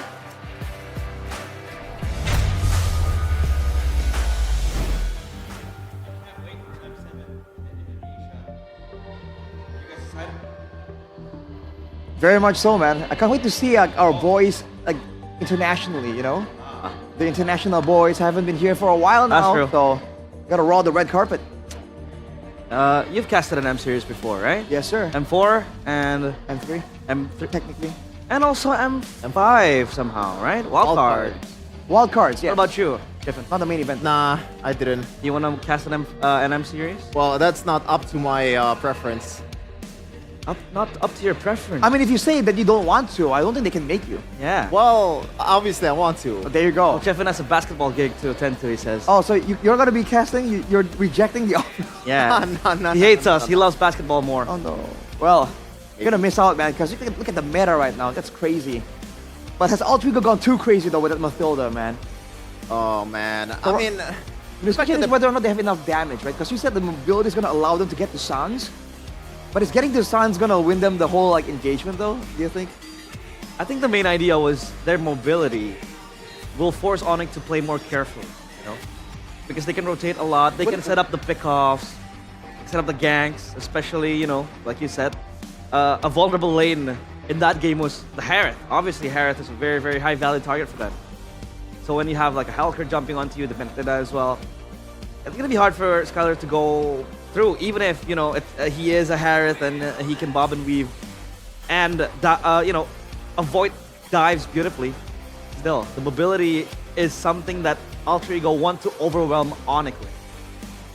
Yeah, but again, I see the vision, honestly, but I feel like in order to make that mobility a real threat, they need some more damage. Yeah. Right? Or if they really wanted to, they could have maybe forced Onyx onto more vulnerable options in the drafting phase. I feel like right there, even when Skylar was kind of like, there was a chance for a dive for Alter Ego. Yeah. Skylar was like, hi guys, what's up? And just let them pass because he felt like, I gotta purify, I got shields, you know? Demand Force. Exactly. Kevin? You know, I can see Rashi's point at this point. Maybe from the mid trio, it's not really enough. It's Fredrin, it's Mathilda, and it's also Helker. You lack damage, right, somehow? Yeah. Because, I mean, sure, the Helker can burst down, but someone has to rotate to be able to make it work. It has to be through other lanes too to contribute to the team fight. It's not just the mid trio. Maybe that's the problem. And Keyboy, man, I think he's super underrated in that game. If I would have picked MVP and rethink it again, probably would have been Keyboy for me. About you, Arashi, do you agree? I voted for Lutpi. I think I'll stand by that. Because talking about needing damage on the side lane, that's one of the problems. The side lane power was bigger from the side of Onyx because of Lutpi, right? Technically, CC and Lapu, it would have been CC's lane. Well, from rookie to M series, will Yazuki take the first step towards securing an M series spot? Again, we talked about this earlier on. you know, Indonesia have been sending rookies for their first ever maiden international tournament in the M series. We had Nile and GeekFam, M5, M6 we had Fabian, and now in M7. Do you think Azuke will take that spot? I think Azuke, right? With that Fredrin, he didn't really play a bad game, but it wasn't really great either. Yeah. I believe if I was Zephyr, I'm not gonna put Yazuke in a utility role. I want him to unleash the beast, go and play Assassins, put him on a Hayabusa, the Yisun Shin, even if needed, or the Lancelot. Agree. Much. Because like you're wasting a lot of potential here with Yazuke and his killer instinct by all means. Yeah. And usually when you pick up a draft that has a Fredrin, one of the quote-unquote weaknesses is the clear speed. And usually you bring a Baksha, you bring something to kind of assist with the clear speed, right? To kind of cheese out a pick level 4. And Altrigo had none of that too. So again, I think they were maybe tunneling too much on the mobility, especially with Matilda, and they need to change something for sure. Let's change the maps as well, because we will no longer be on the broken walls. We will still be on the broken walls. Never mind, realize. My bad, I don't like to call those stuff, but let's see, the broken walls, will it influence anything in the draft in game number 2? We will jump straight into the draft. Now, if Alter Ego wants to play that mobility card and stick to the same way they did, what do you think needs to change if we are talking about the need, the necessity of having damage? I don't know. I don't know if they want to go for it again. Is my first point, man. So I didn't really. I'm not sure. But at this point, I think the first game, Alter Ego prepared that for the cheese. They want to strike Onyx from their back and pretty much catch them off guard. It didn't work. Let's go back to the standard. I feel like they can go for more burst to elevate the threat from the mid lane. On top of that, if they want a Roam Hellcurt, threw me off. A Roam Hellcurt, they also need someone else to kind of set up. In the previous game, it was CC in the XP lane and the Fredrin, right? Yeah. So the only real engage they had was maybe a circling eagle or a Fredrin, and both aren't really ideal. They're very telegraphed, very easy to react to. So if they want to try and do the same thing, if they don't want to go for damage, right, at least get some laner or a jungler that can set up for the ganks a lot easier to make sure that they can actually start snowballing. Because if we talk about the lack of damage and the lack of pressure and movement speed, if Alter Ego got a couple of kills in the hands of Alec, you know, and they start snowballing, that won't be an issue. But they didn't, right? So they need to find ways to make that happen. Which I was made for. Let's see, first pick for Alter Ego. What will it be? Onyx are the ones to ban the Yve. So no Juicin, no Yve matchup. Kind of fed up of those mid laners gracing that mid lane. Now Alter Ego. A Lancelot available. Hayabusa if they want to play for Yazuke. For me, CC is still also open. It's Lancelot or Hayabusa. See, the CC, you could pick it again, but the fact that it got solo killed by the red 5 of Onyx is not a good look. So the CC value is going to go down in this game. Lancelot, I think, is a good pick. It should be a Hayabusa for Kairi right away, unless they want to save it for red 3. Ooh. You want to go for Grok again, good setup potential, and also response potential, and Sans with a Kimi. Can never go wrong with that. They can't. This looks like a more of a front-to-back angle for Onyx, honestly. Especially with the Kimi. It's kind of dangerous against the Lancelot, but we've seen teams pull it off against Assassins, no problem. But you would require some kind of crowd control to limit this Lancelot from Alter Ego, because otherwise, we know Yazuki is going to have a field day with it. Yes. The Lancelot, again, very safe option, to be honest. If you want to go for the dives, if you want to get out of harm's way, it is very easy to pull that off, especially in the hands of Yazuki. Alter Ego, how do they respond to the Kimi? Will they pick it up here? Gatot Kacha alongside the Valentina. So purely for the Grok engage, they actually have a trump card with the stolen Tectonic Charge. And yeah, Hayabusa will obviously go to the hands of Kairi. Assassin matchup, finally, Azuke and Kairi. This Valentina, though, is a signature pick kind of for Hejime. Yeah. So far, only one real useful ultimate though, but that could be enough to set up for a big AOG. We know how powerful that combo is, man. Big AoE tool into an AOG follow-up. For sure.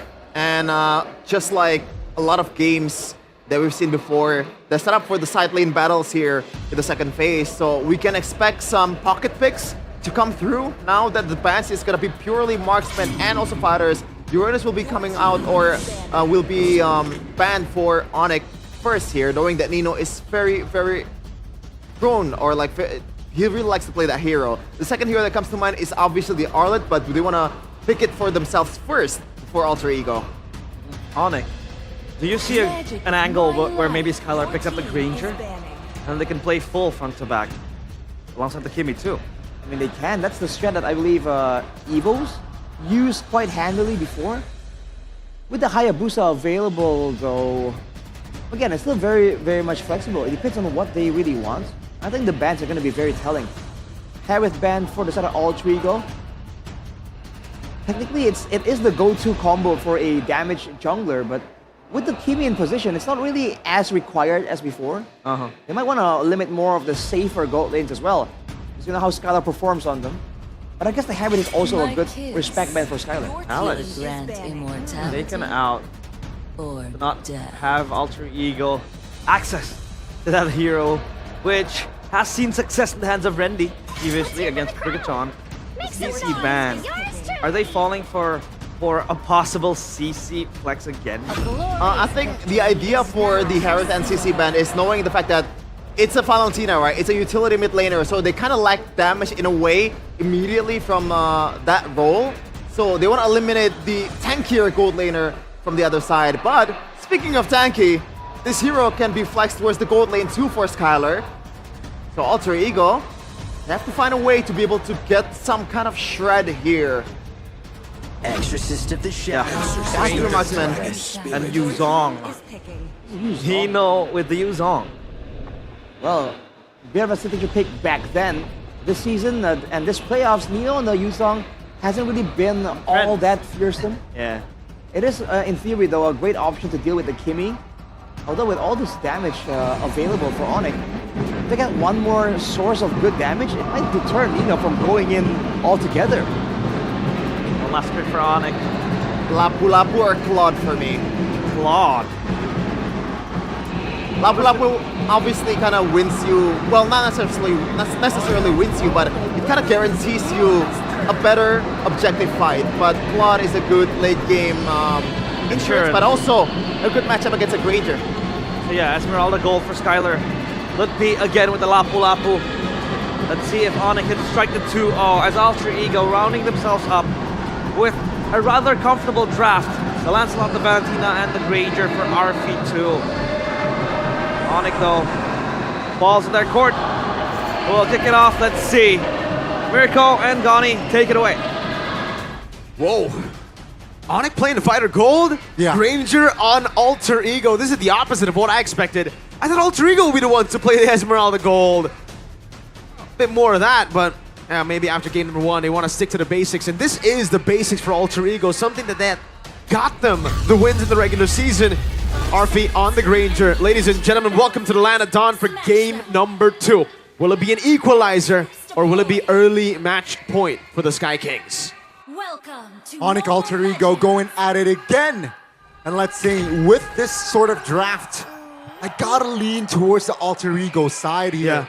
Right? RP on the Granger, that's comfort, you know. And Skylar on the fighter. Let's see if he is able to pull it off right here. It is all about early game though for Alter Ego, because if they don't win out the early game, if RP doesn't get those early stacks on Skypiercer, I really doubt they'll have enough damage to go through the Esmeralda. So Alter Ego's plan, that's why they went for the Yuzong. They want to just double down, triple down maybe on the early game.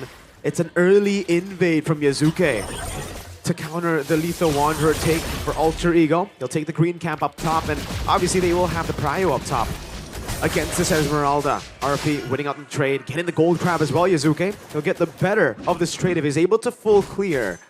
Yazuke gets it. So all okay in the jungler department here, rotation-wise, right? Item-wise here, early game, nothing too out of the ordinary, I gotta say. And 4 flickers from the side of Onyx, that it's very direct approach here, right? 4 team fights, engaging or disengaging. I like the leather jerkin start for Skylar. He knows he's going to lose out on most of his trades. He wants to build a freeze, and so he's going to have to take a lot of those shots early. And with the tough boots, or sorry, with the leather jerkin, I believe going to be a warrior boot. It'll be good to do that. Petrify already down. It's a winning trade earlier. RP. Oh, Kyrie. Good dodge. Very good dodge there from that shadow. And even Kyrie like, okay, watch shadow doesn't land. I'll just back off. Now Alter Ego have the position though. Hijime with the mid prio with Alec. Again, building to what they had yesterday. Hijime has the Tectonic Charge. That's going to be the turtle for Yazuke. Do they want the fight though? Black Dragon form popped. Nino will look on towards Keyboy.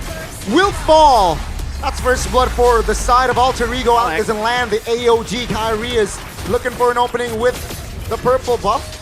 And Alter Ego says, all right, enough is enough. We got the turtle. We got the kill. Let's back away. This is why Alter... Oh, that was a quad shadow landing in the mid lane. Oh, Lapido will fall in the hands of Nino again. And in the mid lane, Hijime actually survives. Oh. Yazuke, no man's land, no puncture. And that's going to be a free kill for Sans. Something back for Onyx. Something that I didn't think would happen. We cut away from the quad shadow to a solo kill for Nino. And look at the prio he's getting, man. A few hits on that turret gold.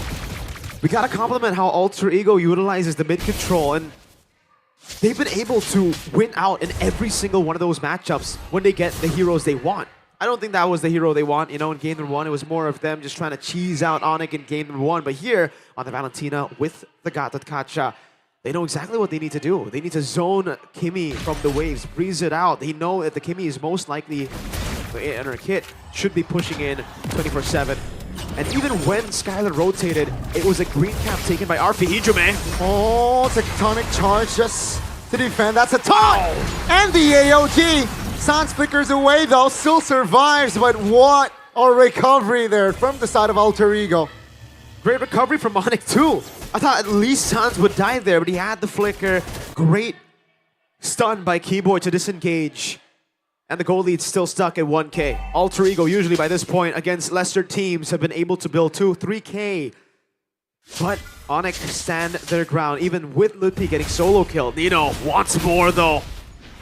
Very aggressive.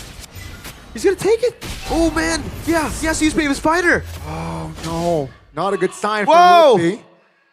But token Alter Ego fan. Yeah. But some ratted overkill in the building. Onyx now focus on towards the turtle. That's immobilization on towards Alec. Revitalize popped. Falling Sunmoon doesn't land. Kyrie though finds an angle to take the retribution. It's a 1-2-1 on turtle. Alec finds an AOG. Petrify on towards Sans. Nino will secure that kill. Keyboy finds a two-man tech charge. But take a look at the recovery by Alter Ego. Ludpi dives in. It's going to be Alec now dishing a lot of damage. Nino still trying to stay alive. Quad Shadow in, and it's Skylar with a shutdown. Ludpi goes over the sun. That's a Torn Rose and a Man of Execution. Skylar dives in deep onto Alec. Yazuke gets away. It's a double for the Prince as he looks to zone RP. It looked good for Alter Ego 2 seconds ago, but Onyx denies the follow through. And Onyx now in the jungles. Yazuke clutch retribution there. But my oh my, it's an even game. It's so difficult to out-red Tria Lancelot, man, especially on Hayabusa when you don't shadow kill the turtle. Usually you just shadow kill and then you try to balance it out with the damage on shadow kill. Ludpi is angry that he got solo killed, man, wants to go in. Might be a bit too deep though. Oh, way too deep. 2 turret shots he took. But there's no retaliation. Nino does not have Dragon. Take a look at the top, right? It's a 3v2. The structure here for Alter Ego will fall. The early lead that Alter Ego had, it's gone. It's always about the punish, man. When Alter Ego make a bad move, it's the Onyx punish. When Onyx make a bad rotation, Alter Ego punish. It's a good game so far. I like it. Really is just a mechanical battle, though. These brawls are really going to be what makes it or break it. Keyboy got a 2-man stun. Hijime says, hey, hold my tech charge. I got it too. It's a set after set there earlier on after that turtle. And now it's technically all equal, but with the composition, I think Alter Ego is okay. They have a marksman, no? It's the same for Onyx, though. The case could be made for them because, well, actually, I think it's more on Alter Ego to get a lead early. No one's going to be able to shred through Skylar as we get into the late game. Ludpi, though, however, will have to use Brave Spider again defensively. That's a big resource. Alter Ego want to fight now. Yeah. That's the flicker, keep in mind. And Alec revitalized popped early. Black Dragon form here. Used up Arfi, got the turtle. That's a taunt on towards Kyrie. Has the quad shadow to get away. And that's gotta be Onyx with the disengagement. Hijume denies the escape. It's a 5v4 without Kai. Onyx will find something here. Perhaps Alec able to sidestep, but with the stun, it will seal the deal. Lutfi secures it. What a fight. Literally a fair trade by the end of it, man. 5-5, only 100 gold lead. Falling Starboot over to RP, but he's able to dodge away. Now Skylar, he gets out too. That Tetsunada not landing. Yeb all smiles. Baba Yeba. He's happy with the results so far. Dino in the bottom lane though, baits in Lutfi. Soon a 2v1 though, under the turret. Lutfi. Immune! He's been nasty on this Lapu. And look at this. He finds a stun and he finds the double. Lutfi, don't write his name off just yet. Oh my god, Lutfi gets a 2v1 down like it's nothing. The calculation was perfect. The execution was great. Oh, hold on now. This might be a shutdown. Oh, whoa! But Lutfi with the bravest fighter. Oh my lord. Great reaction there. But it's even for that skirmish. But my goodness, he cannot write Lutfi off just yet on this Lapu Lapu. I apologize, Lutfi. I was not familiar with your game, man. After getting solo killed, he felt like, yo, I gotta one-up this dude. How do I do it? Yeah, I mean, a 2v1 will do it. Not a solo kill. That was a dual kill for you. Dang. Savage Lutfi. 2.2k gold lead. Onyx really trying to prove that Lutfi maybe should have been in the first team. As we get into the later stage of the game where Onyx, I feel, will outscale Alter Ego. They've got good late game damage themselves here with the Hayabusa and the Kimmy. Dino. Petri. On towards Sonic, that's a flicker. Big information, but big resource spent from the side of Alter Ego Scarlet. From the flanks here, Lutfi pops the bravest fighter, looks for a stun, doesn't find it. Falling Storm Moon doesn't land. Is this the right call? Hayabusa from the flanks, take a look at his positioning. Tech charge from both. Skylar, very low, Yasuke is re-hitting. Skylar, will he survive? Great dodge. Yasuke will back away as well. It's a 5v5, but all 10 members stands. Up against the final bosses, Alter Ego are going toe to toe, band for band. They're not backing out of a skirmish, of a brawl. But Onyx aren't either. This is a strong suit of Alter Ego through, oh, Yazuke. This reminds me of something, man. Up top, chased by 3 on a Lancelot. But against the man who actually did it on the international stage. Now it's the Lord, fed by Onyx. The wave in the bottom lane already cleared out. Alter Ego will look to contest this. They need it. Nino, no Black Dragon form, still Traction Pulse lands. Take a look at Nino with the positioning, right? Skylar should spot this bush. That's a great awareness there. And it's still all okay. Onyx still 2k. And it seems like they want to pull the trigger here. Uh-oh. It's a wall on Nino. Good patience. The discipline on Nino not to use the Black Dragon form. He needs it. If Alter Ego doesn't have Dragon, they have to back away. Sans gets poked by the Detsunata. And it's a slow game again. It's about who builds up the wave in the bottom lane. I wish we can get to see the bottom wave for just a bit from the observers, just to see how it's pushing up to. Onyx feel confident that it is going to be pushing towards their side, so they start the Lord, but it's just a dance. As Leo would call it, a dance. Oh, the dance. I like that. 12,000 gold lead, keep in mind. Alter Ego is able to hold off and manage the power, the damage power from Onyx. And I'm waiting here for, you know, the trigger pull. Bottom side, it's equal. And yeah, both teams are playing it rather slow. So we will not see a Lord that is unenhanced. Ooh. Unless they commit to this one. Yeah, T-Boy loves going for the signature Heptases on the Grok. This time he is going to fully respect his opponents. It's a Twilight Armor second after Antiquirus. That's a good steal from Alec. He wants to create an opening. Lutfi. Riverside popped low on the Lord. Revitalized, committed as well. Tech charge! That's going to be a tech charge. Kyrie wow. will be forced away. Sans off camera kill by Nino. What a game! That's gonna be Kyrie taking down Yazuki, though finds Kai. No retribution for the defending champions. And Alter Ego, what's the call right now? Ludpi, bravest fighter on towards Hizume all alone alongside Skylar. The damage is definitely enough here. Alter Ego disengaging. The taunt lands on Skylar. The damage isn't coming through just yet. Yazuki looks for a puncture. The shielding and the jukes. Skylar is bobbing and weaving, and he is safe. He's worth every darn penny. Clean movements from the Prince. Pops in the Falling Star Moon, won't go in. 3v4, and Honic held it. Their damage dealers were down. Skylar and Lutpi with Keyboy had to hold their own against Yazuki, Nino, Hijume. Now they hold on the Lord. They want to go for the blitz as they see the landslide on the bottom lane. Skylar wants to go for the zone. He wants to bait as many resources as possible. Keyboy. Oh, big tech charge by Keyboy! That's gonna be Onyx. Looking for the collapse. Looking for pops. They want to re-engage. Skylar is low. Yazuki is on it. That's gonna be Kai isolating. Shadow kill pops. Take a look at your mini-map because Sans goes down. Keyboy will fall next as Arfi finds the kill. Alter Ego, they lose out on the Lord, but they win out on the fights, and Kai nowhere to run, baby. What? Unless Alec is there. Looks for the taunt. Oh my god. Finally, Kai will be taken down. But ladies and gentlemen, what a game right here. He delays so much. 0, 3, and 4, a stat that we are not used to seeing on the likes of the God in the Jungle. Makari's making it happen, man, right now. Like, he's unable to play. Alter Ego are holding him down, just like Suns.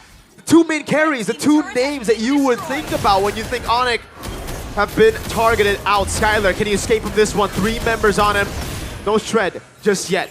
Arfi, no big stacks yet on the Sky Piercer, but he will build up. They've dealt with the Lord. It's a gold benefit over to Alter Ego, despite the Lord going to Onyx. And it was because Onyx tried to take the fight. They tried to push in with the Lord. Let's take a look at the itemization here. Kyrie, very greedy on that itemization. Buys the Sky Piercer early, thought that it would be a snowball game, but Alter Ego no better than to actually give those kills over. The targeting has been immaculate. Hijume. It's a good tech charge steal. This time, not to engage, but to disengage away from a stun from Lutpi. All is well for both, right? Considering that Alter Ego, they lost the Lord earlier on, but Onyx now, they can you consider that Onyx has a real advantage? I don't think so now. I don't even think so, yeah. Because Arfi, he is still sure he got taken down early on, but if he's able to position himself well, that's a big threat for Onyx. I think right now for me, it's not really Arfi, because like the damage from him is it's actually Hijume and Yazuki who's dealing so much damage in the fights, even to Skylar, and you can see that 1v1 up top.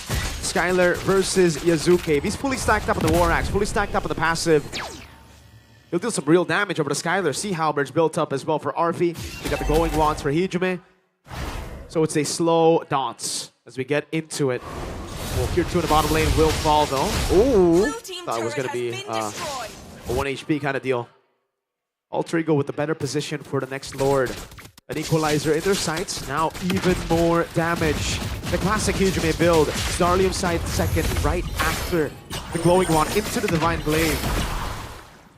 And it's a slow push built up top. RP will be sent to deal with it.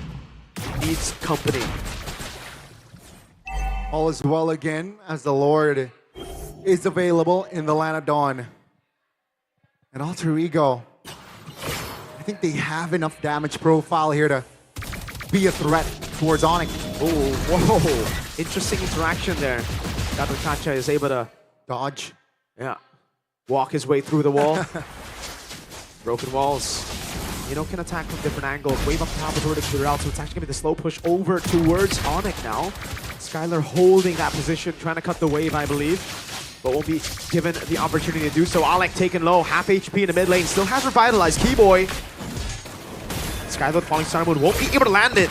That's a big resource burnt out. Wave up top, building for Alter Ego. Traction pulse missing too. Yep.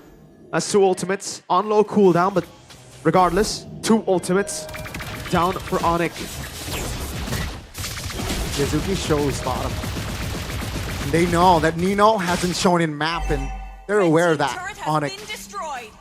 Top is pushing for Alter Ego. So Onyx, they gotta react here. Alter Ego can't commit to this Lord. There are two options here, Onyx. They gamble in the fight, or they go and give it up, play up top. Hijume! Oh. Receives this falling Star Moon. Traction Pulse. Oh, tech charge defensively. That's a big resource burn already. And again, the dance starts for Onyx this time. They're the ones who hold it after getting that. Nino. Oh, Nino, gotta be careful. Black Dragon form should be popped. Oh. No! The damage won't be enough there. Wow. Nino taking down. Sans flickers out. That's a two-man taunt. Sans juking away. Now Onyx stands with 5. Yazuke in out of position, I gotta say. But Onyx now with the reset. Lutpi will be targeted here, interestingly enough. Yazuke gotta get out. Oh no, Kyrie finds the connection. Down goes Yazuke. Now it's a 5v3. It is not a fair fight. Alec will lose his immortality. Now on it, they show their dominance in the battle. Hijume finds one. RP bought the immortality in time. Alec now in trouble. They got 1, but they lose 4, and Onyx should grab a hold on the Lord. Can they do it though? They got some members, but they're all low. RP's still in the vicinity. You don't want to be giving Sky Piercer stacks away. Quad Shadow lands. RP No Win in Nature has the immortality already as Nino comes in and will be able to pop in Dragon. Let's see if they go for it. Kyrie should get this. Dragon. Yeah, that's going to be the Lord. And the quick disengage. Wow, Alter Ego had no window earlier on. They had a window, but Onyx were just better. It's both of them trying to create their own chances. Both of them trying to create their own openings in the fight. And it was Onyx who outsmarted them in the end. That trade proved to be quite fatal for Alter Ego in the mid lane, where Hijume had to use tech charge defensively, had to recall. The entire board fight changed to Onyx side. BOD built up. No Win in Nature for a bit. He should be able to get it back up. Yep. Gets it. Let's go for the conceal, but Lutpi reads it out. Lord up top. Onyx will be happy just with a far lane push, and that's why Alter Ego are sending Yazuke down below. They want, as much as possible, to keep this bottom lane turret alive. They're okay with the mid lane. They're okay even, I think, with the top lane if they have to give it. But they will not be okay with bot. They will give, I think, a few bodies just so that they ensure the safety of far lane. I think that's going to be the game plan here for Alter Ego. Can they execute that game plan? No. Yazuke still has the puncture here. The Lord will charge top. The bottom side here will be defended by Valentina and Granger. Yazuke gets out. Ooh, winter crown popped. Kai now. No Quad Shadow Arfi. Oh my lord. Playing a dangerous game. Pops a flicker. Kai goes down. A 5v4 now with the Lord taken down already. Black Dragon form pops. They want to fight this. Alter Ego can. They close the distance. AOG doesn't land.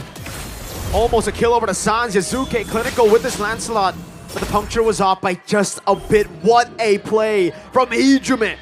Baits in Kyrie, and then Winter Crowns puts him in an awkward position for RP to finish him off. Yes, he had to use Flicker. That is going to be very valuable for Onyx in the next fight.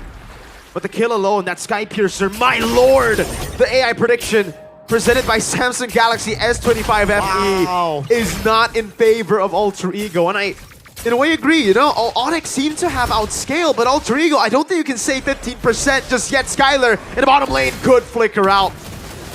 Waste no time on that flicker, and Onyx, they have a chance to re-engage here. Alter Ego holding on.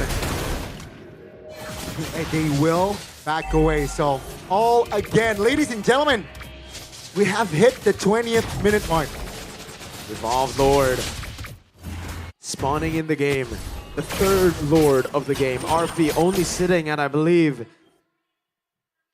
was that just 10? At least guaranteed 10. I don't know if he got the stack right before. Would love to see his stacks right now. But it is not 20. That's for sure. He died after getting 1 kill. Onyx with a gold lead, but it's a bit irrelevant now as we get into the 21st minute of the game. Wave in the bottom lane, I think, will be set up by Skylar to slow push back towards Alter Ego. The wave will crash a bit towards Onyx side, and it is a small little win for Alter Ego's minions. That means it slow pushes Yazuke. Oh. That was close. Keep in mind, RP has the win of nature. So Kai needs to keep tabs on that. He does. 1,000 gold lead for Suns, a 3,000 gold lead for Lutping. And that has resulted in a full item instead of just the steel leg plates in the mid lane. Hijume, cannot proper repeat respect. Yeah, cannot repeat the same mistakes, right? Let's see though. Bottom side is pushing. Skylar shows Alter Ego. Will they use this advantage? I don't think so. They don't have enough time. They can't blitz, and the wave is very, very good now. Alec, a failed taunt, traction pulse! Ooh, Revitalized Pop loses immortality. Down goes Alec with the stun as well, and Sans finds the last nail to the coffin. Hijume, big tech charge. Hijume with a crown bot already now. Is actually been a tech charge with a flicker as well. Yazuki can be locked down. Well, oh my god, that's a puncture. Kai dodges away from the Petri. That's gonna be RP vulnerable. Sky gets the mega. 1, 2, 3, 4 members of Alter Ego are down, and Nino out of position. Onyx looks to end this game and double their lead. He's gonna have to chase Nino all the way. Nino not given a chance to recall. And Onyx control this game in the end. Match point for the Sky Kings. Well done, the defending champions. After a long fought battle, they're able to stay composed, and they will have match points. 1 game away in securing the grand finals. 1 game away in securing a ticket to M7. It's so tough. Alter Ego tried everything. They went in. They did really, really well. That flank, or sorry, that initiation from Hijume. Sans was a sliver of health away. That was so, so close. He popped in a winner as well. It was played perfectly. But apparently, Onyx can play even better. Kai with the punish there in the end. Oh. What a dance. They were too scattered. They were too scattered. They look for those moments, and it almost did. GG for game number 2. Now the question is, are Alter Ego tilted after going for a gimmick pick, cheese pick in game 1? Sure. In game 2, trying your best strat. Not able to close out the game. So close from it too. Outplayed. Game 3. Can they show up? They need at least one.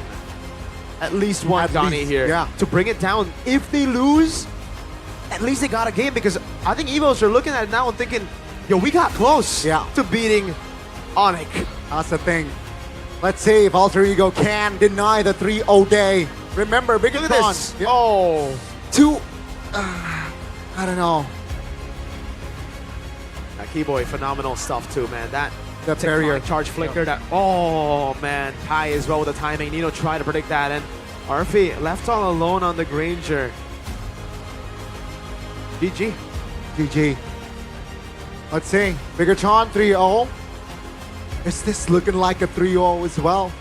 Oh, a day full of sweeps. Something we haven't seen not a single time in the playoffs.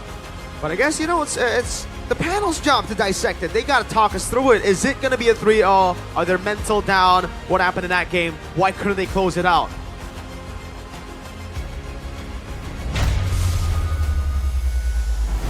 One game away from making their way into the M7 World Championships. Onyx, they were absent last year, and they are set to return if they are able to close it out with a 3-0 fashion.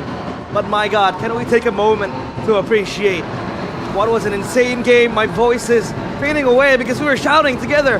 That Lutpi outplay, Keyboy with the tech charge, Hijume making plays, Nino stepping up to the plate. Arfi securing the kill. Well, 1v1 against Kyrie. Oh man. And Nino, a lot of doubt was thrown at him when he picked up the Yuzong. His Yuzong isn't the best, but he proved the haters wrong, even if it was Onyx still closing out the game. Yeah, in the words of Gordon Ramsay, finally some good freaking food. Bro, seriously. He made sure that Sans did not play the game, man. This is how it's supposed to look, but this was unreal. What is that outplay, my guy? I've been saying, man, in the match against Evos, this guy was single-handedly deleting the backline. You're seeing again that lapu-lapu performance come in clutch for Onyx. People need to start respecting Lutfi. Give him the appreciation he deserves.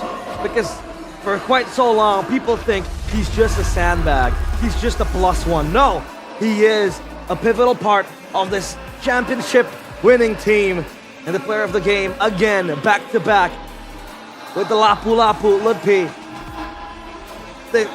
He was insane. Apart from that outplay though, what else can you highlight from Lutfi in that game?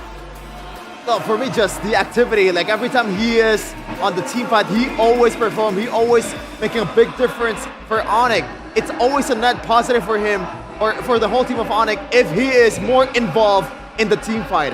And my goodness, he is playing with the limits. He's playing with the spell flaps really, really well. He almost made a lot of mistakes too, but in the end, the calculations were there, and he was able to prove that he is no longer the weak link of Onyx. Certainly is the case, man. Every single team fight, you can see the impact. Here's the player of the game highlights by our official tournament smartphone, the Samsung Galaxy S25 FE. And look at the fights, man. It's so dynamic.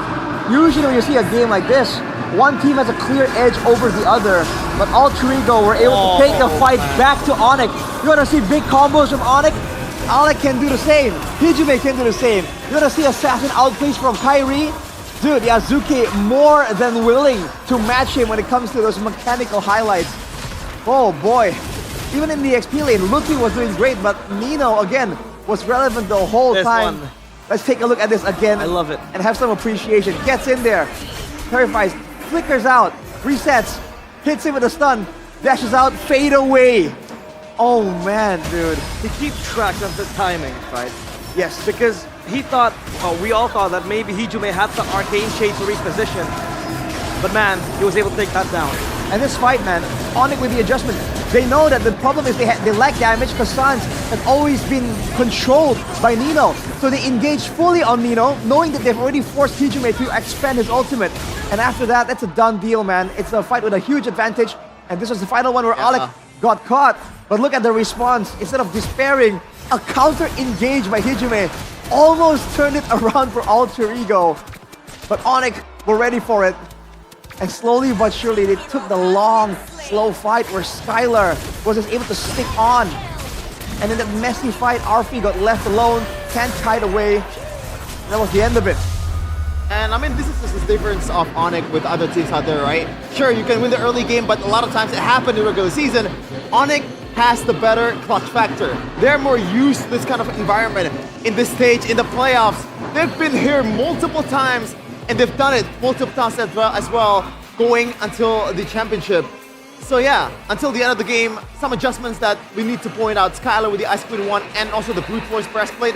That is just the perfect item to counter the Granger. 1v1 situation, especially with Arfi without a boots, that is just a death sentence. Usually you counter a Granger with an Airtel, right? Why? Because you cannot use the Rhapsody as well because the target is always moving. In a way, this Esmeralda is an Airtel but melee. And it also has a lot more HP bars as well. Oh man. What a game. This is just amazing. The longest game in the playoffs so far, I believe. 23 minutes.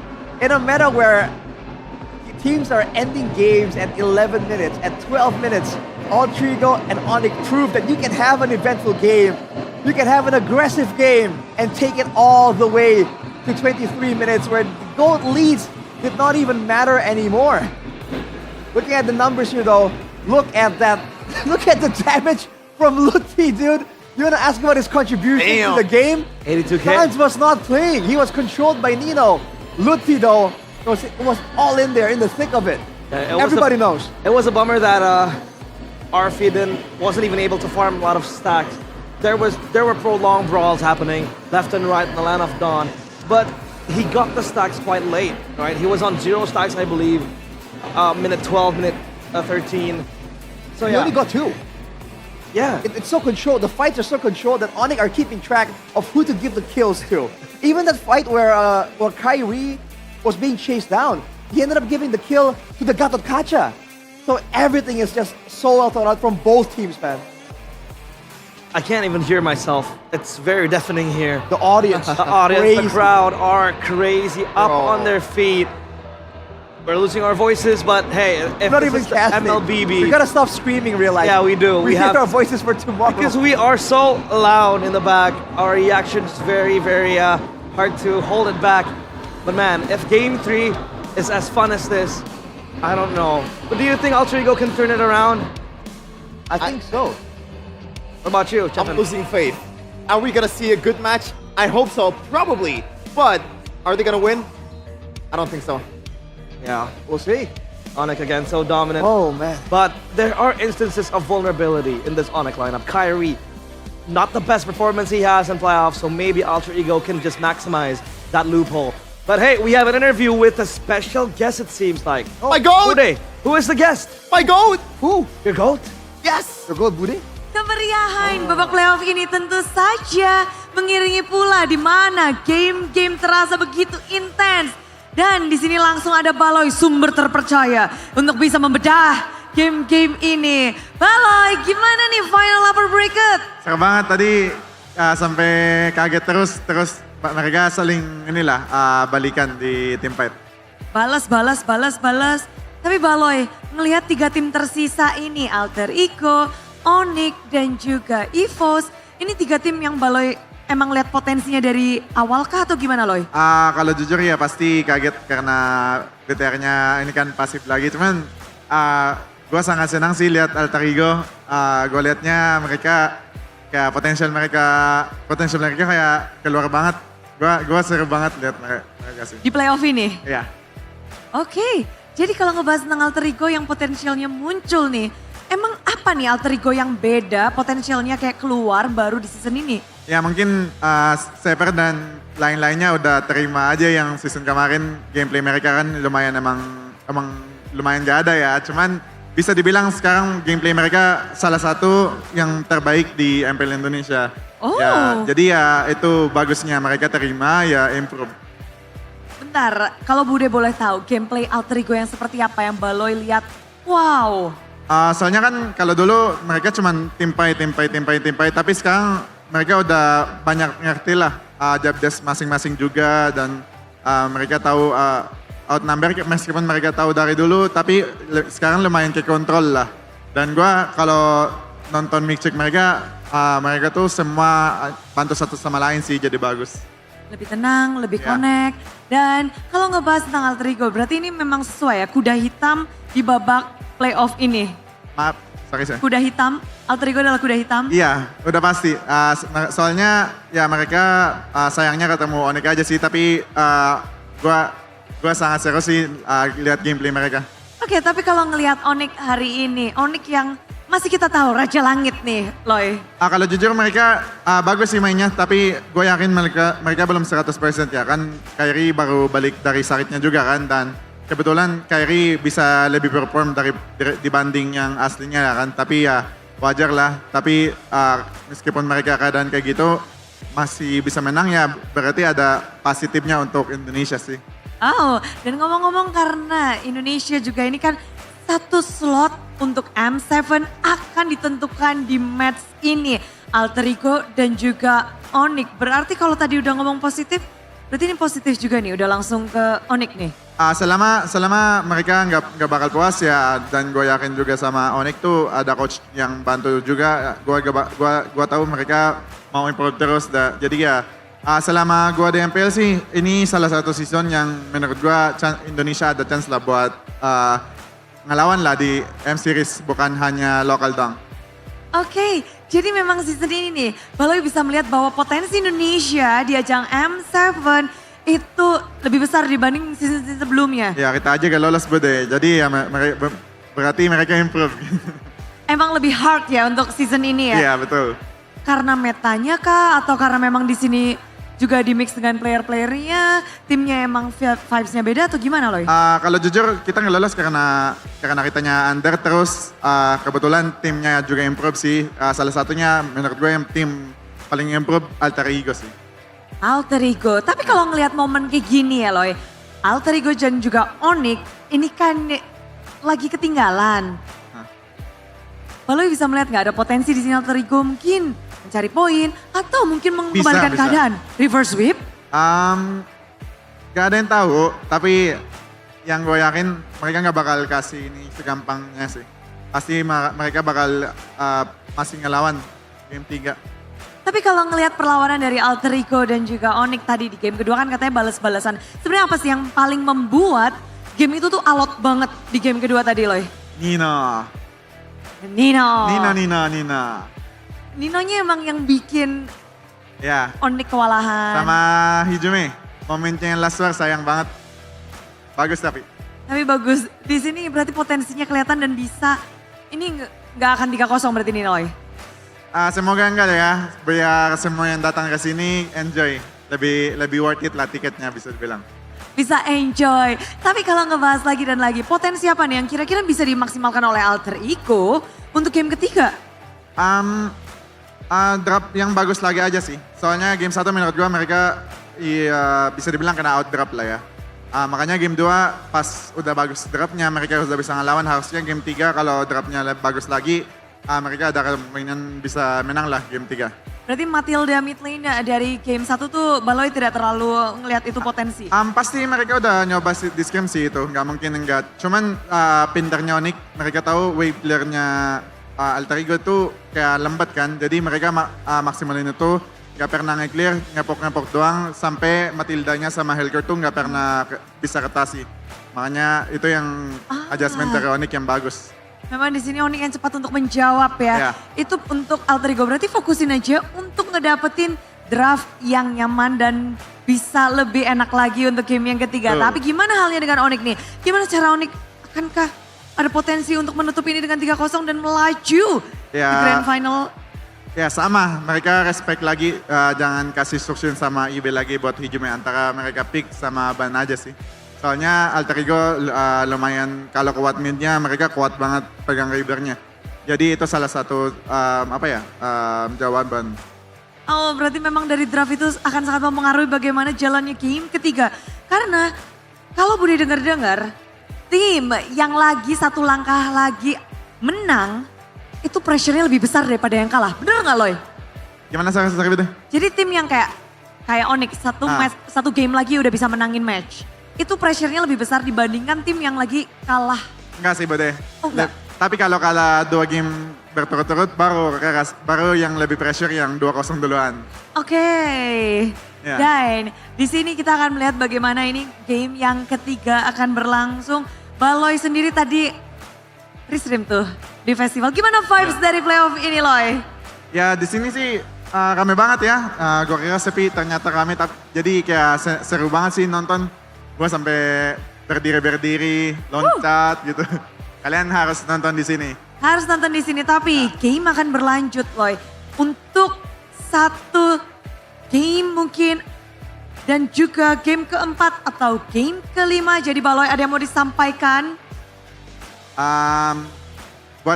Buat semua, good luck, kasih yang terbaik. Semoga ada team fight lagi yang seru-serunya. Ditunggu tim fight seru-serunya karena pertarungan belum usai. Alter Champ masih membara tentunya, namun Sonic di sini pun bersiap untuk bersorak-sorai. Jadi sambutlah game ketiga Best of 5 Series untuk menentukan slot selanjutnya untuk Grand Finalis dan juga M7. Semuanya masih bertarung, inilah dia untuk Upper Bracket Final. Alter Ego dan juga tim Onyx.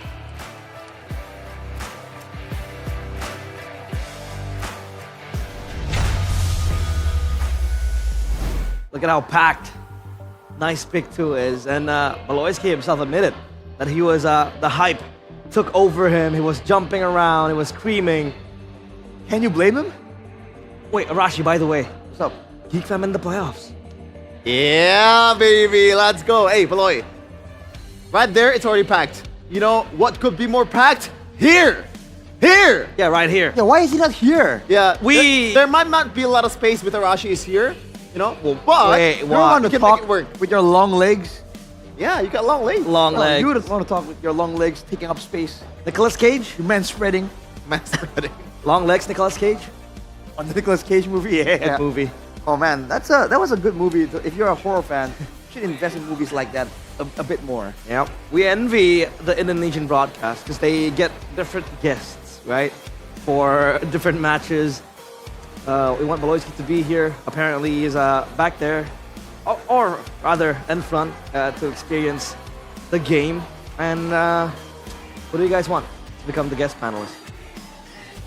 We should invest in some like players and coaches. I'd love to have Sanford. Tell them a bit more about actually being here, right? Invest in people like that so you can make this show a bit more interesting. Yeah. But if you want your life to be a bit more secure, you invest in UBS Gold.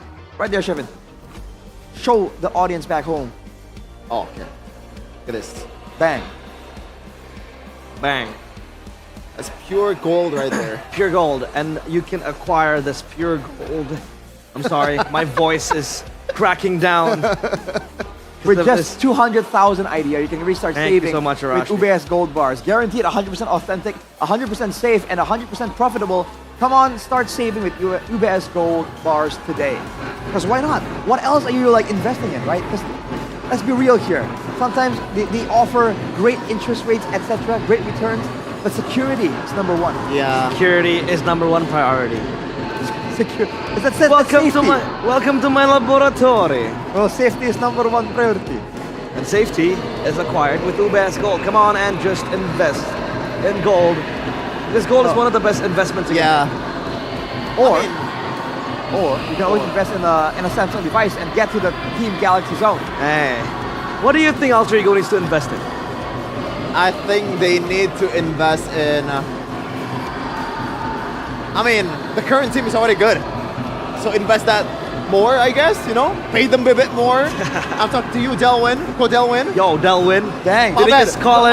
No honorifics. No honorifics. Hey, wait. No honorifics. It's the English. No, sir. The No, mister. English comes through, all right? He's straight up, just like mention the guy's name. Go Delwyn. Yeah. Call them out. Call them out. He's like 10 years older than you. Cut the broadcast. I don't want to be assassinated. Assassinated?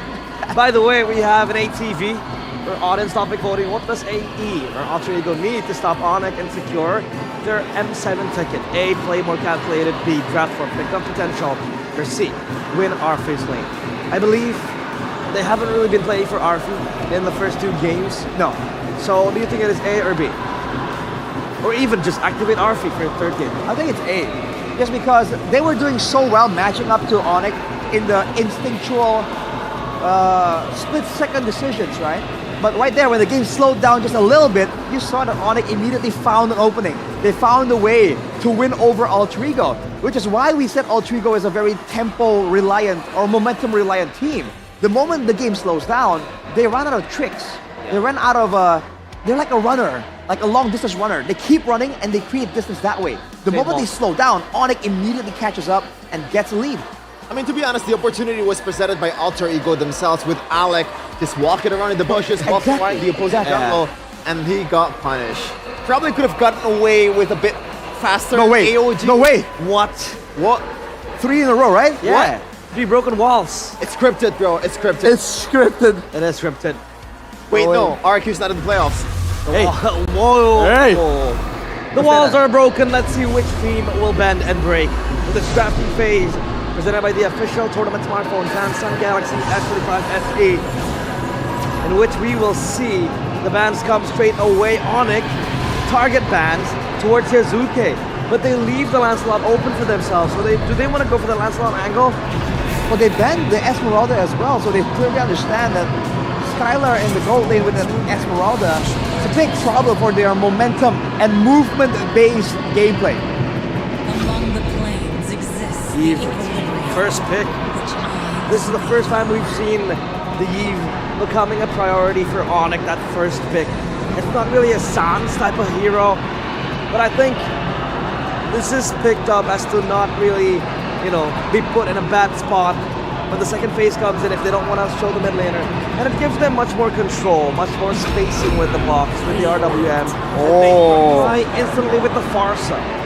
I think that's a good plan. Multiple times Keyboy has been the most notorious Grok player in Indonesia, and he showed his capabilities before this. And Alec is no slouch either in the Grok, so why not? And the Farsa, I like it because it's not necessarily a counter towards an Eve, but it holds out quite well in the laning and also in the team fight against an Eve. Well, here's the thing though, without a Valentina available for the pick right here, because of the Eve already shown here, these are big ultimates that Ultrigo are collecting for themselves. Tectonic Charge, better airstrike. Usually a Valentina will be a good answer to steal some of these tools for themselves. Regid comes in though, along with the Yu Zhong, so a good balance of brawl and sustain here for Onyx, more so than Ultrigo actually. Yu Zhong, Fredrin. Is this the first Fanny in playoffs? Fanny for Yuzuke. I think we saw one once before. Yeah, we saw, I think it was Ray. Yes, it Day one. Okay, yeah. By the way, Fanny is the hero that Yuzuke picked up on his debut for Alter Ego. The regular season, I think it was a loss, but yeah, it seems like Yuzuke has to redeem himself with this Fanny. We heard from a lot of people that Yuzuke's Fanny is not to be trifled with. Now Onyx are gonna attempt and see if they can actually beat it. I can't hear myself, by the way. I really can't. The crowd is erupting. Well, it is a risk either way for the Fanny because, yes, the ceiling is higher than any heroes in the game, but the floor is also lower than everyone else in the game. One mistake, even though you're up 5k gold lated, if you lose out on the purple buff once, that is 2 minutes of window lost in team fights. Your capability will be just lowered by half, even more, actually, if Fanny does not have that blue buff. Madame and also Kalea, it seems like they want to go all in on the Fanny comp here. Look at the respect though, immediately they pick up the Yu Zhong, they ban out the Lapu Lapu. They do not want to deal with jumping in. The Arla though, the signature hero for Nino is still available, but right now not a lot of combos to allow him to get the resets on the Vengeance. Exactly. The Lapu Lapu is actually very strong for Lutpi as well. Now they want to ban it out because they have the Yu Zhong split up open. And fight, especially when the Farsa is available over there, Glue as well. But they want to give a good matchup then. Right, they want to let the Yu Zhong prosper for Alter Ego now. They pick up. They go for the Harith, safe option. Especially up against the Yu Zhong, up against the Fredrin. And yeah, Onyx, last two picks. How do they address this Fanny? Oh, this is a mobility gameplay, man. Alter Ego have so many more ways to get in out of fights. Although against the Yu Zhong, especially for the far side here, the hands of Hijime, you're gonna be chased down by the Black Dragon. It's gotta be Ruby, right? I'm thinking of wait, Ruby is available, yes. But it is utility jungler, so they kind of lack King a bit of damage. Normally you want to have some marksman or some consistent damage in the gold lane if you pull off I think a Claw. this utility. What about a Claw here? Elaine's okay against the Harith. I guess. Oh, they go high low, they need bodies. They go for the Granger, yes, Granger's still available. Front to back, man. It's a full front to back. There's gonna be zoning available through Hijime. If Yuzuke can make this Fanny work and get some flanks, get some dives in, get some actual assassinations, this comp can work for Alter Ego. One more pick here. Alice? Oh! Against the Yu Zhong though, it's a tough matchup, but Alter Ego might want to take that gamble. It's actually not that bad of a matchup. I've seen Randy hold his own quite well in the lane against the Yu Zhong. It's a good combo with the Fanny too. Yes, we saw it, I believe Shogun and Nile, rest in peace to both of them, at least in the playoffs, you know. They pulled off the Alice combo in the Fanny, and they were able to win out in the objective game, even though Fanny is, on paper, not a good hero in the objective part. One last pick for Alter Ego, yes it is. Good call, good spot. Alice, in the hands of Nino. Alter Ego on the precipice of defeat. They'll have to face the wrath of the White Tigers down below if they lose this match. Onyx, one step away from making yet another appearance in the M Series, in M7 particularly. Let us see if this will be a battle to the death. Mirko, Goni, is it gonna end here? It is gonna end here, realize. Not in the way you expect though, because Alter Ego might get a game. It might be the end of the loss streak, the game loss streak for Alter Ego. I think they've got the perfect composition to get it done. Now, the only question for me, can they execute it? Do they have the mental capacity to come back from a 2-0 beatdown from game 1 and game 2? If they want to make it M7, they gotta prove to the viewers back at home, the fans, and even to Onyx and themselves that they can stay in this game. Ladies and gentlemen, welcome to game number 3. This is still at match point for Onyx. Let's see if Alter Ego, with this composition, can force a game 4. Let's do it.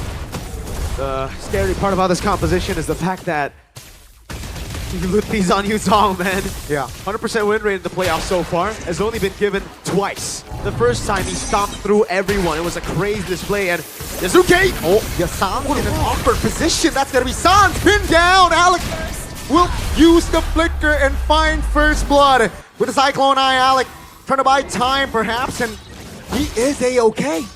Good stuff from Alter Ego early on. The kill pressure is definitely on them, and Sans got picked off. He also utilized the flicker, revitalized the Sano Yazuke on the cables.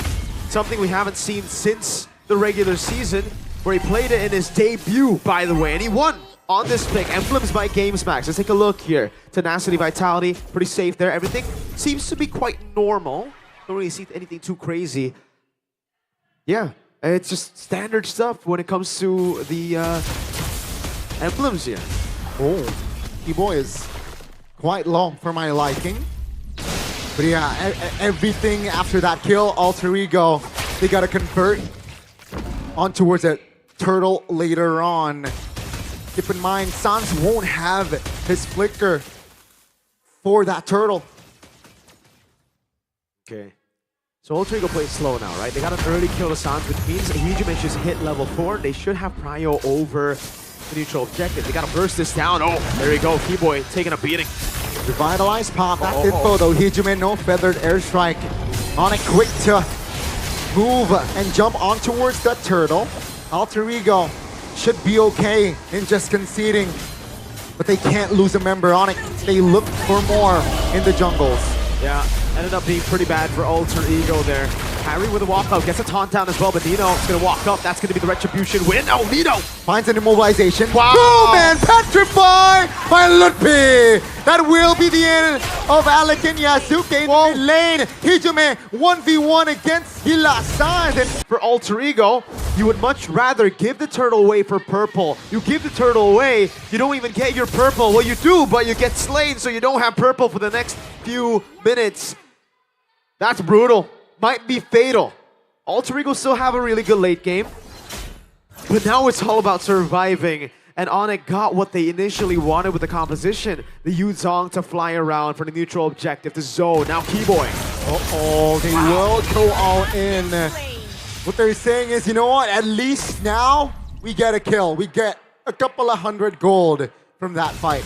That's why I was quite surprised that Alter Ego actually decided to go for the feather airstrike over on Keyboy after getting mid-prio. I thought they would use that time to, yes, threaten the turtle, but Yazuke would still be on the purple buff. He needs to take it. Instead, they try to burn. I think it was a trade that they were thinking about. We get the horse, you get the turtle, we get the purple, and then we look for trades elsewhere. Okay, that was an attempt there by Yazuke. Great reaction from Lutfi. All fine and dandy, especially for Onyx. They're leading almost 1,000 gold. And keep in mind, Arfi and as well as Skylar, they're, spell item check. Skylar already with the Sky Piercer. Wow, early Sky Piercer. Well, it makes sense right now because they are going to be playing for turtle number 2, and it's going to be the group up for Onyx. They want to play it Ube style, play for the front to back, play it clean front to back. Alter Ego need to get that immobilization. Nino will have the flicker in 3. This is the combo we saw from PTR, also against Onyx, by the way, with the Fanny Alice. If Nino gets a big Throne Ruin, that's free for Yazuke, who has purple buff. What will Alter Ego do? Black Dragon form committed. Skylar is in the vicinity. Alter Ego will concede again. Nino, gotta be careful here. Takes a beating. Alter Ego looks for the re-engage. That's a tech charge. That's a crowd control. Down goes Kyrie. Down goes Nino as well. But it's a good trade. Oh, Petrify! Lutfi gets another on top of the turtle. Alter Ego, we're in desperate need of a kill on a prio target, but Skylar read it to perfection. Something that caught him in the regular season will stay in the regular season. The man's locked in, has the Sky Piercer, got a kill on that Sky Piercer too, so is online very early on, 10 stacks. Man, shout out to Lutpi, right?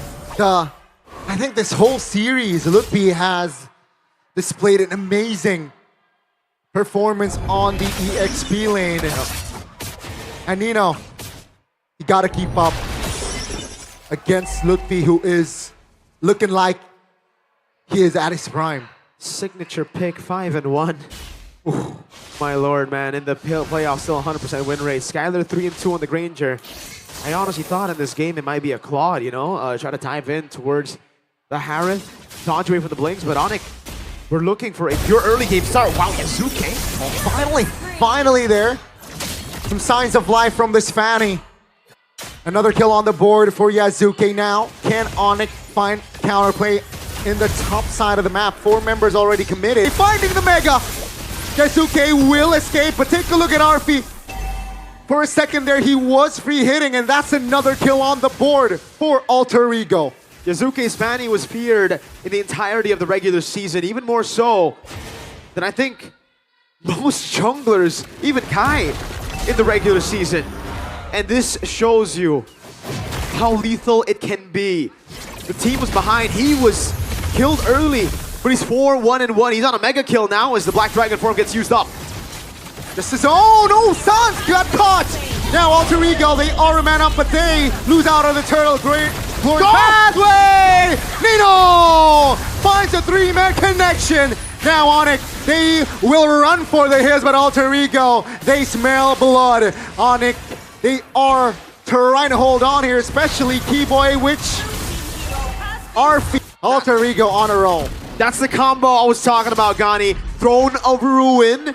You are caught lacking once and you will die unless you have Wind of Nature, obviously, and that is not the case here. You're 7 minutes in. There's no way you would prioritize Wind of Nature over your core items on Granger, Feathered Airstrike, on Takai, Yazuke. Fine. He's able to keep his distance right there. But yeah, that fight right there, that sequence was huge. Ooh, Yazuke! Ooh, the gamble there almost cost him. But Alter Ego holding on. Super quick on the Fanny, man. Just a small mistake there and he would have died to Skylar.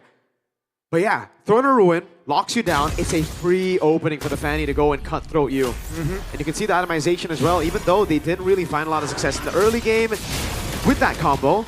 They needed to play with it. And now you're seeing the fruits of their labor, or the fruits of the composition. Melfic Roar and the Hep to Seize. That's a Dominance Ice Rush for Alec. Just for the Yuzong healing and the Fredrin, plus the Revitalize too, so you get a lot of value on that. Hijume is gonna do some proper damage on Sans and Skylar, and the difference is... Oh, Hijume! Uh-oh, is this a mistake? That's a taunt, that's a glorious pathway, real world manipulation. Hijume, a big blunder! Just because he wants to have a say. That's a big one. Oh man, the Alter champs, the coaching staff, even I think his teammates will be shaking his head. Even Hijume, I think, will be shaking his head after that one.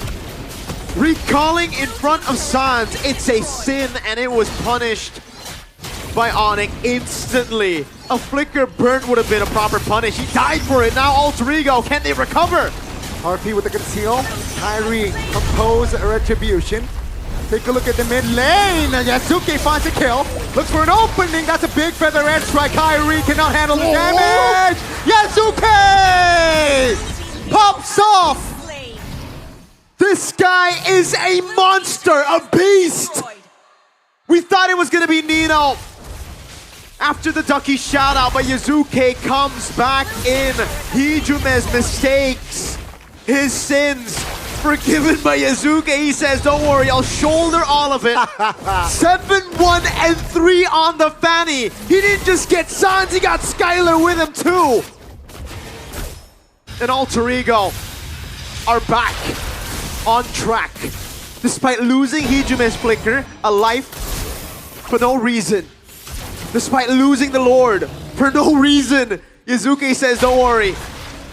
It isn't like the last few seasons. Now you've got me. I'll avenge you. Said Yazuke. And that Lord was a net negative for Onyx.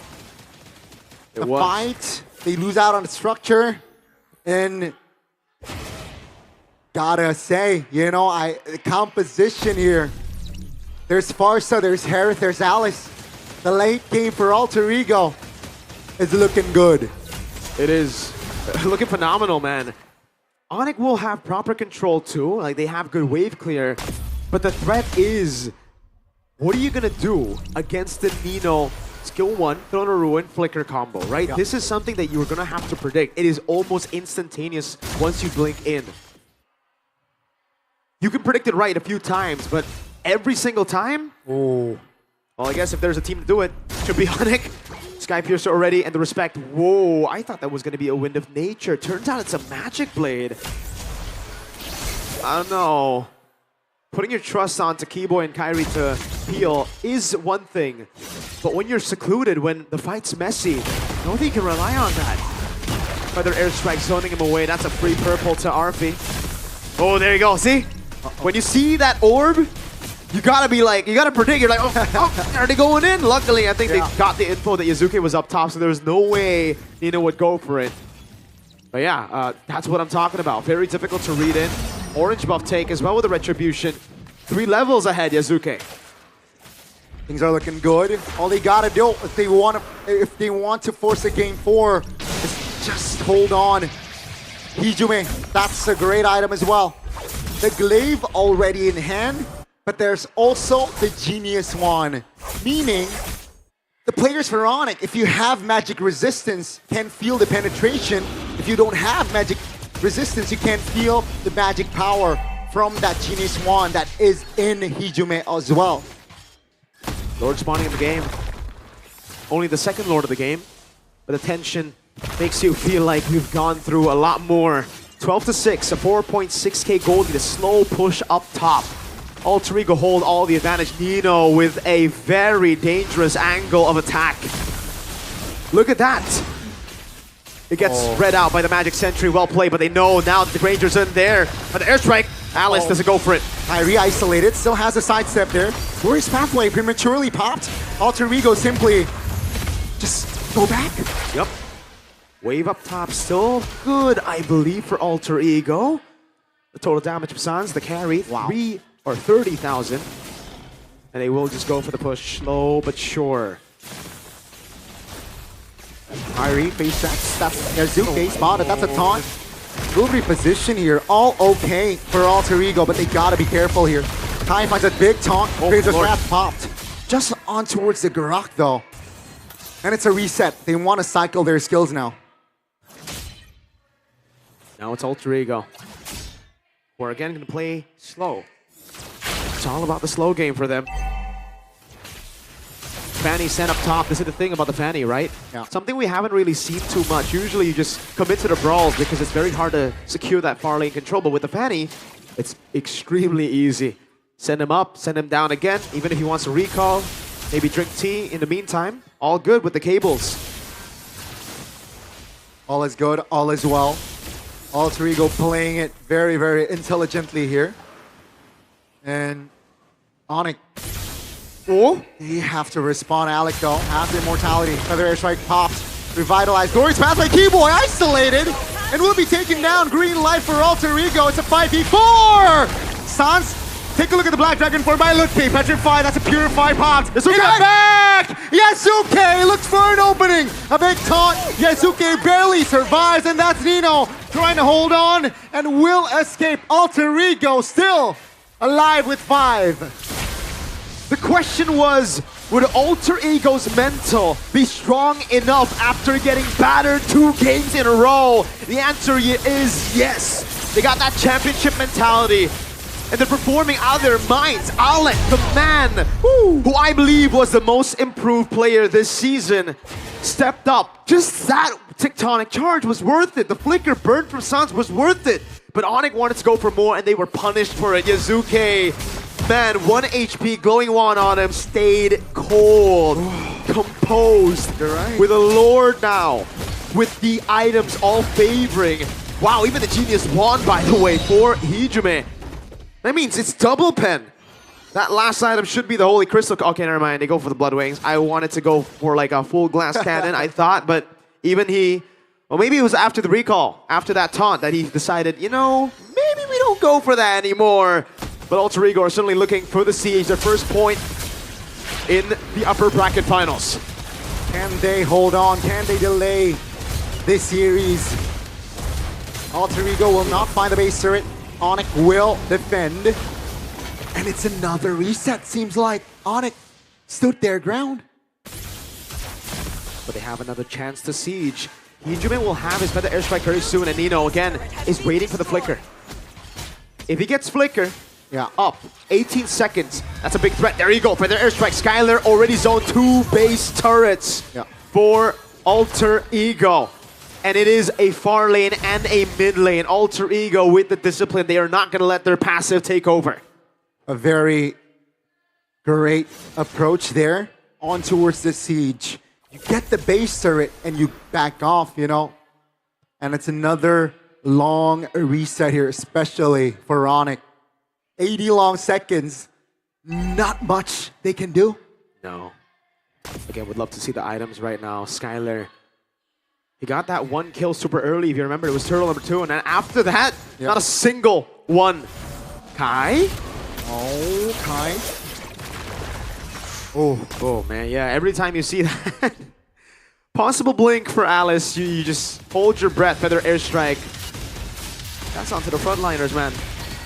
Keyboard's taken almost half. Almost half with 3 shots, not bad. Hyunjumin, if it was Holy Crystal, by the way, would have been half. Just gonna say. Maybe next. Maybe next. Also, maybe another defensive item. You might need an Immortality or a Winter Crown. Maybe. But yeah, with spells up here, especially from the side of Alter Ego, and I mean, Onyx has all spells active as well. I think they're ready for a fight. 20 seconds on the clock here. I think Onyx will take the gamble. Yeah, for a while though, Nino's been a bit too quiet, you know? A bit too quiet for Onyx comfort. Usually when you're ahead on the Alice, you just go for sets and sets and sets. Nino has been I mean, he's a very experienced predator. He knows how his prey plays the game, right? Especially Onyx, very easily they adapt to those kind of constant sets. So that quiet Alice is a very scary one. As he looks for a position, Yazuke, whoa! They're going all in onto his Keyboy. Revitalize pop. Yazuke, Petrify lands, but that's Yazuke repositioning. That's so big, Gani. That is amazing for Alter Ego. Revitalize, Glorious Pathway, Petrify as well. Down for a whole minute. Alter Ego know they have the resource advantage now. Top lane's pushing. If they could bait just one more big ultimate, it's free. A Black Dragon form, a real world manipulation. One of those, and it's free. Might be free anyways. Oh, Nino! 3-man set, no follow-up, and Kai goes down. They're looking for Skylar, and as of now, it's Onyx keeping it tight. But without a retribution, Alter Ego says, hello, Lord, let me take you. A bit too far for Yazuke to think about it without purple buff, so he had to save his resources. He knows that Skylar has Rose Gold, has Winter Crown. It's not going to be worth it if he uses all those resources on him, and he would deplete his energy, giving a chance to Onyx to take a kill on him, a big bounty on him. So instead, he backs away. They've utilized enough. They've gotten enough for a free Evolved Lord. Alter Ego siege down 2 base turrets without an Evolved Lord. Now they will have it. Now they'll have that dive as well. What they won't have, however, is a flicker on Nino. Looking good here. This might be the end angle. Alter Ego with this Lord push. They might force a game 4 here from Onyx. Ladies and gentlemen, can Onyx defend? They have enough damage profile, but if you see Alter Ego, their killer instincts are definitely on. So it's a swap back for Skylar, by the way. Had the Winter Crown, is back to the Rose Gold Meteor here. It's going to be the Athena Shield pickup for Keyboy before we start the siege. Alter Ego are looking for the end. Bottom lane will for sure go down. But the base, how's that going to go? Keyboy! Towards Pathlight, towards the back. That's going to be Alter Ego, though. Eno in the back. Stunning 3, not enough. Eno goes down. Now they got to lock in the base. Yazuke finds an angle, looks for Keyboy. Alter Ego, they cannot end. Onyx still stands with 5, and ladies and gentlemen, they are the defending champions for a reason. They have defended. Just a game win, Alter Ego. Just a game is what they're thinking, and Onyx are not gonna give it as easily as that. They built a composition that does well early, yes, sure, but can stay stable all the way to the late game. They've got great wave clear. As long as Skylar and Sans are safe, the Rose Gold Meteor, the War Axe bot with the boots sold for Skylar has gotten him enough safety to make those plays. RP, good respect. Instant Zaman Force, no hesitation there. They gotta be very, very careful. That's Nikai forcing the flicker out. Yazuke. Oh, looks for an opening there, doesn't find it. And it's another reset. Wow. Ladies and gentlemen, for the second time back-to-back, we have reached the 20th minute mark. And Alter Ego 7,000 goal lead. Sans! Ooh, great reaction on that flicker. Alec though now below 50%. Yes! Yasuke from the back! Look for an angle! Sans winner crown! But Skylar shuts him down. That's gonna be Sans off the board. Nino wants Skylar, who has immortality. That's a big stun. Keyboard in trouble. Alter Ego, they have the window. Skylar, he's done miracles. He's been able to provide, to produce it before, but it is not gonna happen here. Alter Ego will not go down in a sweep. They bring the series back to life. They bring themselves back to life. The M7 first ticket, first slot hopes is not dead yet. The upper bracket finals is still alive. And ladies and gentlemen, we are going to game 4. It's so hard to read the Alice. It's so difficult. And especially when you have to constantly be thinking about the lingering threat of the Fanny. And as I said, Gani, it's the quiet Alice. It's the Alice that hasn't produced any sets. Yeah. That's the most scary because you know that's a calculated predator, an experienced one that knows when to finally pull the trigger. When he did, it was 3-man immobilized. 3-man immobilized back to back. One before the Lord when they got it, and then one after, earlier. After Yazuke baited out those resources, after the Predator airstrike with the Tectonic Charge baited out the flicker from Sans. Nino is a beast. Coach Ducky, that's facts. And now Alter Ego are back on track, you know? It's not done yet, obviously. No, but they are. Yeah, but from 2-0, really could have been a 3-0. Alter Ego. Woo! That was a good one. That really was. My MVP is Yazuke for sure, man. There ain't no way it ain't Yazuke. 7 kills, what, below minute 8? And especially after Hijume's mistake, if it wasn't for Yazuke, that could have been a 3-0 right there. Man, the panel will definitely have a lot to talk about. I know for sure I would be yapping. And again, look. The silent Nino. Bang. Boom. Oh. Beautiful. And Yazuke, he was so safe, so stable the entire game, Gani. The time he decided to sacrifice himself was also the perfect time. He knows that, all right, all I need to do is bait out that flicker, bait out those resources over to win a crown from Sans, and then my team will take control. This guy's special, man. We saw a glimpse of how special he could be. Zephyr, he grew that. He developed this talent to be what he is now in the panel. We'll have a lot to say, so we're going to throw it over to them to dissect game number 3.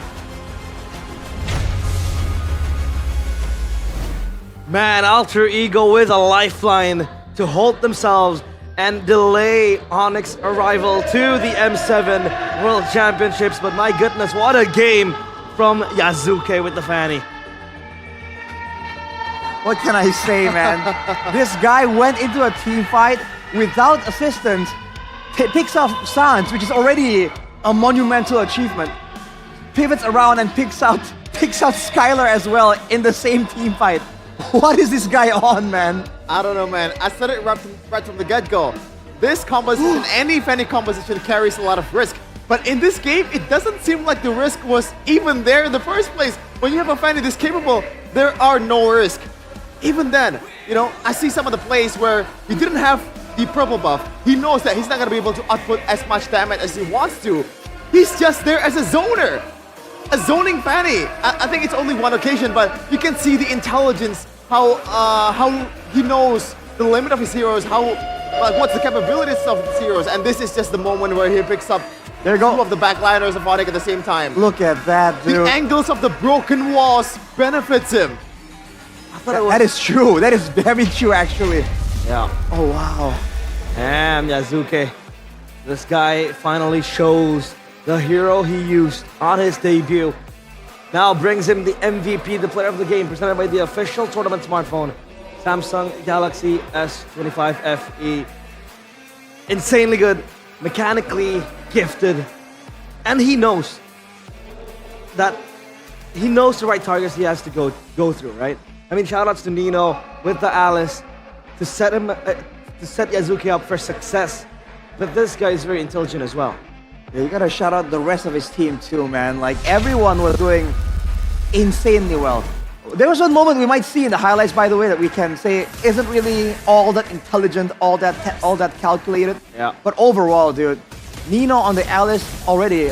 I thought against Luki's Yuzong, it might struggle. And in the early game, I thought with Onyx doing so well, man, this was it. Alter Ego was gonna get swept. And then they turned it around somehow. In true Alter Ego fashion, they have the higher burst damage, so they have more pick off attempts available, and they use that to get a bit of an advantage. Get that ultimate, dude. Nino definitely making the clutch plays, and afterwards, with everyone following up, being so united, so disciplined, they were able to crawl back from that horrible start, and then make it a defensive game for Onyx. And slowly but surely, Sans, Skylar started feeling the pressure and the danger of Yazuke. And like you mentioned, Shevin, sometimes he doesn't even need to get the assassination. Being in the general vicinity, enough for everyone to just be on high alert immediately. Yeah, and he got away with a lot of like close to death situation, man. I think, no, not this one. Look at this. That's the zoning pattern we're talking about. He went behind. Shout out to Onyx for this base defense, by the way. Like, I didn't expect them to be able to defend this. With the Evolve Lord, with how much snowball the Fanny has, and this is the nail in the coffin, the icing on the cake. A lot of damage being put out by the Fanny. He did get killed in the end and gets the shutdown for, I believe, Tyler, but it doesn't matter. His teammate is living to tell the tale and finish the job for himself. What a game, and what a draft 2 from Sever and Alter Ego. They know they want to build with the Cap Fanny composition. That is why the Farsa comes through. That is why the Grok is just the perfect roamer to have, because the setup is instantaneous. You know, you're not picking a Eve, you're not picking a Kimmy in this kind of occasion. You want to have burst damage, you have a hero that, you want to have a hero that plays with a window and I guess like, big damage window too. And again, you also have to give credit to the players once again, not just for the crazy mechanics we saw, the crazy outplays, but also the discipline. This is Alter Ego, the team that for the longest time had this passive, right? They would do well, they would dominate and fall flat on their faces. That does not seem to be the case any longer. Against Onyx, they were able to withstand the temptation to overextend. They're able to make sure that they kept things cool, calm, collected. And Onyx, the team that always finds a way, an angle somehow, finally for once looked like they were at a dead end.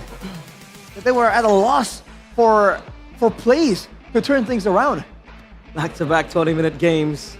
And I think... I'm not even complaining. The longer the game goes, Alter Ego is kind of favored as well, because the Harith obviously a late game insurance, and I do agree. Burst damage arrives in time. Dude, Farsa too, for Alter Ego, the Farsa as well. But man, we also need to give a shout out to Nino, right? Very, very underappreciated in this game. I think he got a few moments where the sole existence of that orb threatened Onyx. They were like, for sure, is he gonna jump in? Is he not gonna jump in? Is there gonna be a 3-man Thorn Ruin? I think that is just so good coming from Nino. That presence that he has is very, very solid. Because like what they're doing is basically zoning people with kill potential.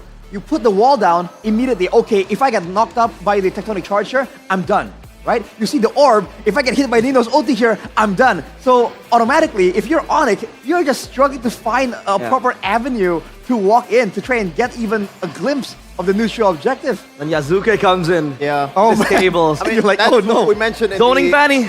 in the drafting phase, right? The combo of Alice and also Fanny. BTR pulled this off, and Alter Ego, like I gotta say, maybe perfected it in this case. But shout out to all the damage dealer in the backline as well for Alter Ego Esports. Pretty much the whole team played, you know, very good. Hijime, if you take out that one instance where the recall. he feels the silence inside him, he's playing a good game. The pokes, the evidence, look at that in the previous screen. He's topping the damage chart. To be expected, but shout out to him as well. Arfi didn't die a single time. He went for the Calamity Reaper and also the Talisman build. More cooldown reduction and also more damage as well. And I think that's actually a pretty good decision. Knowing that he has to have that ultimate ready at all times because you want to have that stability in the gold lane. Look at the items for the side of Onyx, man. They knew that the majority is going to be magic damage. Yeah. So technically, if you're a keyboard, this is such a tough situation to be in. He has the Radiant Armor, the Athenas, and he was still getting chunked. On top of that, if he's stuck alone, isolated by a wall, Yasuke has no qualms whatsoever about getting in there and slicing him up with physical damage too. So that seems to be the idea these days. Get a, let's say if you have a physical damage assassin, you want to get magical damage on everyone else so that the assassin has some more wiggle room to try and get some kills. We saw that from Evos earlier as well. They got physical damage and immediately the joy comes through. That really seems to be working quite well. It's very hard to itemize then, as Onyx in that game, I agree. For example, like a Fanny comes flying at you, what do you want to make? I think Karas obviously was done by Kyrie. Usually you'd see Fredrins go on a more aggressive build. And then you saw Skylar contemplating, should I get Wind of Nature as soon as possible? But the Granger won't have damage. He has to go for the Malefic Roar after the Hunter Strike with the Sky Piercer as well. So yeah, Alter Ego, man. The sheer presence of pressure that they had in that game was so immense. And now it begs the question, does Alter Ego have what it takes to pull the reverse sweep against the Sky Kings, known as the Mentality Kings? Onyx, they were able to pull it yesterday against EVOS.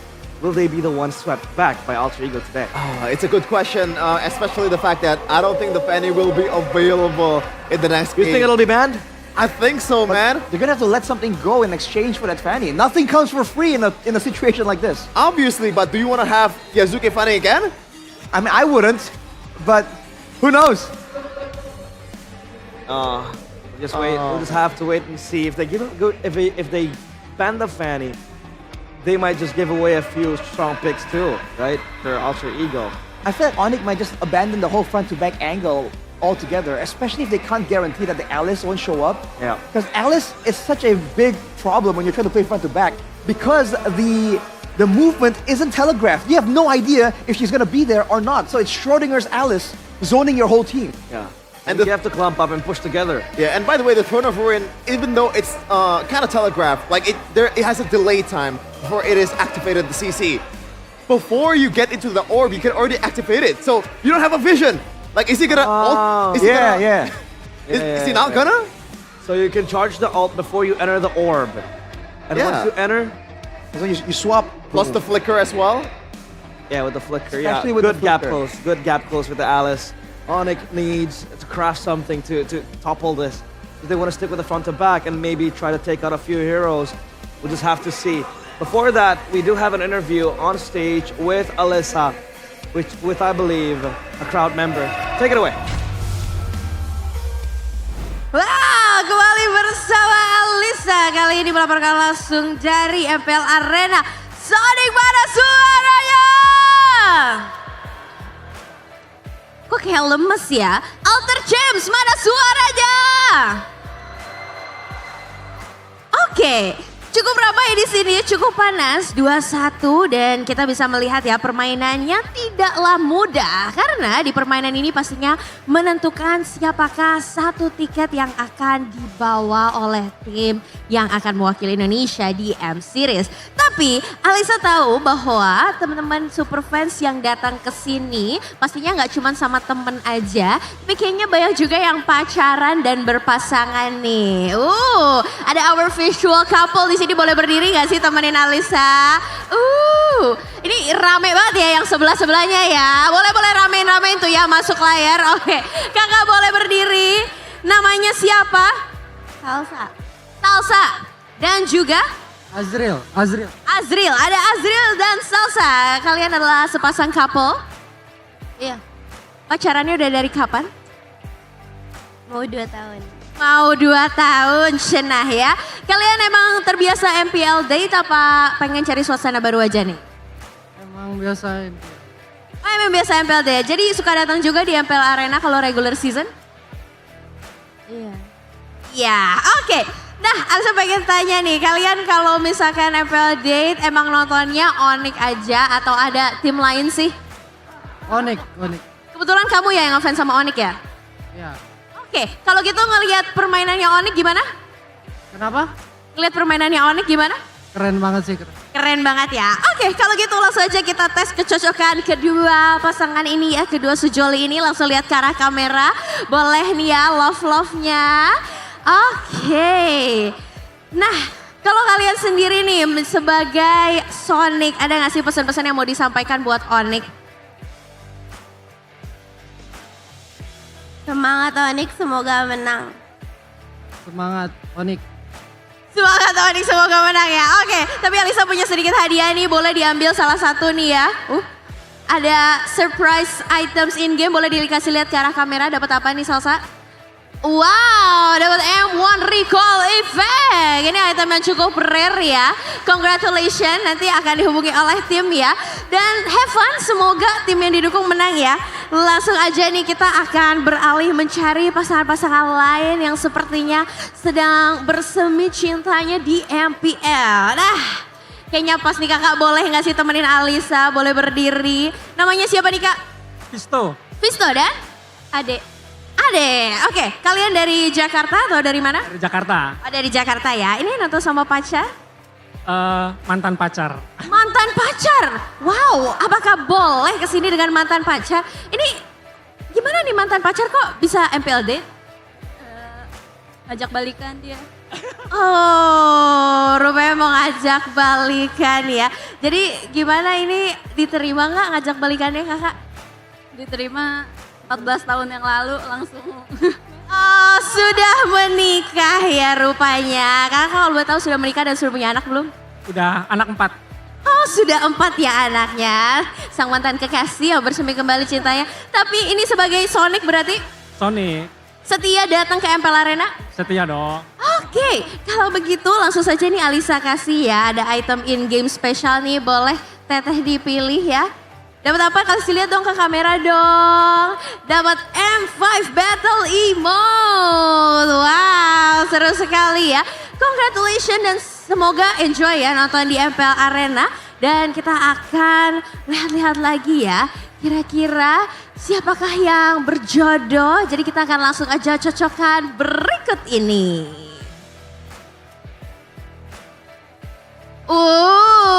Apipi, boleh dong love-nya. Ini diterima gak sih cintanya? Apipi, ini cowoknya kalem banget, cool-cool gitu ya. Boleh dong dikasih tanda ya, love. Boleh aku countdown ya? 3, 2, 1, love atau silang? Love atau silang? Ini kayaknya udah punya pacar ya masing-masing. Oh love, wow. MPL meter kita langsung 100% ya. Langsung kita datengin, kali orangnya ada di mana ya ini ya.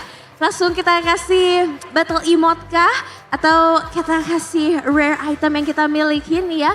Oke, kita langsung saja nih ya mengunjungi pasangan yang baru saja terbentuk di MPL Arena.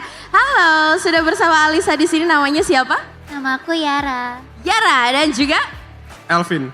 Elvin, kenapa kamu di awal kayak dingin-dingin sok cool gitu? Nyantai aja sih sebenarnya, biar asik aja. Biar asik aja, tapi Alisa boleh tanya gak sih kamu udah punya pacar belum?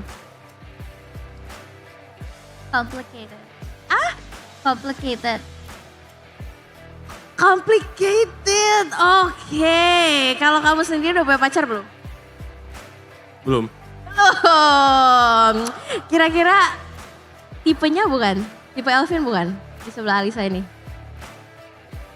Kita lihat ntar aja. Kita lihat ntar. Menurut kamu Elvin tipemu bukan? Ya, oke. Oke. Ini agak penuh keraguan ya. Tapi boleh dicoba nanti abis ini kenalan dulu dong. Salaman. Cia, Pipi. Nah sekarang Alisa pengen kasih sedikit hadiah ya untuk pasangan kita yang cocok. Boleh dipilih salah satunya nih. Diambil aja. Oke, langsung dikasih tunjuk ke kamera. Dapat apa Elvin?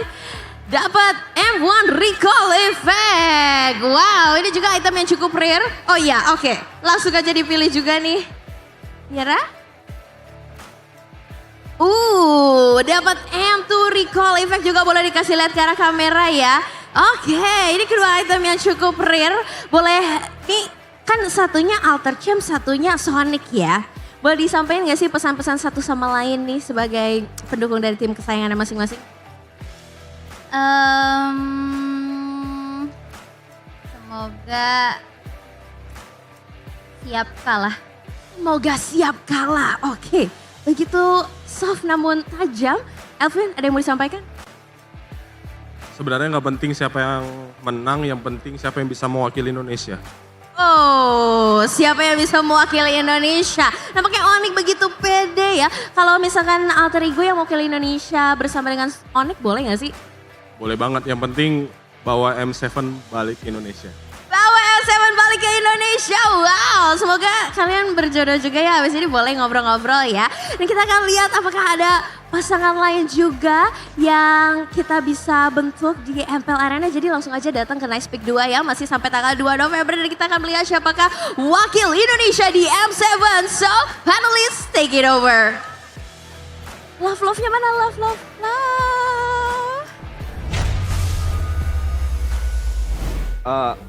Arashi, why are you giving me a thumbs up? Because I ain't giving you a heart, bro. I thought we were on an MPL date. No, that is absolutely not the case. Kevin? Nah. If it were Arashi, I would be willing to, but no, it's you. I mean, do it. Just move over. No, not with me, with him. That's what I said. Huh? If it's Arashi, I would be willing to. Unfortunately, I do not share the same sentiment, brother. Well, what if it's us both? Huh? I don't know if that makes it better or worse. I don't know. But the MPL date segment, it makes Chefin scream a lot. He's like, I should be the one standing there. It should have been me. Should have been me, because you know, CITV. By the way, producers, if you are listening to this, we do request if we go to a game 5, Chefin should be there. Nah. Looking for the one. Nah, I'm not looking for anyone, bro. Women. I'm not looking for anyone. No? Like everyone knows this. Even Bomb Bomb knows this. What is Alter Ego looking for though? They're looking for a comeback. Without a Fanny this time. Yes, sir. I wonder how crazy would it be if Onyx let it go? How crazy would that be? They get crowd control, they get the suppression, they get a chow, and they're like, you know what? We got this. They might let it go because they can hold back anymore. Wordplay. 10 out of 10. Onyx, second pick. So they are going to be on red side. This has been, you know, Onyx approach mostly. They want to go second pick. They want to go on red side to be much more reactful to what the opposing team will bring. But Alter Ego, they have first pick, they have blue side. So again, the question, will the Fanny be let go? I feel like it wouldn't be let go because again, there's a lot of heroes that Onyx were banning that wasn't really like full-on respect. Let's see how this goes. Random map draw though. Broke the walls? Is it gonna be yet another broken It might wall? actually be. Oh, it's not gonna be. Well, Dangerous grass. now that we're at the dangerous grass, does this make the Hellcurt more of a commodity? That's the question. Commodity, okay. Is it a want or is it a need? Let's just see. The Land of Dawn as the drafting phase, presented by the official tournament smartphone, Samsung Galaxy S25 FE. And the bans will come through. Wait, no Fanny ban. Oh, it's Onyx gonna be, it's Onyx. Oh, there you go. On first pick, I'm sorry. It will be the ones on first pick. This time around, the Juicin, Lee Sun-Jin, and the Fanny band, as expected. You know, for Alter Ego is the Baxia and the Grok. Again, the Grok has seen a rise in ban. Your team is picking. Yeah, the Grok has been so good these days. A lot of teams have been picking it up. We saw a ton of it in day one. And then, strangely enough, not so much of it. Day 2, occasionally in Day 2. But look at this now, Alter Ego got the Kacha very early on here. If we're going to the Mirko school of drafting, he likes the CC with the Gato Kacha. Usually it works out well, especially when the Tsushin, the main #1 pick for Mirko, isn't available. Yeah. Jusin is not there. Oh. They go for the Hayabusa. Hayabusa. Sanjo. That is interesting. They could have hide it in the Red 3, but they choose to go for it. It feels like they want to hide their cards in a way first to see what Onyx has to offer.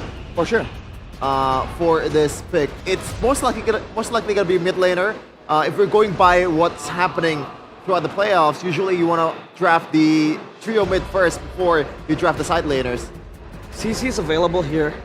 If they want to snatch it away from Alter Ego, Right. lest there be a Gato Kacha CC combo. Is Ruby too soon? But the Kimi is also available and they will pick To lead the that charge. up and the Hilda. Obviously, in synchronization with the dangerous grass, that Hilda will be Among the a very, very contested hero. Oh wow. And Eve straight away. Height ability, range, catch potential. Combos with the Avatar of the Guardian potentially here for Alter Ego. The Hilda is going to be a problem for the Hayabusa though, so Alter Ego need to have some kind of solution baked in into the EXP lane. But this seems to be the style of Alter Ego. They don't mind showing their trio mid because the side lane matchups is just that much more important. Like we said, Nino is a beast, right? The beast needs to be on a strong matchup, otherwise he gets stifled. Same thing can be said for Arfi. And with the crazy amounts of options available for both Nino and Arfi, there's no reason why they can't do this and utterly confuse Onyx. Yeah, and by the way, this Hilda is still flex. Normally, it's mostly Shogun that flex it towards the XP lane, but we can't really rule out that Lupi will use it in this case. Right. It's dangerous grass too, so it is definitely a buff towards the Hilda. The Harith is going to be banned for Onyx, and if we're going by the same route again, in I believe game number 2, was it a CC ban for Onyx? Or was Alter Ego the one that bans the CC and the Harith? I kind of forgot. Yeah, everything. See, usually we'll remember, but remember, the previous drafting phase is quite literally like 25 minutes ago. Right? So forgive us for not remembering all that well. But the Lapu Lapu though, for sure, is going to be respected. I wonder if the Yu Zong is in the picture here somewhere. The Yu Zong for Kalea. For both teams, right? The Kalea ban gets called out as well. Alter Ego. Again, it's a sustain for the Kalea, not the pick of potential. Yeah. Because usually you can counter the Tsunami Slam with the Avatar of the Guardian. That's not what Alter Ego are confused about, are concerned about. Especially when you have a Hilda up the cards too for Onyx. And they still sense that flexibility in the hands of the Hilda. They still think that the Hilda could be flexed up in the XP lane. I don't really think it's a look B type of hero. But again, when needs be, it's going to be picked up. Uranus. A respect towards Alter Ego. Again, a flexible pick for Alter Ego. Okay, now the Alice is still available. Yeah. Alice got up, just like Evo's. Dude. RWM as well on top. Should be. Oh. CC Gata, also good. I'm gonna deny it here. Hang on a second. But at least if Onyx wants to go for an Alice here, it kind of gets countered by the CC. I like the CC pick. Sort of, because I mean, Alter Ego can still go for the Alice pick and flex the CC over to the gold lane. It's gotta be Yu Zhong, man. Yeah, it has to be the Yu Zong again. To have more threat to the backline as well, the Eve. Plus the Lancelot, the Yu Zong. That backline of Alter Ego will be heavily punished, but again, we need some sort of peel. Aside from the Hilda now. Onyx, how did they round out their draft? 2 last picks. They need crowd control, man, because the Hilda can chase and all that. Ruby. Can't keep it. Oh! Double air special. And Yu Zong. So no tankiness generally, it's just a Hilda, but she's not exactly a wall that stops anything. Onyx are just going all in on aggression. It's gonna be the Alice, straight out. I think so, because CC is already a good laning matchup against the Claude, and Alice does quite well against the Yu Zhong. You already have an assassin, you already have a lot of AoEs in your hand. You have the, oh my god, the CC Gatot and also Throne of Ruin? Yeah, Are we plus the serious? Eve, plus the Hayabusa. Oh my god! Onyx are giving away huge AoE control towards Alter Ego on a silver platter. Is it too much though? Thankfully though for Onyx, they don't really need to clamp up. They are very independent heroes on their own, so that might be the approach here for Coach Yap. Not Coach Yap, Coach Adi. Arnold though, what do you think about this pick? Not a lot of support here in getting resets on the Vengeance. But that means that that's another threat for the Claude and Timmy to contend with. We shall see. Will So this much be the last combo. game? So much combo indeed for Alter Ego. A lot of ways to approach the team fight. Pick-off potential is also highly big. For Onyx, this will be a test of time. Will they be able to hold on? Donnie and Mirko, take it away. Hey, thank you so much, panel. I think that's the last time we're going to say thank you, panel, because I believe Onyx have what it takes to take this game, this series, and to claim that first slot into M7 with this draft right here. Ladies and gentlemen, game number 4 for Alter Ego, a chance at an equalizer for Onyx, the destined slot to M7 that everyone predicted even before the playoffs, before the season. We'll see in Atlanta Dawn if they actually get it, or if Alter Ego can stop him. Atlanta Dawn, here we go, potentially the final time in the upper bracket finals. Let's see if Alter Ego can hold on, because they do not want to go down, where right now, EVOS, they're waiting. And Alter Ego, this last pick really confuses me, man. The Alice was wide open. Yes, it would be too one-dimensional. That's already B-Boy zoning him away. It's a lethal win for Yazuke. Both red trees used. Watch Shadow as well.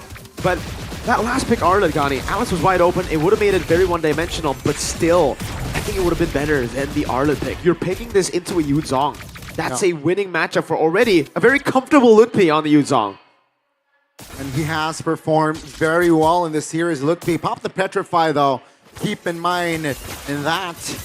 Arfi, well done. Right as expected as well. CC will do just fine up against the Claude. And so far, so good for both teams. What happened to Lutpi there? Miscalculation, I think. Did he dive under turret? Did he take a few too many turret shots? XP Crab going to be very, very important to take, and that's why Kyrie is sent down below to break that freeze that Nino has created. Kyrie forced to also take the XP Crab, knowing that there's a chance that Arla took it earlier. So Lutpi will go for the rotation into the mid lane. Kyrie already using a Thorn Rose. Izuke! Oh, in trouble. Awkward position of the Shadow. Kyrie takes first blood. Onyx, strong start. It's so good, man. We know the Hilda pick is already really good against the Hayabusa. You can zone him away from the neutral objective, plus the Yuzong. But it's even better because he got too overzealous. He tried to go for Kai, and I really don't feel like it was killable anyway. Skylar winning in the gold crab too. So everywhere on the map, it's a win for Onyx. Very, very well done here. So far, clean Mobile Legends that they're playing. And Alter Ego, they gotta find compensation. That's a taunt, that's a Shadow just on towards the Hilda though. So it is all for nothing. Really good job by Onyx, man. 700 gold lead right now. The build towards it. And it's Kai, who's already invading. Should be a level ahead of Yazuke, especially considering Yazuke trying to go for the damage earlier. It will be Kai with the take. Oh man, no quad Shadow. Kai wants orange buff now. Oh my goodness, no Shadow. Shadow kill force. Remember, oh my, again, it's a 2-for-0. Kai versus Yazuke here, and potentially the final game. Things are not looking good here for the three-face masks. Nope, this is going to be the orange buff take, and if it is a free orange buff take, man, there's not much they can do. Nino! Oh, that's a stun. That's a flicker. Final. Oh, Petrify, the recovery is beautiful. And Kai survives. This is why you don't let Kai get on Lancelot, man. He always does this. I said it in the MSC, every international, you know, Kai, and then he does it again here with 1 HP. Against a composition, against an Arlet that was a beast yesterday. Even Ducky went for the story, you know, saying like this guy is crazy on the Arlet in XP. Man, Kai on Lancelot is certainly just different. A different beast entirely. Hijime doing a good job to try to deny as much farm to Sans, but with the mid prio, I think it hardly matters here. He gets the regen away. Claude is playing the weak side of the map. That means the CC won't be able to get that much value. And with the Yuzong and the Hilda being ahead like this, I really don't think Alter Ego can dive in. If they dive in, Hijime is so easily catched. Oh, that's a good stun. Nino now in trouble. Kyrie. Wow. We'll find a Phantom Execution there. There you go. And it's all good just before the turtle take as well. I don't think Alter Ego can manage this. Yeah. Top lane though. Gotta be careful there. Skylar. He's good. He is good. This is why the Claude is a pick that I was thinking about too, right? Called it with Yugani. It was either the Ruby or the Claude, but I actually like the Claude better. It's great against the Eve shit. Oh, sorry. It's great against the wrong white hero. And in the weak side, you are very, very safe against fighters. Yes, it's a winning matchup. That's a fierce down and Petrify over Nino. Oh, Nino and a 2v1 plus potentially 3v1 soon. Under the turret. That's gonna be the traction pulse landing. And Sans connecting. Top lane though, looking for a cross map play. That's gonna be Keyboy under the turret. Yazuki finds a connection on towards Skylar. Oh no, no BMI for Sky! And that's gonna be Skylar picked off. Alter Ego finding counterplays. Good play by Alter Ego, good layer of skills there. They finally utilize that winning matchup up top to try to get more of an advantage, but they will lose out on the turret down below. And the thing is, Claude does well while he's behind. Someone doesn't, and that someone is Arlen.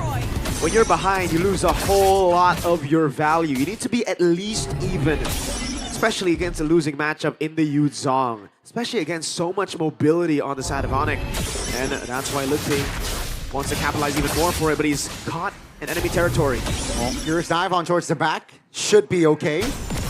Onyx now looking for counterplays in the mid lane. That's an immobilization. Hijime pops the flicker in time to get away. Keyboy chained there, but the Hilda is all right now. Kyrie playing the dangerous game is able to find an angle to escape. Kyrie, the god in the jungle. Punctures perfect. The Cyclone Eye as well, getting him to safety out of the taunt. 2,000 gold lead for Onyx, and it's through outplaying Alter Ego. They gotta play with RP a bit more now. Skylar, good usage of the BMI. Has to be a bit more clinical if you wanna go up against the layering of Alter Ego though. Keyboy's job right now is just to hold on Yazuke. If he zones Yazuke, it's fine if he dies. It's another story of, could be a 0-4 game for Keyboy and still an MVP performance as long as he does his job. Action pulse doesn't land. The last turtle here is up. You know? Doesn't want to go for it. Slow push in the bottom lane. It's great. Petrify! Oh my goodness! Down goes Yazuki! And that's all because of Ludwig. Open turtle, and Onyx will double their lead here. I believe should be 4K soon. Okay. Oh, I thought he was going to go all the way in because Hijime doesn't have flicker. But Kai knows better than to go for those moves. That looked more like a Nile play if it was done. Onyx with a 3,000 gold lead now. 3 turtles to their name. And again, Claude does well behind. It doesn't matter. RP in the bottom lane won't be able to go for the trade on the turrets. And Alter Ego's rotation got read out by Ludwig. Sans traction pulse. On towards one. That's a Gato Kacha though. That's going to be enough for Alex to disengage. But yeah, 40 seconds ago, it was just 2-point-ish K. Now they almost double their gold lead, which is very scary for Alter Ego now. Onyx is snowballing. Mind you, Skylar got taken down once, but he recovered farm-wise and is on his way towards the second item. He has the DHS, and very soon, there you go, Golden Staff picked up. You can farm the side lane when the team's ahead like this. It's so free. It's only when you fall behind do you struggle on the Claude, like the whole team. As an individual, it's fine because the whole team can get that tempo and you can still solo lane. The biggest problem as to why, you know, a lot of teams aren't able to come back is because when they're so far behind, they have to group up and they're already reduced minion gold. It becomes even more reduced as you have to share it alongside everybody. Yeah, that's the Hilda. That is a Hilda. It's definitely not worth it. Curtain call as well utilized. So no final slash, no curtain call. And the thing is, Onyx really don't care. They're not going to look for team fights anyways. Those are burnt resources, but for Onyx, it's all about getting Alter Ego, suffocating them through the minions, right? Making these moves into the bottom lane, slow pushing it down. Arfi, absolutely zero threat here. Even with the taunt, unless Kai jumps into the bush, and that's unlikely. He knows something is up for sure with Arfi showing up like that. Yeah. This is very, again, I feel like just a textbook Mobile Legends final slash though. Ooh.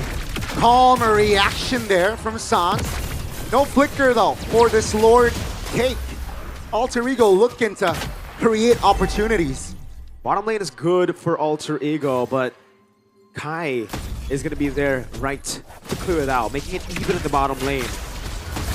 That's a lethal take for Hijume, so they get a little bit more vision, but it will be dealt with by Skylar and Keyboy just in a bit. Bush control over for Alec. Kyrie jumps in, looks for a potential spell trigger there. Hijume calm there, keeping his composure. Onyx now on the Lord, baiting out information. Look at the bush that Lit Piece holding. That's a taunt over, but it's only onto Keyboy. Nino! Oh. Whoa! That doesn't land. Nino now stuck, immobilized. Wow. Kai finds the burst damage. RP petrified. Pops the vengeance. Yasuke looks for an angle. That's gonna reach Shadow Girl on towards the Hilda. Oh. But take a look at the AOG. Hijume doesn't land and Alec goes down. They find Kai, but RP now is looking like he's a juicy target. But take a look at Yasuke.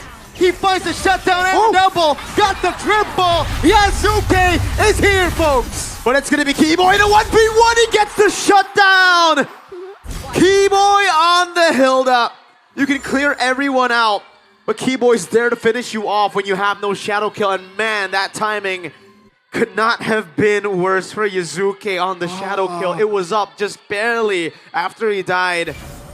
Still, this is a win for Alter Ego, though. Despite the wipeout for Onyx, Alter Ego were able to pull off a crazy team fight. That bounty on Kai was juicy, man. Don't think they'll be able to kill Keyboy here. But it was a juicy bounty. Kai overextended, missed on the puncture, and he was punished for it. Sans. He has no flicker. Over, yeah. Yeah, up in 3, though. Kai. Hijume. Okay. Hijume bot, wait. Oh. Let's go for it. Yeah, they will blitz the Lord now. Alter Ego. I guess they did not expect the blitz. AOG land just on towards the dragon though. They're desperate to find value. They know that they got done dirty by Onyx right there. Stolen from under the rug. They didn't even know it was happening. It was a siege. Sorry, it was a heist. Alec. Ooh, the bait on the final slash by Kai with a puncture and then a puncture back. Swift Trinity already for Onyx as they go for the siege up top, and they have 2 marksmen. So they have proper siege with a zoning of Ludpi, with a dragon. They might be able to get a base turret, but unfortunately it's down. They don't have the other waves pushing in.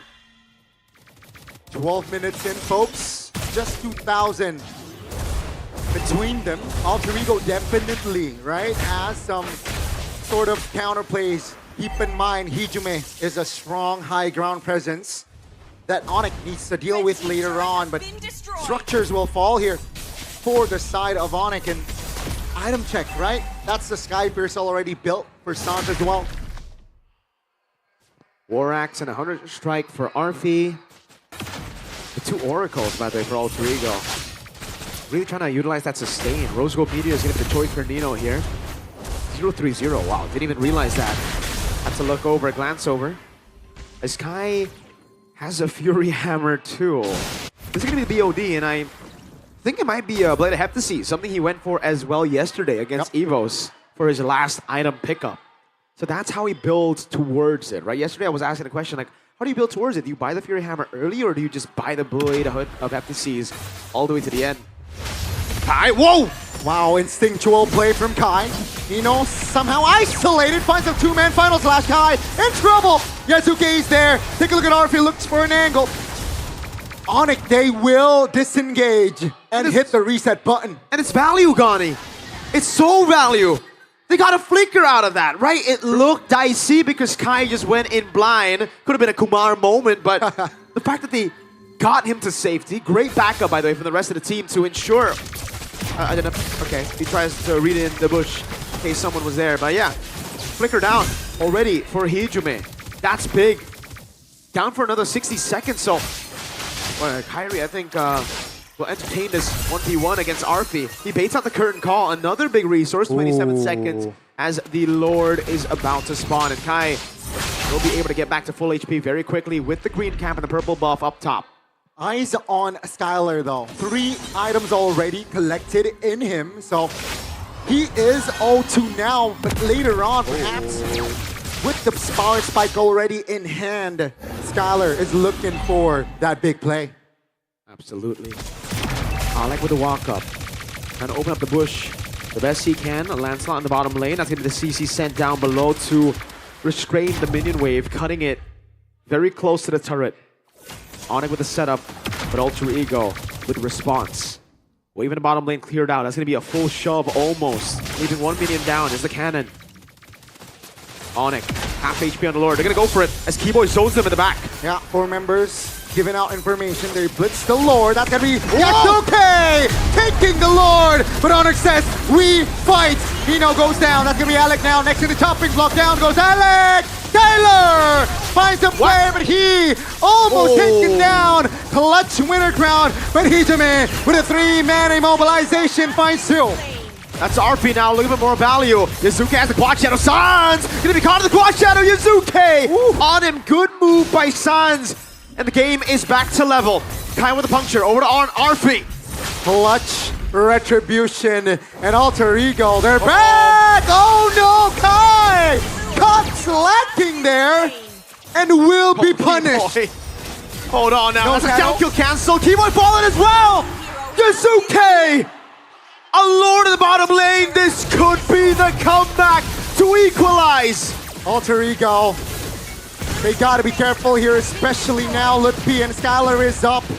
They understand that, and they will just back off. Happily taking all of the tier 2s though.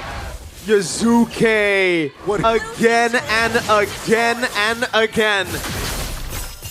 He just cannot stop being the clutch. Arfi, the stability of this man on the CC, on the fighter gold. He's able to perform even after losing in the early game. Wow. Better than a Claude, by the way, who's right now 0-3-5, very overzealous with the chase. Went in too deep and got punished. Yes, a great winner crown to delay the inevitable. But now, Alter Ego have an actual chance. Heck, they have a better chance to close out this game. It's a far...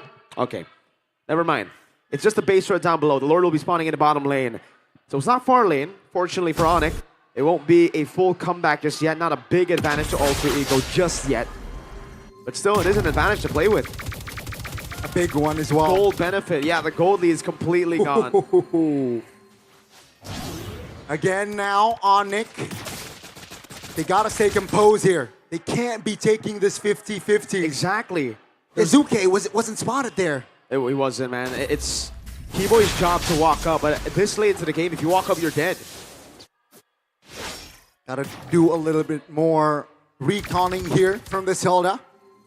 But yeah, 30 seconds on the clock, and you can see the pressure is on Onyx. It is. Mortality buy for Keyboy. That will definitely help him out a little bit, but RP, as we've spoken about the CC in the gold lane, you scale really well into the late game. Even up against the Claude, you're good. Izuke is cracked, is a message sent by Arashi. Shout out to him in a group chat, and I agree, he is cracked. Slowly but surely now, ladies and gentlemen, it has hit the 18th minute mark. And let's welcome the Evolved Lord. Wave in the bottom lane dealt with up top as well. This time RP not going to be sent to actually clear it out as Keyboy takes control of the bush right below the Lord. Mid lane cleared out by Hijume. Now it's going to be mid prio for Alter Ego. Kai set to deal with it. Conceal, utilize Sans in a tough spot, but is able to recover that position. Skylar with the back away as well. Alec. Oh, great BMI, but that's big info. Yazuke jumps in. Immortality will not be popped. Black Dragon 4 though. That's a Petrify. On towards RP. Alec. Cover! AoE blazing duet. Lutpi goes down. That's Nino in the back. Yasuke can do no wrong. It's RB with a double. Only Keyboy left. Yasuke buys immortality. It's 2 immortalities down. But Yasuke comes out on top. It's a wipeout for Alter Ego. Previous game, they forced a game 4. And ladies and gentlemen, in the upper bracket finals, we will go to a game 5. Alter Ego, against all odds, losing in the early game, having to fight back, having to dig deep. They did. Yasuke's got the clutch gene in him, that DNA. The equalizer here for Alter Ego. They have a shot to do what they've done in the regular season, beating Onyx, to do what Evo's failed to do just yesterday. A step away from reverse sweeping Onyx.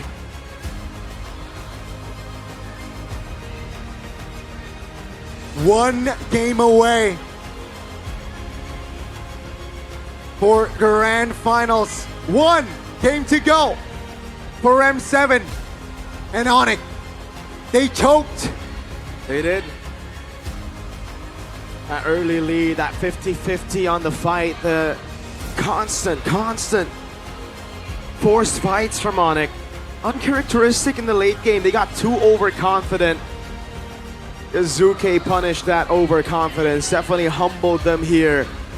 Onyx having to dig deep 2 times in Season 16 is something we did not expect. We thought it was destined for them. And remember, momentum is fully on Alter Ego's side. This started as a 2-0 to Onyx. Yeah. Alter Ego got 1 and then another back-to-back. Can they go 3 back-to-back-to-back? Coaching staff certainly thinks so. The players certainly think so. And I think the Alter champs in the building have full confidence that they will do it as well. Man, this fight in the bottom lane, it was a Hail Mary for Onyx, right? They needed to go for the play here, but a very appropriate reaction there from Gatot Kacha. Was forced from Skylar. Never needed to do that, I think, in that position, right? And they were all corralled into a false sense of security. They thought they were the ones chasing, but it was Alter Ego baiting him in to fight. Into their box, using their resources to get close, and then punishing him. My, oh my. That was a great match. That was. Great game. 2-2 level on the board for the first slot to M7. Alter Ego on the brink of challenging the skies and making it all fall down. A reverse sweep in place, in motion, as they equalize the game 2-2. And that early game was perfect from Onyx. Even Yasuke was completely shot down 0-3. But this man, out of nowhere, gets that triple kill into a wipeout, sure. But man, he is insane. What happened? I don't know, man. Man, like the stuff that this oh god. The things this guy is doing should not be happening. We're seeing it like a scientific anomaly. This shouldn't be happening at all. I don't get it. See, I was already preparing my points. Oh, the early game is already an Alter Ego loss. Yazuke was too gung-ho of making use of his early kill potential with the quad shadows. But sometimes, whether you're Hayabusa, you gotta watch out who's at the back. Who's gonna be waiting in my in the quad shadow that I placed in my behind. And it's always keyboard. That's why you always pick Hilda into a Hayabusa. In an objective game, it also fares quite well against a Hayabusa. And that's why Onyx was able to win the early game. But again, it's just Yasuke picking up where he left off from the third game. What is this kid on?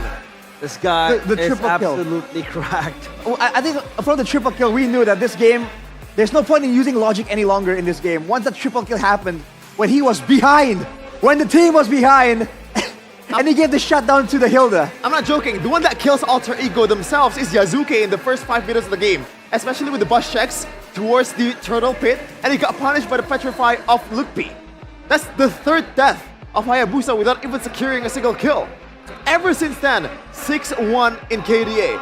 This guy is a monster, and also a small adjustment because he knows that the Petrify will be a trouble for him as a lockdown tool for Lukpi. He changed to Tough Boots, knowing that he can have a bit more time, a sliver of second to get out from the knockup.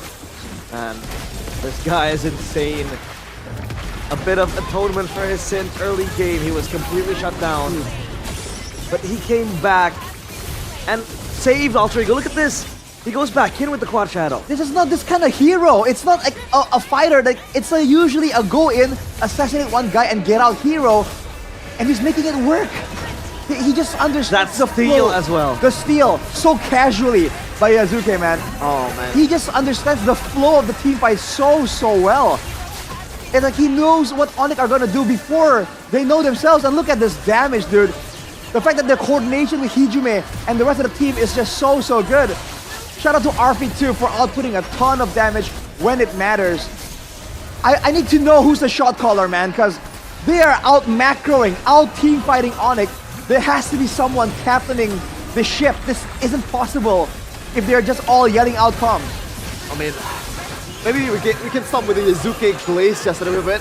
We can continue later on, but what the heck was that Lord take from Onyx? Yeah. That is not Onyx at all, man. I know that it's a Lancelot, it's gonna be a 70-30 with a Thorn Rose, but you're not living that to chance, especially with a fired up jungler ever since the mid-game. That is not Onyx. You don't know where the ninja was. And it just came right from the shadow and stole it. I think they sent Lukpi to try and find him, but the margin was too close. That's how Yazuke was still able to get in the vicinity. They needed Lukpi to do that earlier to really zone him out. I guess we can even go back to the drafts and give credit to Zephyr. Because going for the Hayabusa, it's like one of those heroes that has the clutch potential, the fighting potential still, even without the ultimate technically. And the gap closers to really make these plays happen, the steals and all that. Yeah, beautiful showing from Alter Ego. Onyx though, a few questionable decisions. So uncharacteristic of the Sky Kings. But you also gotta give credit to Alter Ego. They are very brave to take gambles, to take certain situations, decisions. No fear. Into their own self. And yeah, no fear, complete stomp in the mid to late game. And you could argue that this is a team full of young bloods. Maybe you could beg to differ for Nino, for Hijime. Right. When they are one game away now from M7, from a ticket to possibly be on their first international stage, these guys, age doesn't matter. They're all there fearless, and how do you even out macro the Sky Kings, the team to beat, the kings of this league? Not to mention, we were glazing Nino the whole time the previous game. Nino wasn't even performing at his best level, right? There's a couple of mistakes there, and somehow it just doesn't matter. That's what's most confusing to me, right? You would think that if Nino misses the ultimate, there shouldn't be a winning team fight for Alter Ego, and they're like, you know what? Doable. Bet. Oh man. Yeah, also shout out with the Alter Ego Esports' draft as well. I can see a way for Onyx to beat Alter Ego, and that is just a full dive comp with the Lancelot, with the Black Dragon form, with the Blazing Duet from Skylar, but it was not evident at all in the late game. Overall, 5v5 team fight, if it's not scattered, if it's proper team fight, Alter Ego Esports just wins out everything. Like, the synergy is there. Like, this is without an Alice, by the way. You know, a pick that we mentioned should have been the nail in the coffin, should have been the perfect piece of the puzzle for Alter Ego Esports. They went for comfort, but at the end of the day, they still won. But then I have a question. Is this Onyx overestimating? Is this them just giving Alter Ego all the tools needed to win the game, and they themselves are trying to test something? Because it seems like they're giving Alter Ego on a silver platter a winning draft, AoE, teamfight, dives. Everything was just put there for Alter Ego to take. Well, here's the thing, right? Usually when you see a team draft for full team fight, like 5 heroes that can combo with each other, you would say, that's kind of dumb. It's a bit too idealistic. Why would the team give you a proper 5v5 knowing that you have a full comp, right? But Alter Ego just didn't give Onyx any other option. Because of the threat of the pickoff, of the mobility, Onyx are forced to group as 5. And then when they group as 5, you know, trying to stop the Hayabusa, that's where you see the Gatot Kacha, the Yves get so much more value. By all means, we've seen this kind of strat fail in MPL ID before, and that's because the working parts don't garner enough respect. But now you can see again for Alter Ego, when everyone has demands the respect, even from Onyx, in theory here, this Yves shouldn't be able to play the game at all. There is a Yuzong, right? But because the Yuzong was busy trying to find the CC, trying to find the Hayabusa, he gets space. My oh my, would it be very, very much of a fever dream if Alter Ego will be the first team to punch in their tickets to M7? In the reverse sweep. In a reverse sweep. Against Onyx. Against the Sky Kings. The layers keep on coming. We talked about Onyx, Bigatron, M7, Indonesia representatives. Yay! Strong and just all out for full force. But then Alter Ego, they beg to differ, man. Bro, I said it in the group to our international friends, but like we're alternating between yelling Yasuke and just staring in disbelief at what is happening on screen, man. That was the whole thing happening on the panel when we were off camera. I don't know. Ridiculous. Will this be an Alter Ego sweep, Jeffin? Oh man, I would love it to be. Like seriously, I think Alter Ego, what a story ever since the start of the season. I mentioned it over and over again, but I just want to shout Arfi out in a second, man. That game, he was, I guess, the unsung hero. Usually in the regular season, we criticize Arfi's CC by quite a lot. You know, some really questionable engage, really questionable dice, but in this case, he played it beautifully. Granted, it was already a winning lane at the same time. You know, you cannot lose against a Claude. Yeah. Well, Arfi was also the main DPS with the CC. Shredding down the structures, I think it was in the mid lane, where he was able to create a situation where Yasuke, all he needed to do was just complete the cleanup duty. He was basically the janitor, mopping off the floor with the bodies of the Sky Kings. Man, a lot of hot plays, a lot of surprises. It all comes down to Game 5, but we do have a short break with an interview. Budaklar Mongsar, take it over. Di sini air mata dari Ciro, dari Alter Champs menetes. Ini Ciro, Bude tahu betul kamu dari season ke season. Hari ini Bude ngeliat kamu sampai segininya ini baru hari ini loh. Aduh udah. Ini gimana ya? Kayak aku nungguin 10 season. Aku tuh terakhir AM masuk ke M Series tuh waktu aku masih 15 tahun, Bude. Oh. Itu 5 tahun lalu. Iya. Ini tisu, boleh dipegang, boleh dihapus air matanya. Ya, ini. Tapi tetap ya, di sini kamu terus menunggu, kamu setia untuk nungguin Alter Ego. Ya, benar. Tapi momen ini, tadi di game yang terakhir, di game yang keempat, ini kamu baru meneteskan. Baru, Bude. Sampai terharu. Sampai terharu. Kenapa Ciro? Ya, Kamu baru kayak- ngeliat Alter Ego yang sesungguhnya atau gimana? Ya kayak kita ngerasain lagi gitu, zaman season 6. Dulu kita punya Shelly Boy the Miracle Boy. Sekarang kita punya Ayong the Young Blood, Bude. The Young Blood, Iya. Yasuke. Yasuke, Bude. Kamu ngelihat ini potensi Yasuke berarti besar sekali seperti Shelly Boy the Miracle Boy. Bisa, Bude. Bisa. Ntar, iya. Tapi kita ngelihat momen dimana tadi di 2-0-in dulu tuh Alter Ego. Iya. Gimana respon dari Alter Champ? Ya, kayak kita ada. Ya pokoknya kita tadi udah deg-degan aja 2-0. Cuman ngelihat mereka kayak gini hoki sih.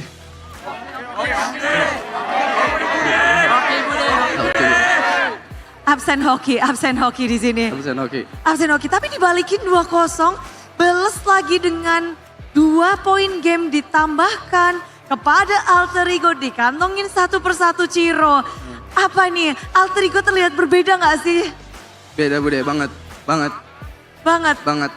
Gimana kamu ngelihat dari mungkin tiap membernya, apalagi dari Ninonya, dari semua para player dan juga coaching staff? Aku ngeliat mereka semua sih keren, Bude. Mereka tuh improve banget. Bisa loh kayak gameplaynya kayak gitu. Hebat. Tapi kayaknya harapan besar ya pastinya untuk melihat Alter Ego kembali mewakilkan Indonesia ke ajang series? Benar Bude. Yakin gak sih Alter Champ? Yakin Bude. Semoga Bude. Yakin. Dan Bude tahu juga perjuangan kalian untuk berkumpul bersama. Dengar-dengar 2 bis ya ke sini ya? Iya 2 bis. Nyiapin berapa orang sih? Absen dulu dong, absen ini ada berapa orang nih di sini? Ada banyak, 19.200.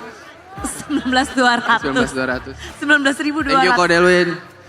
Masih Ko. Tapi memang benar ya, di sini di Nice Big 2, di stage ini, suara dari Alter Champs itu menggema, menggaung. Dan gimana kalian terus menerus bisa punya suara, bisa punya semangat walaupun apapun yang terjadi. Pokoknya apapun demi AE Bude. Demi AE kita teriakin Bude. Demi AE. Demi AE. Dari hari yang pertama. Dari hari pertama Bude. Hari yang kedua dan sekarang hari yang ketiga Alter Ego berjuang. Ya. Coba ceritain dong gimana ekspresi dari Alter Champs setiap harinya. Ya kita gimana ya Bude, nothing tulus aja sih sebenarnya. Nothing tulus. Nothing tulus, iya. Menang di play-in. Menang di play-in. Apa respon kalian langsung? Langsung kayak wah hebat gitu. Itu tuh di belakang tuh ada Ya. bendera-bendera. Emang nggak tahu Bude, emang Bentar ini Alter Champ onik baik ya. Onik baik. bersama dengan bendera ini karena kita melihat bahwa final upper bracket memang begitu intens. Iya. Gimana sih kamu ngeliat ini Alter Ego lawan Onyx? Deg-degan Bude tadi udah. Ya begitulah pokoknya. Deg-degan. Menyiapkan diri untuk game kelima, Ya. game penentuan. Game penentuan. Slot M7 di depan mata. Bude Amin. pengen denger suara dari Alter Champs, Ciro. Boleh Bude. Dari waktu ke waktu. Cintaku padamu. Tak ada yang berubah. Alter Ego Esport. Menang kalah dan seri. Ku tetap bernyanyi. Lantangkan suara ini. AEku sampai mati. Ale ale ale. Ale ale ale. Ale ale ale. Dan disinilah Alter Champs, mereka masih bersemangat, mereka masih yakin untuk Alter Ego. Namun bagaimana dengan Sonic dan Alisa? Let's go, let's see gimana Onyx. Hari ini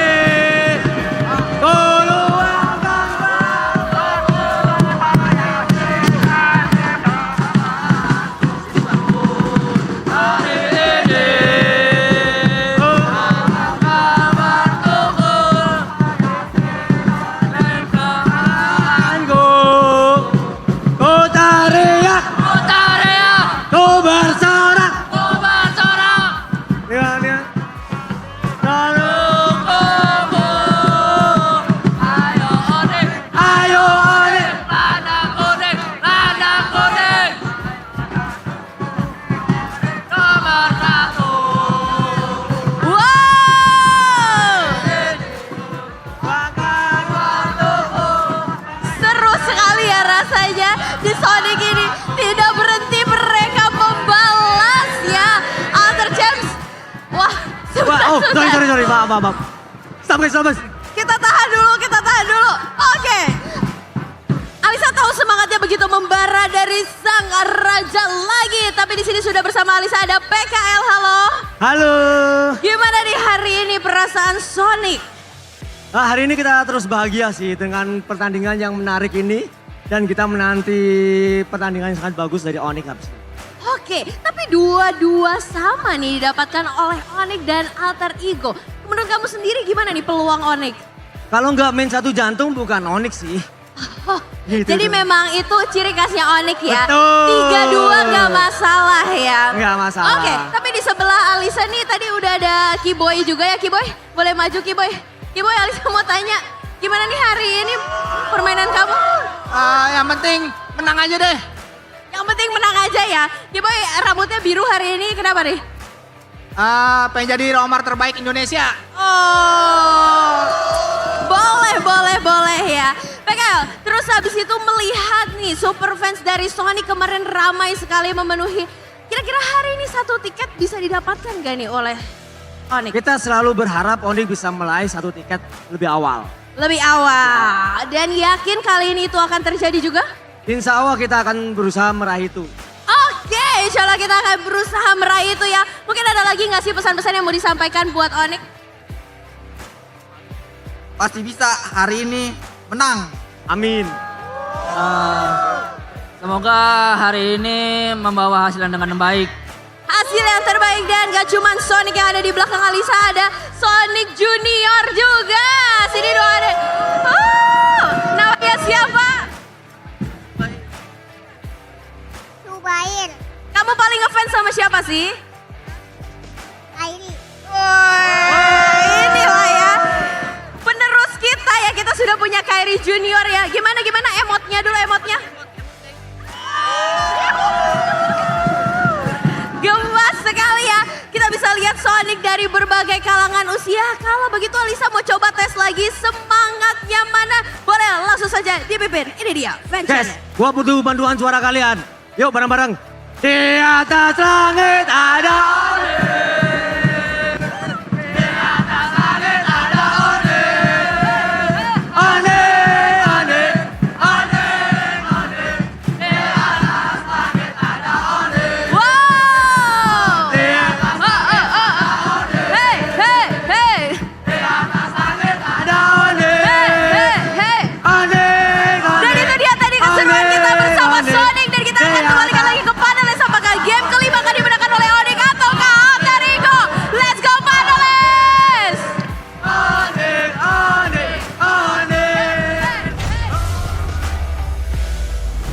People talk about the players, people talk about the organizations, but to me, it's all about the fans too, man.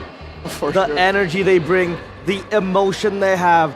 That alter ego bloke was crying in tears. I was tearing up too, man.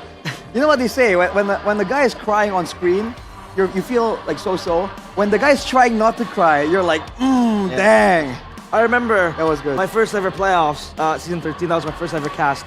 I cried because of the EVOS fans. And I didn't even have an emotional connection with the EVOS, right? I'm an Onyx fan, obviously. But I think it brings a new layer of emotion. For sure. Every time it's playoffs, I always wait for the chance to go out and all that. But man, the fans obviously will be the 6th man in the building for the players to lean on. But will this be where Alter Ego rewrites history as we take a look at the M Series roster for Alter Ego, era to era? We did mention earlier on Chefin and Arashi, Nino is yet to play in an M Series. M2, it was with Yam. We did see a few familiar faces, but this is the current roster that Alter Ego have. Do you think they have what it takes to make it to M Series? I mean, dude, have you not been watching the same match? I think they definitely have it, man. They got that X factor. Sometimes you don't even know what you're looking at, but it works. And that's just such a good characteristic for a team like Alter Ego. You know, this suits them so well. And by all means, these guys are not replacing, they're not trying to fill in the shoes of lesser players. No. These are big shoes they have to fill in, and they seem to be doing so just fine right now. Everything has boiled down to this moment, the final game of this day in the playoffs. I think the fans are absolutely ready, and that's why you can feel the atmosphere, the emotion, the pressure, the tension. Once the game begins, I think we're gonna have even more of that. You better be ready, man. Chefin? I'm just seeing some of the names here, man. What a throwback. Silly Boy, obviously. We don't talk about the guy on the Sir left. Pai. I miss Sir Pai. Cassius, Leo Murphy. Who else is there? Some of these guys are Mauzi. like... Yeah, Mauzi. Oh my god. I Ahmad. still remember Mauzi pulled up the Yuzhong, I believe, against RQ. Got like 15-0-5 KDA in the grand finals. Didn't really win out in the end, but shout out to him. This is all... I feel like the stars are aligning for Alter Ego. Imagine the Sky Kings falling, and then they are the ones who paved the way for the Alter Ego players to strike back. And the Cinderella story is that Yazuke, he said it himself. He recently won MDL last season, season 11, with Alter Ego X. That was with Cyrus, you know, backup mid for Alter Ego right now, alongside with Owen, who is now known as Alec. Right? Yes. From MDL champ to M7 in a span of 6 months, 8 months. That is unimaginable. Well, I would say like that's crazy. It sounds impossible. But then again, we have the whole TLID saga. Yes. I think it's just a big testament to the fact that the game is just so crazy, so different right now, and you cannot count out these newer players. These players are developing. They're trying to become pros, watching an even more competitive, an even more complex version of Mobile Legends. They're a different breed, man. I'd like to quote a few words from my favorite player, the best of all time, Cristiano Ronaldo. Sui. He says, dreaming is free. That's why we have to dream. Yeah. And boy, oh boy, the fans from Alter Ego have been dreaming for seasons. Yasuke has been dreaming to make an appearance in M Series. He is just one step away, leading the helm at the charge 2 to pull off this reverse sweep. Random map draw, let's go. I don't agree with the take, but I agree with the message. It starts with constant confidence and also the belief in yourself. Because in regular season, a lot of times against Onyx, they don't even trust that they can even win against them. But these guys, man, coming from MDL with this kind of like, what should we call it? What's the other word for confidence? Cockiness. Bravado, I guess? Bravado. Boldness, Yeah. self-belief. Yeah. And they're pulling it off right now. And that's why that's one of the reasons why TLID in Season 14 was so successful. Sometimes the theory of the game, when you practice, when you're in scrim, it's easy because there's no pressure. But when you can you replicate it in the bigger stage? That is a whole other question. Let's see. Alter Ego has shown that they can, at least so far. The final match, the final draft of today. Whew. Who will punch the tickets to M7? It all starts here in these 5-10 boxes to be picked by both teams. Chusin, Isenshin, out of respect to Yasuke, and a strong Alter Ego pick as well. The Baxia and the Grok taken out of the board for Onyx. All right, man. No Baksha, no Grok. Engage seems to be the angle for Alter Ego. At what point do Onyx respect some of these assassins, man? You can't deny that Yasuke's impact has been crazy. They have one more ban, by the way. They still want to take away the Fanny. Broken Walls Fanny, man. You do not want to tempt fate with that one. Now, I think my question would be, do they shift their focus towards Hayabusa first blue? Or do they want to go Lancelot first blue here? I think Lancelot would be the better choice usually, but looking at what happened in the previous game, you might want to take that away from Yasuke. And on paper, it does fare well against Lancelot. Remember, a lot of times, Andoryu gapping Kairi with the Hayabusa Lancelot matchup. It's a juggle.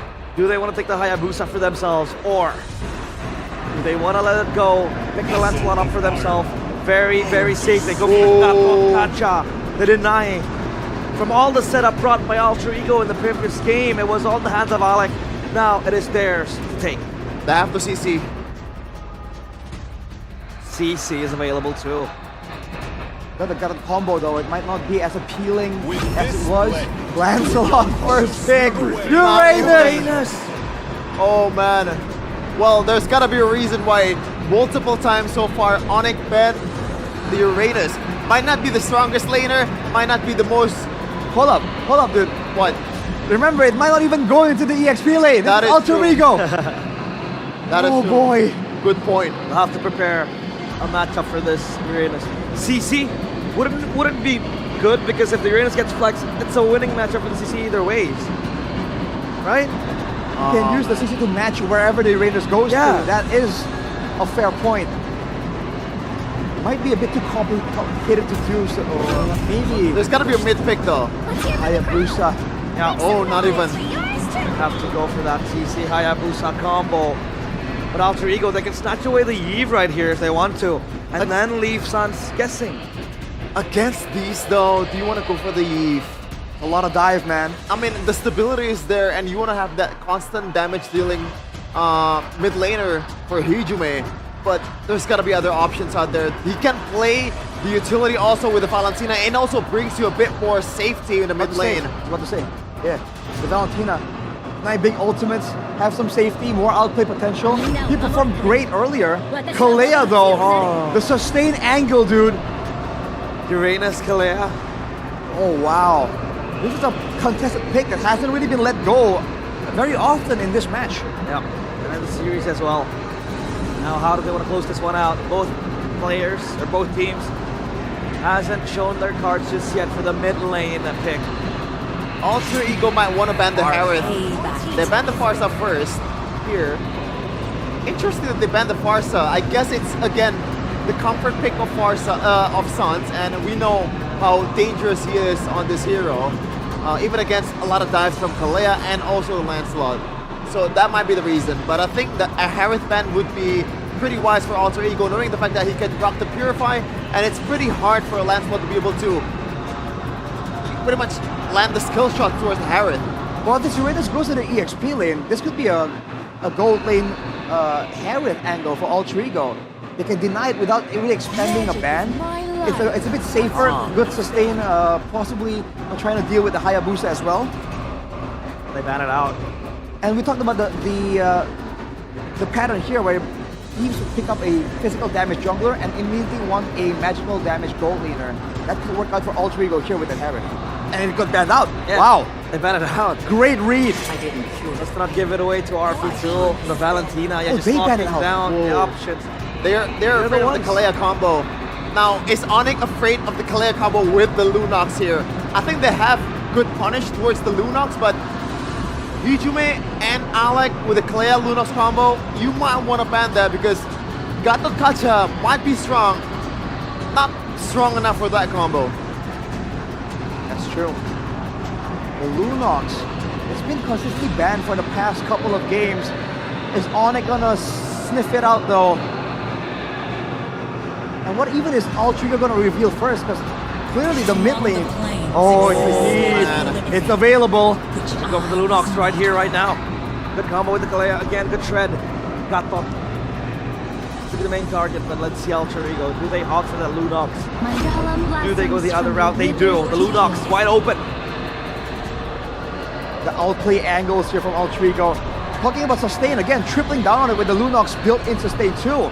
It's gonna be a tough 2v2 in the mid lane here unless Onyx gets something with a bit more fighting presence for Suns. Yeah, and you have Brilliance of Order to get out of sticky situations, especially the Hayabusa diving in. And that Brilliance Order will also be the safety net, at least for Hijume. Lapu Lapu? Still the Kimi. Lapu Lapu is available, yes. I'm not saying that Lapu Lapu is good in this composition. It's just what works so far for Lutpi, even in a bad position. And it seems like he's hovering towards Lapu Lapu. Oh man. He needs the crowd control. They need the sustain. The crowd control immunity will be great as well. Yu Zhang, Uranus Gold. Oh. That might just work.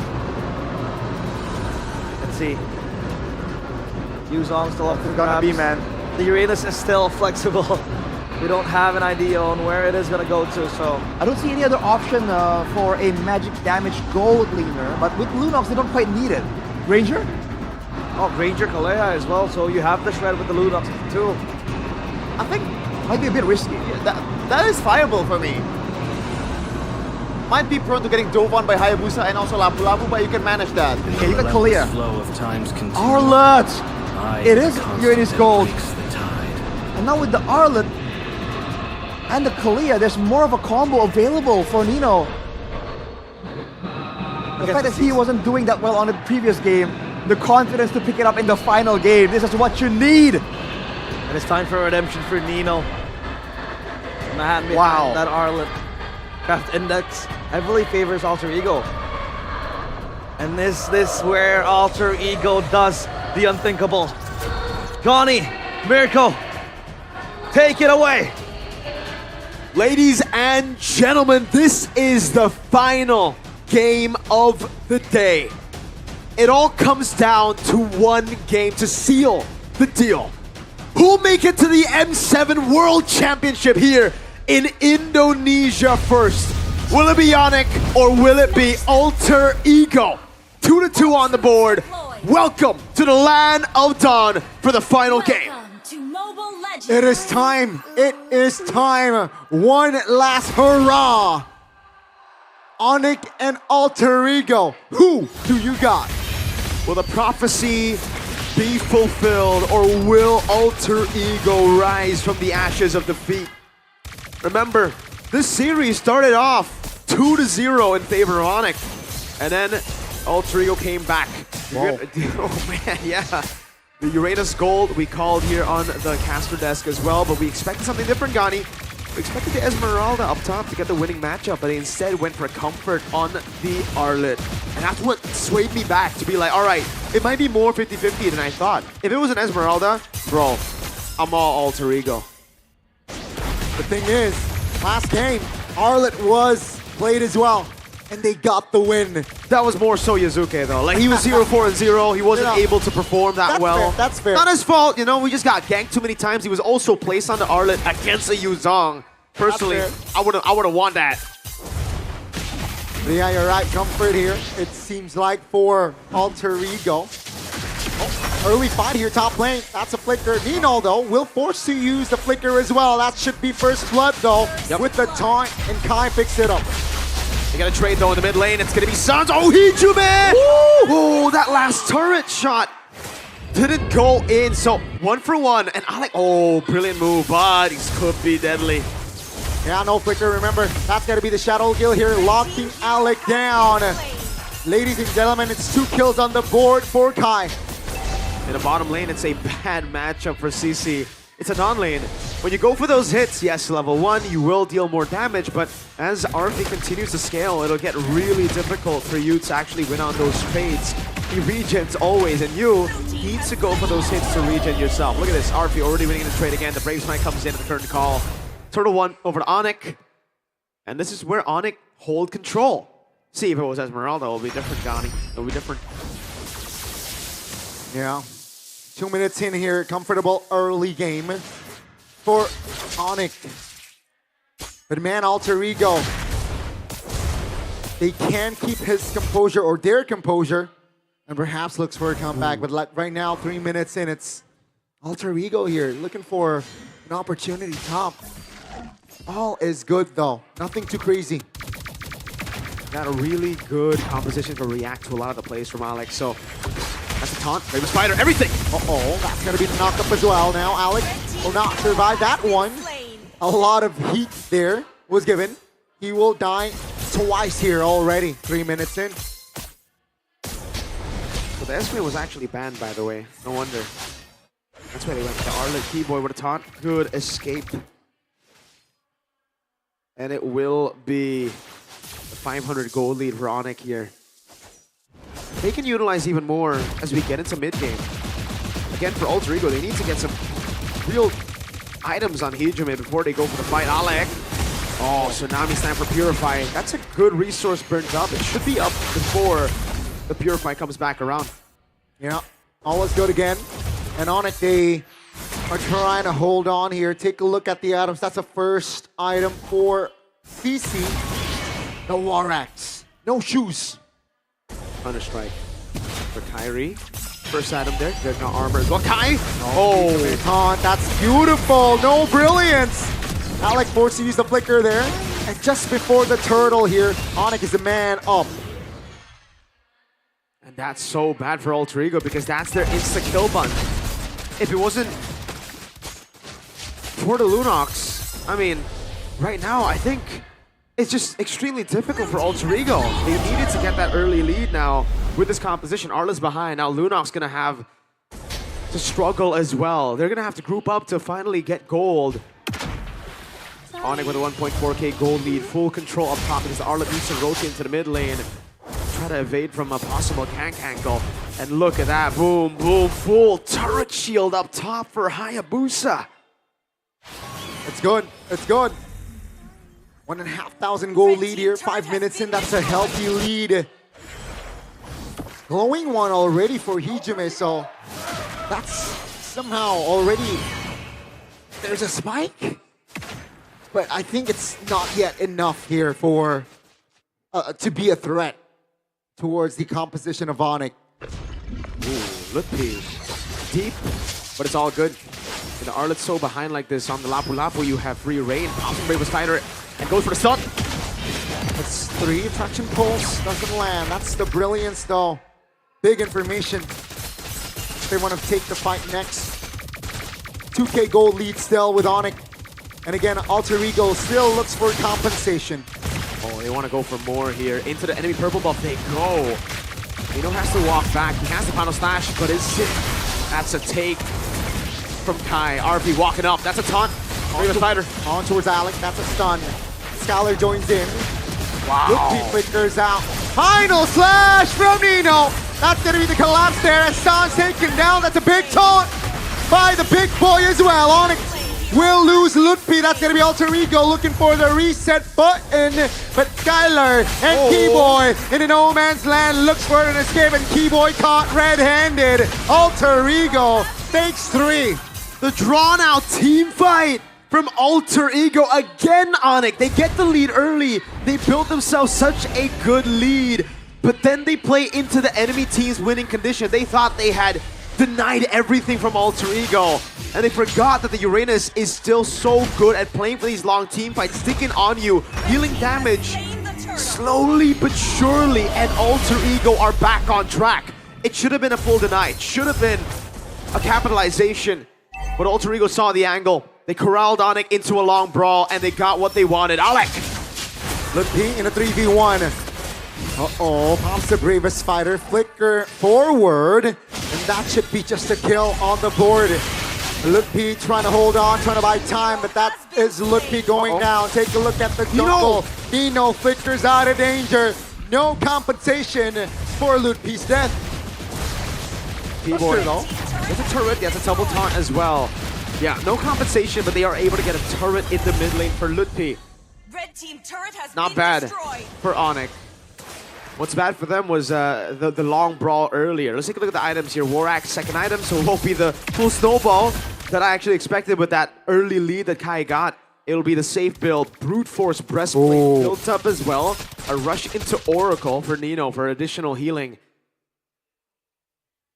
Looking at the other items here. Ooh, full components from Alec, by the way. He wants to rush the Dominance Ice, so he goes for the robe into the Dominance Ice now. It's pretty good. You deal with the Kimmy, just a bit with the robe, and then you go straight to deal with the rest of the team. Now, we have entered the mid-game where Onyx is 2,000. It feels like 0, right? It's not really comfortable. The gold lead here in Alter Ego. Take a look at this, very proactive. Gets the structure bottom side for free. Blue team turret has been destroyed. They can't catch like members just yet, but they will take the structures, no problem. Onyx got to lock in here. This Alter Ego in these long team fights. I mean, the panel called it, right? They saw the Kalea, they were thinking, all right, with the Uranus, this is just pure sustain. Plus, then the lockdown that we saw from the Lunox. Now Onyx started. They have done what was necessary earlier up top, and I believe with the Lancelot spotted, Onyx will try to look for the Skylar. Won't even go for the clear up top. I thought he would get a few hits in to try to build a slow push, but it's him going mid and then rotating back. So it will be the slow push up top. Just a bit slower than what I expected.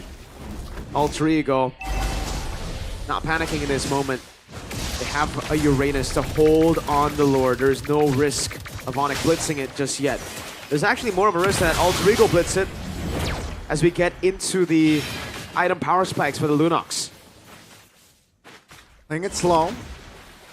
Lancelot is the top side of the map here. And they should be aware of this. Onyx taking it slow here, waiting for an opening. Keyboard with the taunt. That's going to be the charge. Immobilization as well. Nino finds a final slash on towards Sans. That's a stun as well. That's Arfi with the flicker. Take a look at the Kalea. They really wanted to evade the Purify from Sans there. That's why they went in. But now they burnt their own flicker. Sans was so patient. He knew what was at stake if he had to use a Purify. Alec would get a free Tsunami Slam, and now he has to go on Keyboy just to get space. Onyx want to go for it. They have the position. Yeah, Lancelot is on its way, but it seems like the... Oh, Keyboy finds the Lord. That's a fight. That's a Tsunami Slam. That's Mizuki in the back line. Nino's able to flicker out. Lutpi in the midst of it all. Pops in there on CC immunity and gets on the Hijime. Shadow kill from Kai. Oh! And it's a ton of quad shadow as well. Hey. Kai on the double. So locked in, so instinctual. Kai, the god in the jungle, strikes again. A 5,000 goal lead puts Onyx to where they wanted to be. In the early game of Boston. Oh my goodness! Yazuki got taunted the quad shadow. Fortunately for Yazuki, it does not land. But they will get rid of the Holy Shield, and that's before the Lord Gani. With the Purify still up, Alter Ego will have to throw resources without a guarantee. Damage profile is there on it. They want this space turret! They got the mid as well. It's a 5v4 now with the Lord. It's a 6v4, and on it they apply more pressure. Lutpe already has the Braver Spider, doesn't have the stun anymore. Skylar dishing out damage right now. Onyx gonna be taken down! Sans finds a kill now. They want to go for Arfi. He barely survived, but he still stands on it. With a wave coming in the mid lane. This is the end angle. Ladies and gentlemen, for M7, for Grand Finals, Onyx finds it, and it is all over. The yellow porcupines will take it. The prophecy stands fulfilled. Onyx, the defending champions of Indonesia, though shaken, get destiny written all over. And once again, the final bosses claim the ticket to M Series. They have qualified to the M7 World Championship, putting themselves in the grand finals. But boy, have they bled.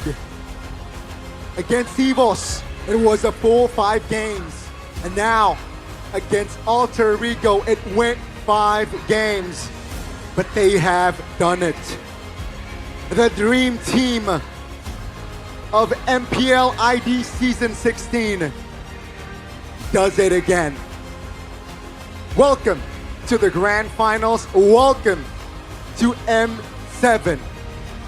I wish we could say for Alter Ego it gets better from here. But after a very tiring match, after going all the way, only just to fall short, they will have to face an Evos on the rise. The Tigers that have been dropped down in the upper brackets just yesterday, who found a 3-0 win against the Red Robots. Riding on momentum. A slot to M7 was so close, yet so far for Alter Ego. To remind you back at home, Season 11, this exact path happened for Alter Ego, Evos, and Onyx. Onyx went through to the MSC Championship through upper brackets. Evos got sent down early, Alter Ego got sent down by Onyx, and then Alter Ego ended up losing, eliminated by Evos for that final ticket. Let's hope history doesn't repeat itself, obviously, unless you're an Evos fan.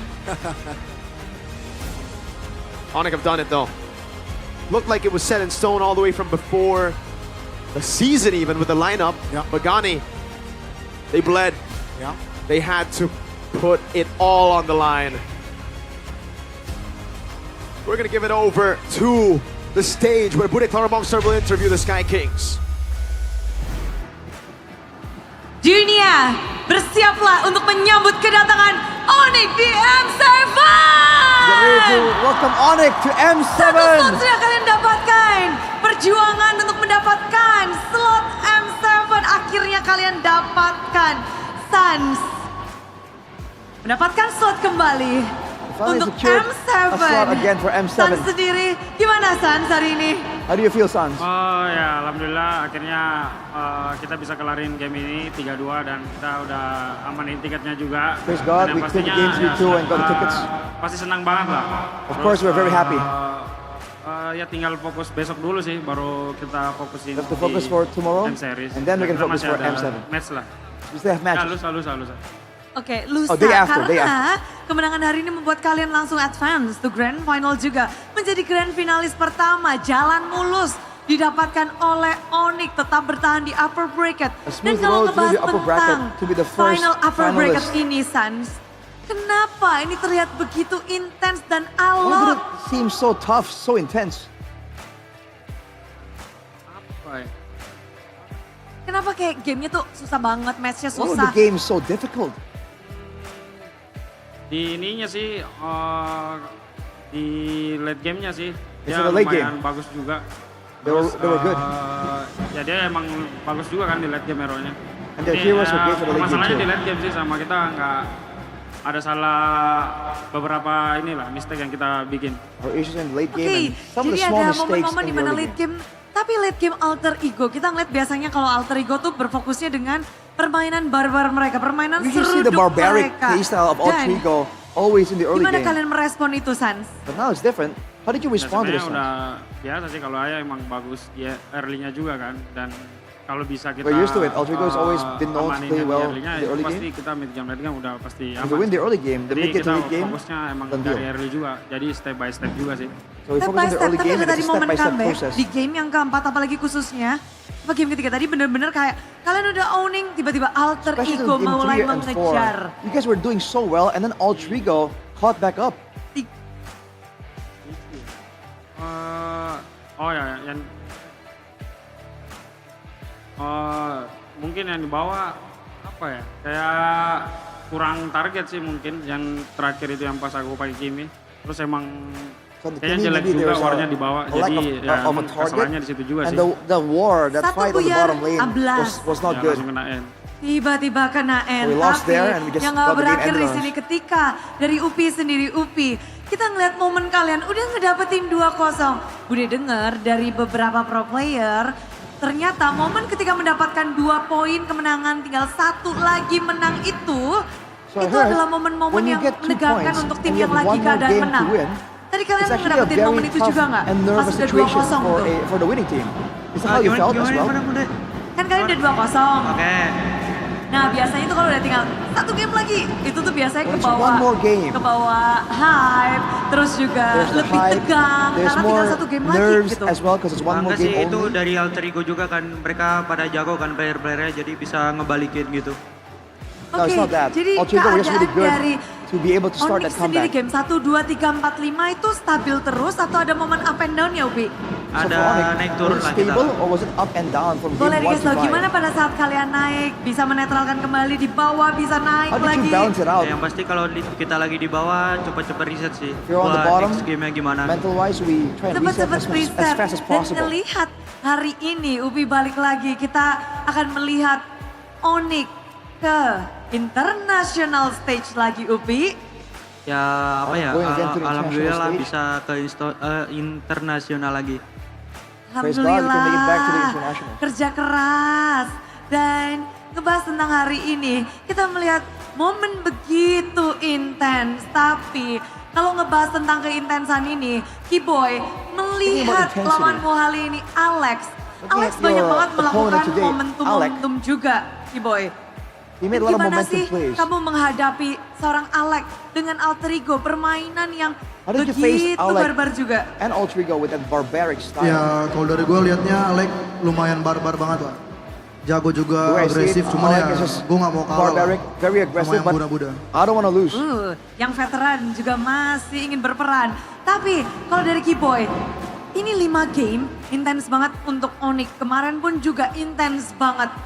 Apa nih yang membuat di playoff ini terasa begitu ketat, So matches have been so begitu intense berat? in the playoffs. Ya What makes these kalau dari matches gue mungkin so tim-tim intense Indo and so sekarang close? lebih improve banget lah, kayak belajar banget juga. I think Indonesian teams right Ya gue now seneng lah have learned karena a lot and they've improved siapapun a lot yang too. wakilin M7 So bareng I'm kita very happy because jadi kuat whoever lah. represents Jadi us buat di in Inter ya, M7, kita banyak tim yang kuat lah di Indo. it's going to be a strong team. Nah, And I feel like a lot kalian of teams in Indo sudah are very strong pernah right now. merasakan melawan EVOS dan juga Alter Ego. Sama-sama 5 game, You guys faced sama-sama Alter Ego and kalian EVOS. kalahkan juga. Tapi kalau Also, dari Kiboy, in a siapa nih full potensi 5 besar untuk menemani game kalian? Who do you think has the better Siapa aja odds? sih, cuman kalau gue lihat mungkin AE aja lah. AE, apa nih yang think Alter mungkin Ego membedakan AE has the dengan better EVOS? odds of making Kalau it AE kan through. belum pernah bareng kita lah, internasional. Oh, I pick Mau Alter cobain Ego teman because baru, they ya? haven't Cuma sama aja gone sih, with us to the sama aja. internationals. Yang terbaik aja pasti. But of Yang course, terbaik. may the best Tapi team ngebahas yang terbaik, get kita that banyak chance. banget momen ngeliat Skylar. Skylar, dengan meta sekarang, dengan momen Skylar, sekarang, babak playoff in the ini current dengan meta, versatile-nya hero, in the current marksman, playoffs, fighter, with all Skylar, the versatile options in the gold lane, lebih nyaman mana Skylar? which one do you prefer? Semuanya sih MM, AG sama Fighter. MM, AG, fighter, mages, semuanya, Kas. fighters. Ya. Tapi di meta I'm good with sekarang, di everything. babak playoff ini, apa sih yang memang harus difokuskan seorang gold laner, tim Onyx juga, khususnya ngelawan Alter Ego. Lawanmu What is we adalah focus Arfi on hari that ini juga. gold laner in this meta? Seru sih, soalnya tadi juga kan gua ngelawan dia lumayan strong lah di laning phase dia. Laning phase. Tapi ketika momen Laning terakhir, phase. mungkin kita ngeliat di game yang kelima ini ada fighter lawan fighter. Terus tapi The dari fifth tim game, Onyx it's a kayak fighter nggak mau against kasih fighter napas. matchup. Apa yang kalian bicarakan sebelum game What do you kelima guys setelah talk kalian about before the habis final dapetin game? 2 then? game, kalah 2 game, game kelima. After 2 games, after getting Apa 2 yang kalian games and rencanakan then untuk game losing kelima 2 sekarang? games, what was Nggak the ada sih, discussions kata before the final game? Adi reset dan ya kita main simple Coach aja. Adi said reset Sesimpel itu. and play it simply. Sesimpel itu. It's just that simple. Udah Adi cuma ngingetinnya itu ya. Ya. Gas aja terus. Dan kalau ngebahas tentang kemenangan di game kelima, kalian kayak nggak bener-bener nggak kasih napas dan ada momen-momen The di mana fifth kalian game memegang victory. kendali. You Momen guys di mana had sih full control itu and menjadi didn't let momen Ultrigo game breathe kalian at all. di game kelima? Mungkin kita terlalu strong juga kan yang udah dapat turtle 1 dan snowball di situ ya lumayan No, we got kuat the lah buat turtle. ke mid We lane. started snowballing after that. Buat ke mid And I guess we're game-nya, just tapi too kalau strong kita in ngebahas the tentang snowball kekuatan, situation. di sini tim Onyx membuktikan diri. Juara regular season, lalu sekarang menjadi grand finalis pertama ditambah slot So Onyx proven M7 themselves Stellar. to be Kamu the kembali ke international The first scene representative from the regular bersama season. dengan Onyx Also regular mendapatkan season slot champions. ini. How does it feel Bagaimana getting this dengan chance Stellar? along with Onyx? Alhamdulillah sih Bude, soalnya kan yang season 14 sama It's itulah not ya. Bude? Cuman ya di season 16 ini ya gue agak berbeda. Ya, The previous seasons, ya gue bakal it was different. usahain I'm ya a different kasih yang terbaik lah player di now. personal nanti dan So bawa. I'm gonna do my best in the internationals. M7 Do my- and pasti make sure we try and sudah bring di the depan title back. mata untuk tim Onyx. Kalar pun sekarang menjadi pribadi yang baru dan kalau ngebahas hari ini juga kita nggak bisa luput dari permainan kedua jungler, kedua tim. Looking at today's games, you can't forget about the junglers from both dengan teams. Yasuke hari ini. The assassin battles Battle of against jungler, Yasuke today. Veteran dan The Youngblood. The veteran dan against the rookie Youngblood. bertemu Kairi. It was a Gimana clash tadi there. Kairi? How does it Ngerasain feel, paninya Yasuke? Kairi? Tadi seru sih, seru banget. That was very fun. Ya semua assassin dia jago dan All dia assassins are gerakan great. juga pede. And he's also very confident. Ya ada berpotensi kata Lutfi. Lutfi says he has potential. Tapi kalau ngelihat potensi seorang player, rookie player anyar di sini, apakah ini Yeah, udah bisa the masuk top 3 jungler Potential Indonesia? from a rookie. Is he top one of the top junglers of Indonesia? Buat gua nomor 2 kayaknya di Indo. Buat Nomor sekarang. For me, dua. number 2 right now. Nomor 1 Dia Kairi. sama Albert ya di nomor 2. Kairi Yeah. 1. He's number 2. Enggak, gua ketiga. No, I'm not number 1. I'm number 3. Nomor 1 Kaltizi. Number 1 is Kaltizi. Mau ke Indo, Kaltizi mau ke Indo. Kaltizi? Going to Indo? Tapi kalau ngebahas memang hari ini, momen-momen di mana battle assassin juga dan kita ngelihat juga Yasuke dengan potensinya. Sebesar apa sih potensi Yasuke? Apakah dia siap juga untuk How big is mungkin Yasuke's ke potential? M7? Is he ready for Menurut M7? gua dia ya ada chance sih kayak I think he has a chance. yang dia kasih lihat tadi dia What he showed earlier ya, pede banget pokoknya. is great confidence. Pede banget. Tapi dari hero-hero yang kamu lawan dengan Yasuke What the hari heroes ini. you went up against? Hero apa yang kamu ngeliat? Oh, di tangan Yasuke beda What nih. hero do you Fanny feel kayaknya, like Fanny. is so different in Yasuke's Fanny-nya? hands? Fanny. It's the Kalau Fanny. Hayabusanya Yasuke gimana? How about the Hayabusa? Ya jago juga di bawah gua dikit. Very good. Just a little bit below Tetap mine. ya, Hayabusa itu soulmate-nya dari Kairi. Jangan disentuh. Boleh si Silan dari tadi mau ngomong nih. Der. Nah, sekarang masih top. Kata Kairi ini dia Gua enggak ada ngomong. lancenya kayak. Gua enggak ada ngomong. Ayo. Tapi Kalau mau, said Jago deh. Kyrie saying kamu juga pakai Lancelot. his Lancelot, Yasuke juga but pakai they got cut off. Lancelot. Apakah Lancelot akan menjadi hero babak final lower bracket, mungkin think it's grand gonna final be- juga. Hari ini juga udah dipakai nih. A final bracket hero, the Lancelot. Lancelot bakal jadi populer juga kah? It's gonna be popular. Untuk babak final ini Ya, For the finals. Udah fix. Oh, for sure. udah fix. Kenapa nih Lancelot nih? Why? What's up with Karena Lancelot? lagi bagus aja Lancelot di meta ini. He's very good in the current meta. Lagi bagus Lancelotnya. Tapi gimana dengan Onyx? Gimana dengan Kairi? Di season ini, di final upper bracket ini, lagi apa Onyx nih?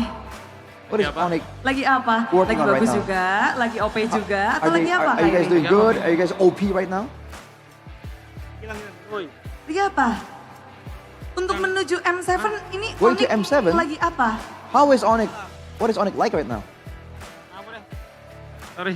Onyx di mode playoff ini lagi apa? Lagi mode Playoffs apa mode ini? Onyx. What mode is it? Nggak mode apa-apa sih Bude, kayak biasa aja sih. No particular mode, it's just us. Biasa aja. Biasa aja.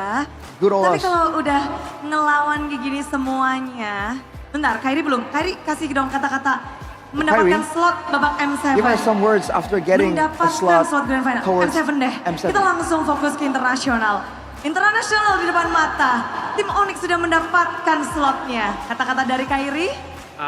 Ya puji Tuhan bisa dapat M7, tiket buat M7 dan Praise God, we got a chance to go to M7. paling And gua I don't know.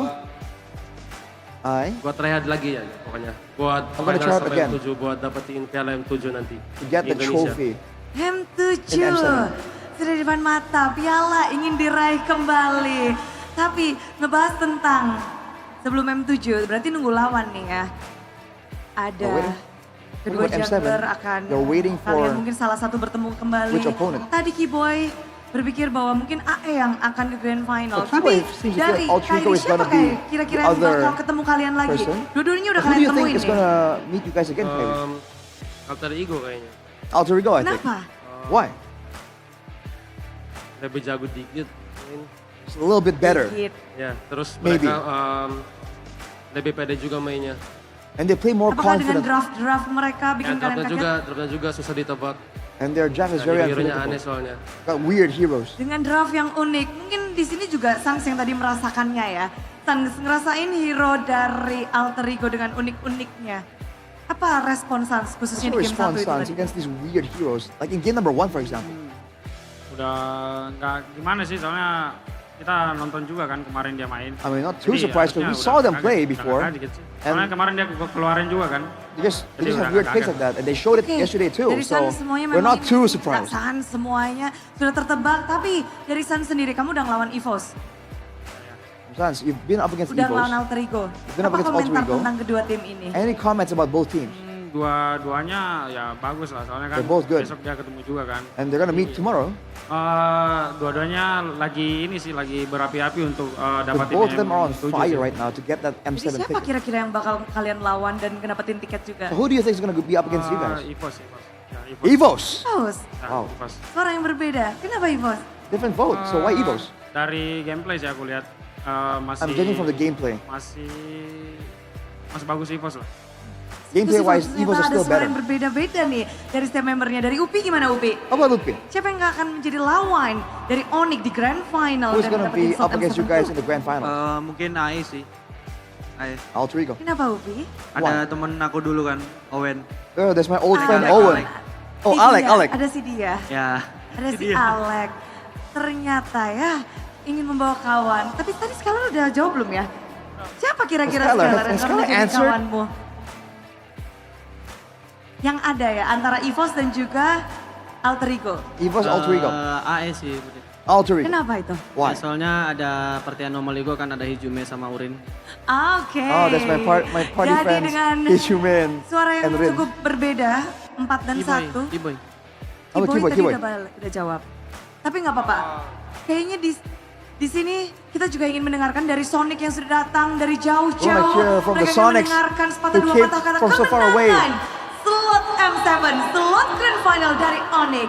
Onyx, some words for the Sonics, please. Yang pertama gue mau ucapin terima First of kasih all, banyak yang apalagi udah hadir di sini karena ya especially for the lumayan ones who jauh lah have di pick came 3 here pick 2.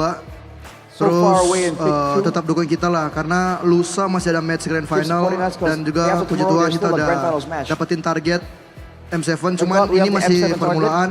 but we're Kita bakal only the kasih yang beginning. terbaik di grand final We still dan have to give menuju the ke best in the grand finals. M7 ya kita bakal kasih yang terbaik dari yang terbaik sebelumnya lah. Thank you We're gonna guys. give the best of the best Terbaik dari yang compared to terbaik. before. Namun kita harus tahu bahwa Onyx masih di atas langit. Sambutlah kemenangan Onyx still dari above the tim skies. Onyx. Welcome, Team Onyx. Onyx time, Onyx time, Onyx time, Onyx, Onyx, Onyx, Onyx, Onyx time.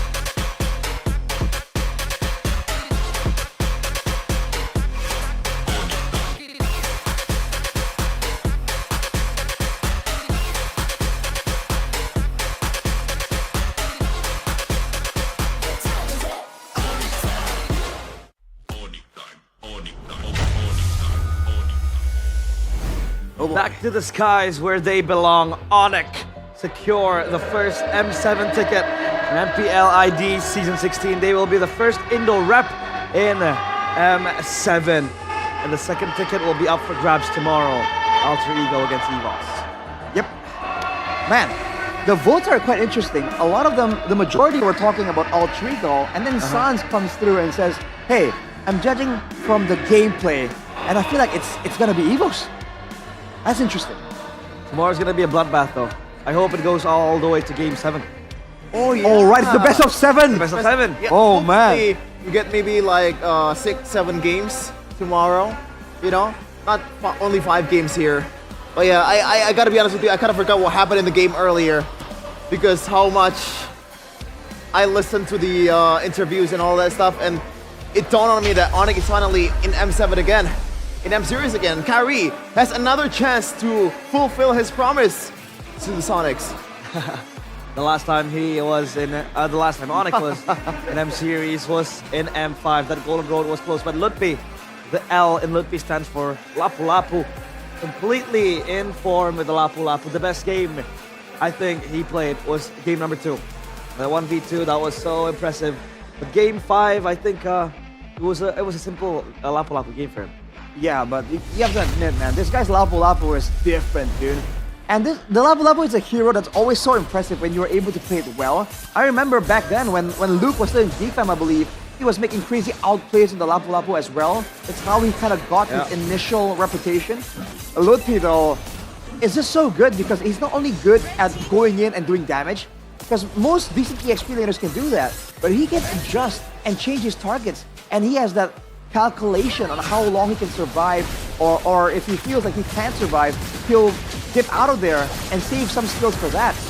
This game, though, against a comp like Alter Ego's, having the card control immunity allows him to do so much work right here. Delete some of the backline, do a lot of damage. His only real weakness in these long drawn-out fights where his abilities take a lot longer to go off cooldown and he can't really be as active. But aside from that, especially when the games are decided all in a split second here, due to the explosive nature of the heroes, these assassins, these burst mages and fighters, this final game just became so much more comfortable for Lutfi to play in. And I was surprised that at almost 12 minutes only, after 3 long games going 20 minutes every single game, Onyx just got the momentum and they just completely wrecked Alter Ego in that final one. They steamrolled with momentum as well in that match. Yeah, one of the reasons I think why this match ended so soon is because of the fact that it's a Lunox Galea combo. You don't really have good enough wave clear, and it's also a one-cycle hero. You gotta wait for the the Chaos Order to come up again for you to be able to join the team fight again. And if you mess up the combo, which happens a lot in this case with Alec and also Hijime, you gotta rely, like you don't have that constant damage to wave clear and also just kite. It is an all-in hero, and maybe it's for Hijime himself, it kind of throws him off guard, right? Because over the course of 4 games, he's been playing those kiting heroes, the safe heroes like Valentina, a bit more utility, but this time around he has to go balls to the walls with a combo. And I think that kind of messes up maybe the playstyle a bit. The mindset? The tempo for Hijime? It's very, very possible. Yeah, go on, Rush. But yeah, looking at it, you're seeing that the mid laners and the carries, now it's just so much more difficult for them to actually do damage. And ironically, even though it's fighters now in the gold lane, they're still the ones doing the most damage. Let's see what Onyx has to say in this mic check as we tune in to their comps. Hey guys, mau naga guys. Ayo, ada naga. Ini naga guys. Naga guys. Ghost turun guys. Gua kagak renggar guys. Gilang. Aman gua nih. Lagi hilang guys. Bisa lari. Gua dorong. Cil, 4 lawan 5 guys. Gua slow lagi. Lihat loot mau digas. Guys. Bisa perangin sini. Bisa pelan-pelan aja dia ya. Siapa aja dia? Udah ulti lance. Lance low. Ghost turun lagi. Gatot dulu. Pelan-pelan guys. Aman pelan-pelan aja nih. Flicker ya. Valen Sua. Lihat itu guys, lihat Valen. Mati. Gua recall ya gua. Dari skill lu kayak kalian. Berani. 3 Kocil dia. Dia mau flicker lu, guys. Gua tahan, gua tahan. Nice boy. Tempat gua. Maju guys, maju guys. Depan. Gas. Udah kan belum? Gol tiga. Udah. Gol tiga. Gas siapa ada? Gua tahan di ura, udah flicker. Gak guys. Nice pasif. Gua bola. 15 ulti gua lah ya. Ini gua bisa ulti, Arlotnya guys. Bisa ready nggak kalian? Gua ready tahan lah. Gua siap tahan. Bisa guys. Gua coba ulti nih. Gue ulti tuh. Kena dua tuh boy. Gua tahan lagi. Arah guys. Tower lu guys, bisa. Aman, gua tutupin Onyx ya, Ya udah kali ya, kait. Tahu. Main sama Gilang. Ada kuning. Main di luar. Bisa di sini guys. Batu. Coba kalian dulu aja. Kalian Gustun. Gua tahan 2, itu orang depan guys. Aman enggak udah angkat guys, mati. Gua tutupin belakangnya. Kait. Belum ada kuning masih dia. Gua ikat tuh. Oh si Montek tuh. Kedua. Gua repi. Gustun.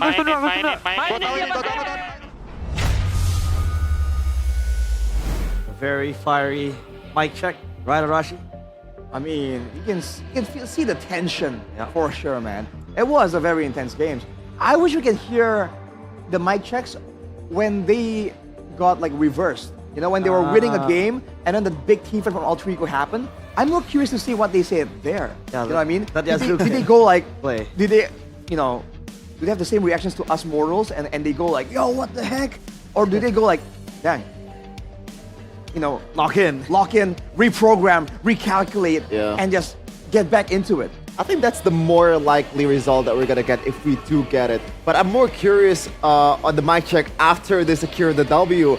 What did Keyboy say? What did Kyrie say after the W, man? Because when we look at the cam, there were some spies there. Yeah, we saw the cam. Kyrie was up in his feet. And Keyboy seemed like he was shouting something at Alter Ego. We do love the good old Keyboy back because we saw him quite a few times being very cold even on backstage. I saw him multiple times and he's very quiet. And now he won't be. As he secures M7, the grand finals for Onyx is queued up, but down bottom the lower bracket finals. This is a battle to the death. Alter Ego against EVOS. Who do you have, boys? Oh, it's such a tough. Don't say maybe, don't say I think. Just the team. One team name. Just because of how impressive that whole sequence was, I'm gonna go with Alter Ego. Alter Ego. Although, shout out, I was really happy for my boy Albert in Evos. If Alter Ego went forward, I would have been supporting Evos against Onyx. But I go with Alter Ego right here. Alter Ego because Suelo has been questionable. I see. I gotta go. Suelo! I gotta go for EVOS, man. Yeah, hopefully they show up tomorrow. Hopefully they bring us with a banger 7-game series. Because man, oh man, that is going to be very spicy. Dude, the experience difference. Yeah. 7 games, man. I think it's very memorable for both fans, right? For EVOS, it's the long-awaited return to the M series. Oh man. Yes. It's been a long fast, a drought of international experience. I think the last time they were in an international event was MSC. Yeah. With Clocker. How about Alter Ego? And for Alter Ego, isn't that even longer? Exactly. Yeah. But the thing is, man was literally crying. Like I have been waiting for this moment since I was 15, and now I'm 21 or something. And he was 20-something years old. See, the thing is with EVOS, when you see the stars, when you see the talent that they playing, the expectations were there. For Alter Ego, over the course of like after M2, you know what? When you look at the roster, if we can do it, we'll be happy. But most likely, we're not gonna do it. Yeah, participation trophy, right? I just love it for the fans, man. This you might think, obviously Onyx and RQ Kingdom, they have more fans, but EVOS and Alter Ego, these are like 2 very loyal fan bases. For sure. They are. You have to be, man. Speaking of loyal, we also have Royal. Oh, that's a nice Royal Guard. Adjective? Noun? Adjective. Royal Guard. We actually have a sample right here, boys. Let me show you. Bang. This is the only Royal in playoffs, by the way. Let's check it out. Excuse me? This is the only Royal in playoffs. I will throw this at you. Royal's Guard. There's no need to go there, alright? It's a good moment as it is. Conclusion of the match. There was no need to go there. I'm just trying to speak Watch back. yourself. I'm just trying to speak back. Anyhow, right? You can use the Royal's Dust if you want to make sure that your thumbs slide smoothly over your phone. Or, if you're not really a dust person, you can have the thumb sleeve. Thumb sleeve. That still makes it quite smooth without the mess if you want to, do something while waiting, while you're maybe on the grayscale screen. after you get taken out. Yeah. You're dead for a couple of seconds. You know, you can take off the sleeves, do something without getting powder everywhere. So a little bit of something for everyone. Yeah. You know what I like to do? What? I put it right here. And Whoa, what? I'm not sure if I'm this kidding. is food grade. It's not. Wait. What I want you to My do bad. is to smell it. Smells nice. Yeah, right? Yeah. Have you smelled it? Yeah. Okay. Of course. By the way, if I use this, will it give me the mechanics of Yazuke? I'm not sure It will about get that, you bro. closer, but Closer. But how close? well, depending on your skill level, I have no idea, man. What about my skill level? Yikes. I think Yazuke himself needs to be asked that question. I But remember. this, if you want to get some improvements on your mechanics to get closer, not close, but closer to Yazuke, the price is super affordable, starting from just 30,000, and you can play a bit like the MPL Pro players with those fast thumbs. Yeah, very, very fast thumbs. And for this collaboration with MPL, with every purchase, you will get a gaming card that also contains MLBB diamonds, especially where now there is going to be a sale of skins in the shop. I've been eyeing a few skins myself, and just by buying this, I can get an extra few diamonds. That's going to be a big W. But don't forget as well, the big moment, the big tournament, the grand tournament. It is M7. The M7 is about to begin, as it will take place in Indonesia. 2 separate venues, the XO Hall, the place we used to be in MPL ID regular season, and then in a tennis indoor Senayan. I remember the roars of the Kingdom and the Onyx fans too. They were able to take a game away from Blacklist. And yeah, it's gonna be very insane, so don't forget to get your tickets, because the Swiss stage will take place starting January 10th at the MPL Arena in the XO Hall. And it's a rolling schedule, so make sure you come as early as possible. Because if the rolling games are schedule. short, you know, it's going to be moved up, right? Yeah, don't forget to get those tickets, because the ticket prices start from 50K for the play-in stage or the Swiss stage, and for the kick knockout stage in Tennis Indoor Stadium in Senayan, GBK, the tickets will start from 100,000 rupiah. And starting November 2nd at 12 Indonesian time, we'll have a 20% early bird discount that is available. It's literally grand final day. Grand final day. Wow. Yeah. It's gonna be selling out like hotcakes, especially with the fact that some of the Onyx fans now know that they're gonna qualify for M7. Hey. Oh, they see some block fans out there, the Kyrie Glazers. I'm talking to you, DJY. You can buy it right now. DJY! Come to Indonesia. You know? Don't forget, Chefin, we do have a few perks for the buyers, because every ticket buyer will receive a limited edition of the M7 premium chest that contains permanent M1 to M5 items guaranteed. Will also include Prime M series skins, battle emotes, and recall effects. Talking about Prime M series skins, what's your favorite skin for all the M series? The best looking one for me. It has to be Beatrix. Oh, that's a good one though. I still prefer the Yuzhong. Yuzhong does look very, very good. And don't forget, Kevin, I think you fit the description of becoming Gatot Kacha. Because if you are ready to become a Gatot Kacha, Is that a physique thing? Is that like a it's a personality thing? It's a complete package thing. You can join the M7 cosplayer parade and get an exclusive costume and cash prizes, and you can somehow represent Indonesia, right? Yeah. In the global stage in this cosplay competition in M7. When will this be? This will be on M7. Yes. So I have like maybe 2 months to get jacked. Yes. Yeah. I don't know if I can do it, man. You can. Well, pump some air into you. You were able to hold Arashi in a arm wrestle. Yeah. He's very strong. He doesn't look like it, but he's built under that suit. Do you have any talents? Any of you, aside from casting, what other talents do you have? I think for me it's in pure rage. Oh, this. Is it? Like do it. amateur ventriloquism. Do it. Oh. Oh, look at that. The late speech, my brothers. And you can showcase that in the M7 Talent Showcase, a national competition designed to discover and highlight new stars from the MLBB community. The winners will earn the opportunity to perform on the main stage of the M7 World Championship Carnival. There are a lot of categories: cosplay, dance covers, singing or musical performances, comedy, just like Chefin and Arashi, skits, acting, or any other creative talents not listed above. You can just join in and showcase your talent. Imagine on a grand final performing your delayed speech talent in front of Sanford and maybe Kyrie. Yikes, that makes things a bit more... Do it again. Okay, do this. Kyrie Hayabusa. Kyrie Hayabusa. That's a bit worse. It's a longer sentence. Yeah. Okay, do this then. No, I'm gonna go in for the Lord, and then he's gonna get the turtle. This has gone long enough, all right? But yes, make How to sure participate, Arashi? to go for the online audition where participants must submit a 1 to 4 minute performance video, and the best performances will be selected by the judges to advance to the next round and ultimately perform in the spectacular final at the M7 Carnival.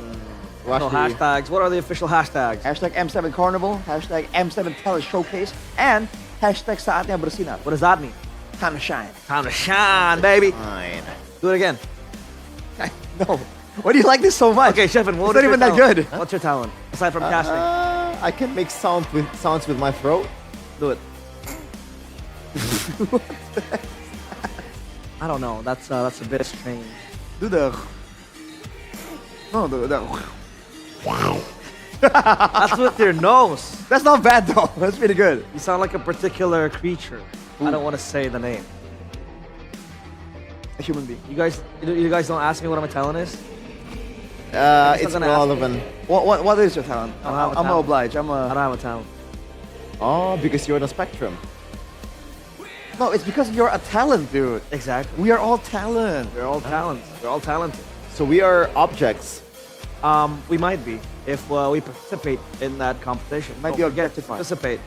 Imagine performing in the grandest stage of MLBB in front of thousands. You know, I like how they don't really tell you like what talents are available. Like whatever you feel you're talented with. So if you're good at juggling apples, you know, like you send the video in, right? What if I can cook omelets in like 10 seconds? Is that a talent? Didn't you tell me that you're gonna apply? No. With the shikadens? No, absolutely not. Okay. I have a talent. Apple. Not voluntarily. I can twist my knee.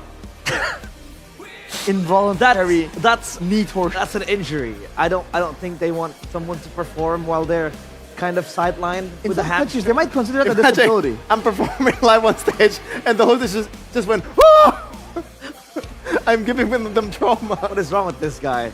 He wants to get his knee twisted. Anyways, that is us for today. That has been us for today. That's a long match. A very, very long day, a long match, a very, very great day for some MLBB.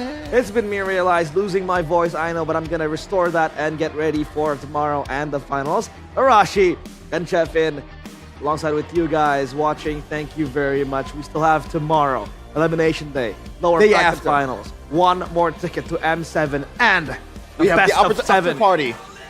What? We have the after party. You're not supposed to say that. But Bude and Alyssa, take it away. MPL ID Season 16. We own this. Ya, thank you para panelis dan caster yang telah bertugas hari ini. Hari ini berakhir dengan begitu luar biasa. 2 match begitu menegangkan. Match 1 memang terlihat begitu cepat, tapi match yang kedua di final upper bracket begitu intens. 1 tiket sudah didapatkan oleh Onyx untuk melaju mewakili Indonesia di M7. Dan besok kita akan menjadi saksi siapakah penentu untuk 1 tiket terakhir menuju M7. Apakah akan didapatkan oleh EVOS yang hari ini begitu berapi-api. Mengalahkan Bigetron yang sebelumnya bahkan berangkat dari upper bracket. Namun harus kalah telak 3-0 oleh EVOS yang besok begitu membara sepertinya Bude. Dan kita akan kembali melihat Alter Ego kembali akan memperebutkan apakah juga bisa mendapatkan tiket M Series mereka. Iya, pertarungan tak akan mudah karena kita sudah melihat kedua tim melawan tim Onyx di match hari ini dan di match kemarin. EVOS dan Alter Ego mereka punya bekal besar untuk bisa menjadi perwakilan Indonesia di ajang M7 World Championship. Namun semuanya harus mereka buktikan dalam Best of 7 di final lower bracket esok hari. Jadi siapkan diri kalian untuk berkumpul di Nice Pick 2 untuk menjadi saksi lahirnya 1 grand finalis dan juga 1 wakil untuk M7. Dan sebelum tentunya kita menutup acara hari ini, izinkan Bude mengingatkan bahwa acara hari ini sepenuhnya didukung oleh para super fans dan juga para sponsor dan partner karena MPL Indonesia Season 16 powered by Munton, supported by PBSI, presented by official turnamen smartphone Samsung Galaxy, official e-wallet GoPay, official coffee Good Day. And our partner in esport ada Simpati, Dunia Games, Games Max, Good Times, our advertisers ada Kacang Sukro dan Yoritos, and our suppliers Head and Shoulders, UBS Gold, Kila Food, Royal Guard, Imaginary, dan Nice Pick 2. Besok tak akan mudah. Esok tak akan menjadi hari yang bisa dibilang bisa bernapas lega. Karena semua tim menginginkan satu slot terakhir. Hanya ada satu di antara EVOS ataukah Alter Ego. Kesempatan terakhir diberikan kepada EVOS dan Alter Ego. Jadi mari dukung tim kesayangan kalian, datang langsung, dukung langsung. Dan pastinya mengingatkan sekali lagi bahwa kita memiliki MPL Festival yang pastinya di sana kalian bisa menonton watch party secara gratis ya Bude? Ya pastinya, dan yang ada di rumah yang lagi nobar-nobar dimanapun kalian berada. Yang lagi nobar dari luar negeri, dari Sabang sampai Merauke. Pokoknya kasih tahu semuanya bahwa esok kita akan menjadi saksi di final Lower Bracket. Dan akhir kata di sini Bude Clara Mongstar dan juga Alisa Natali pamit undur diri dan sampai bertemu esok hari di MPL Indonesia Season 16. We own this.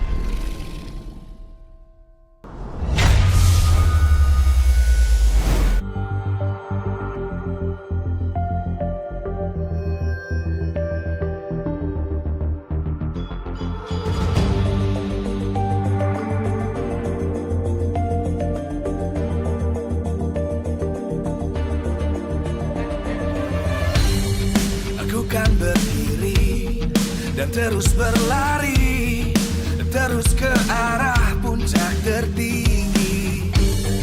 Ku takkan berhenti, hanya sampai di sini.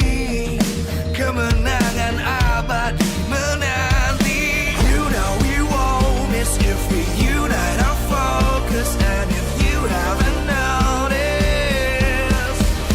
we all live. Nyalakan apimu, hadapi semua tantangan, hadang semua serangan, jatuh bukan halangan.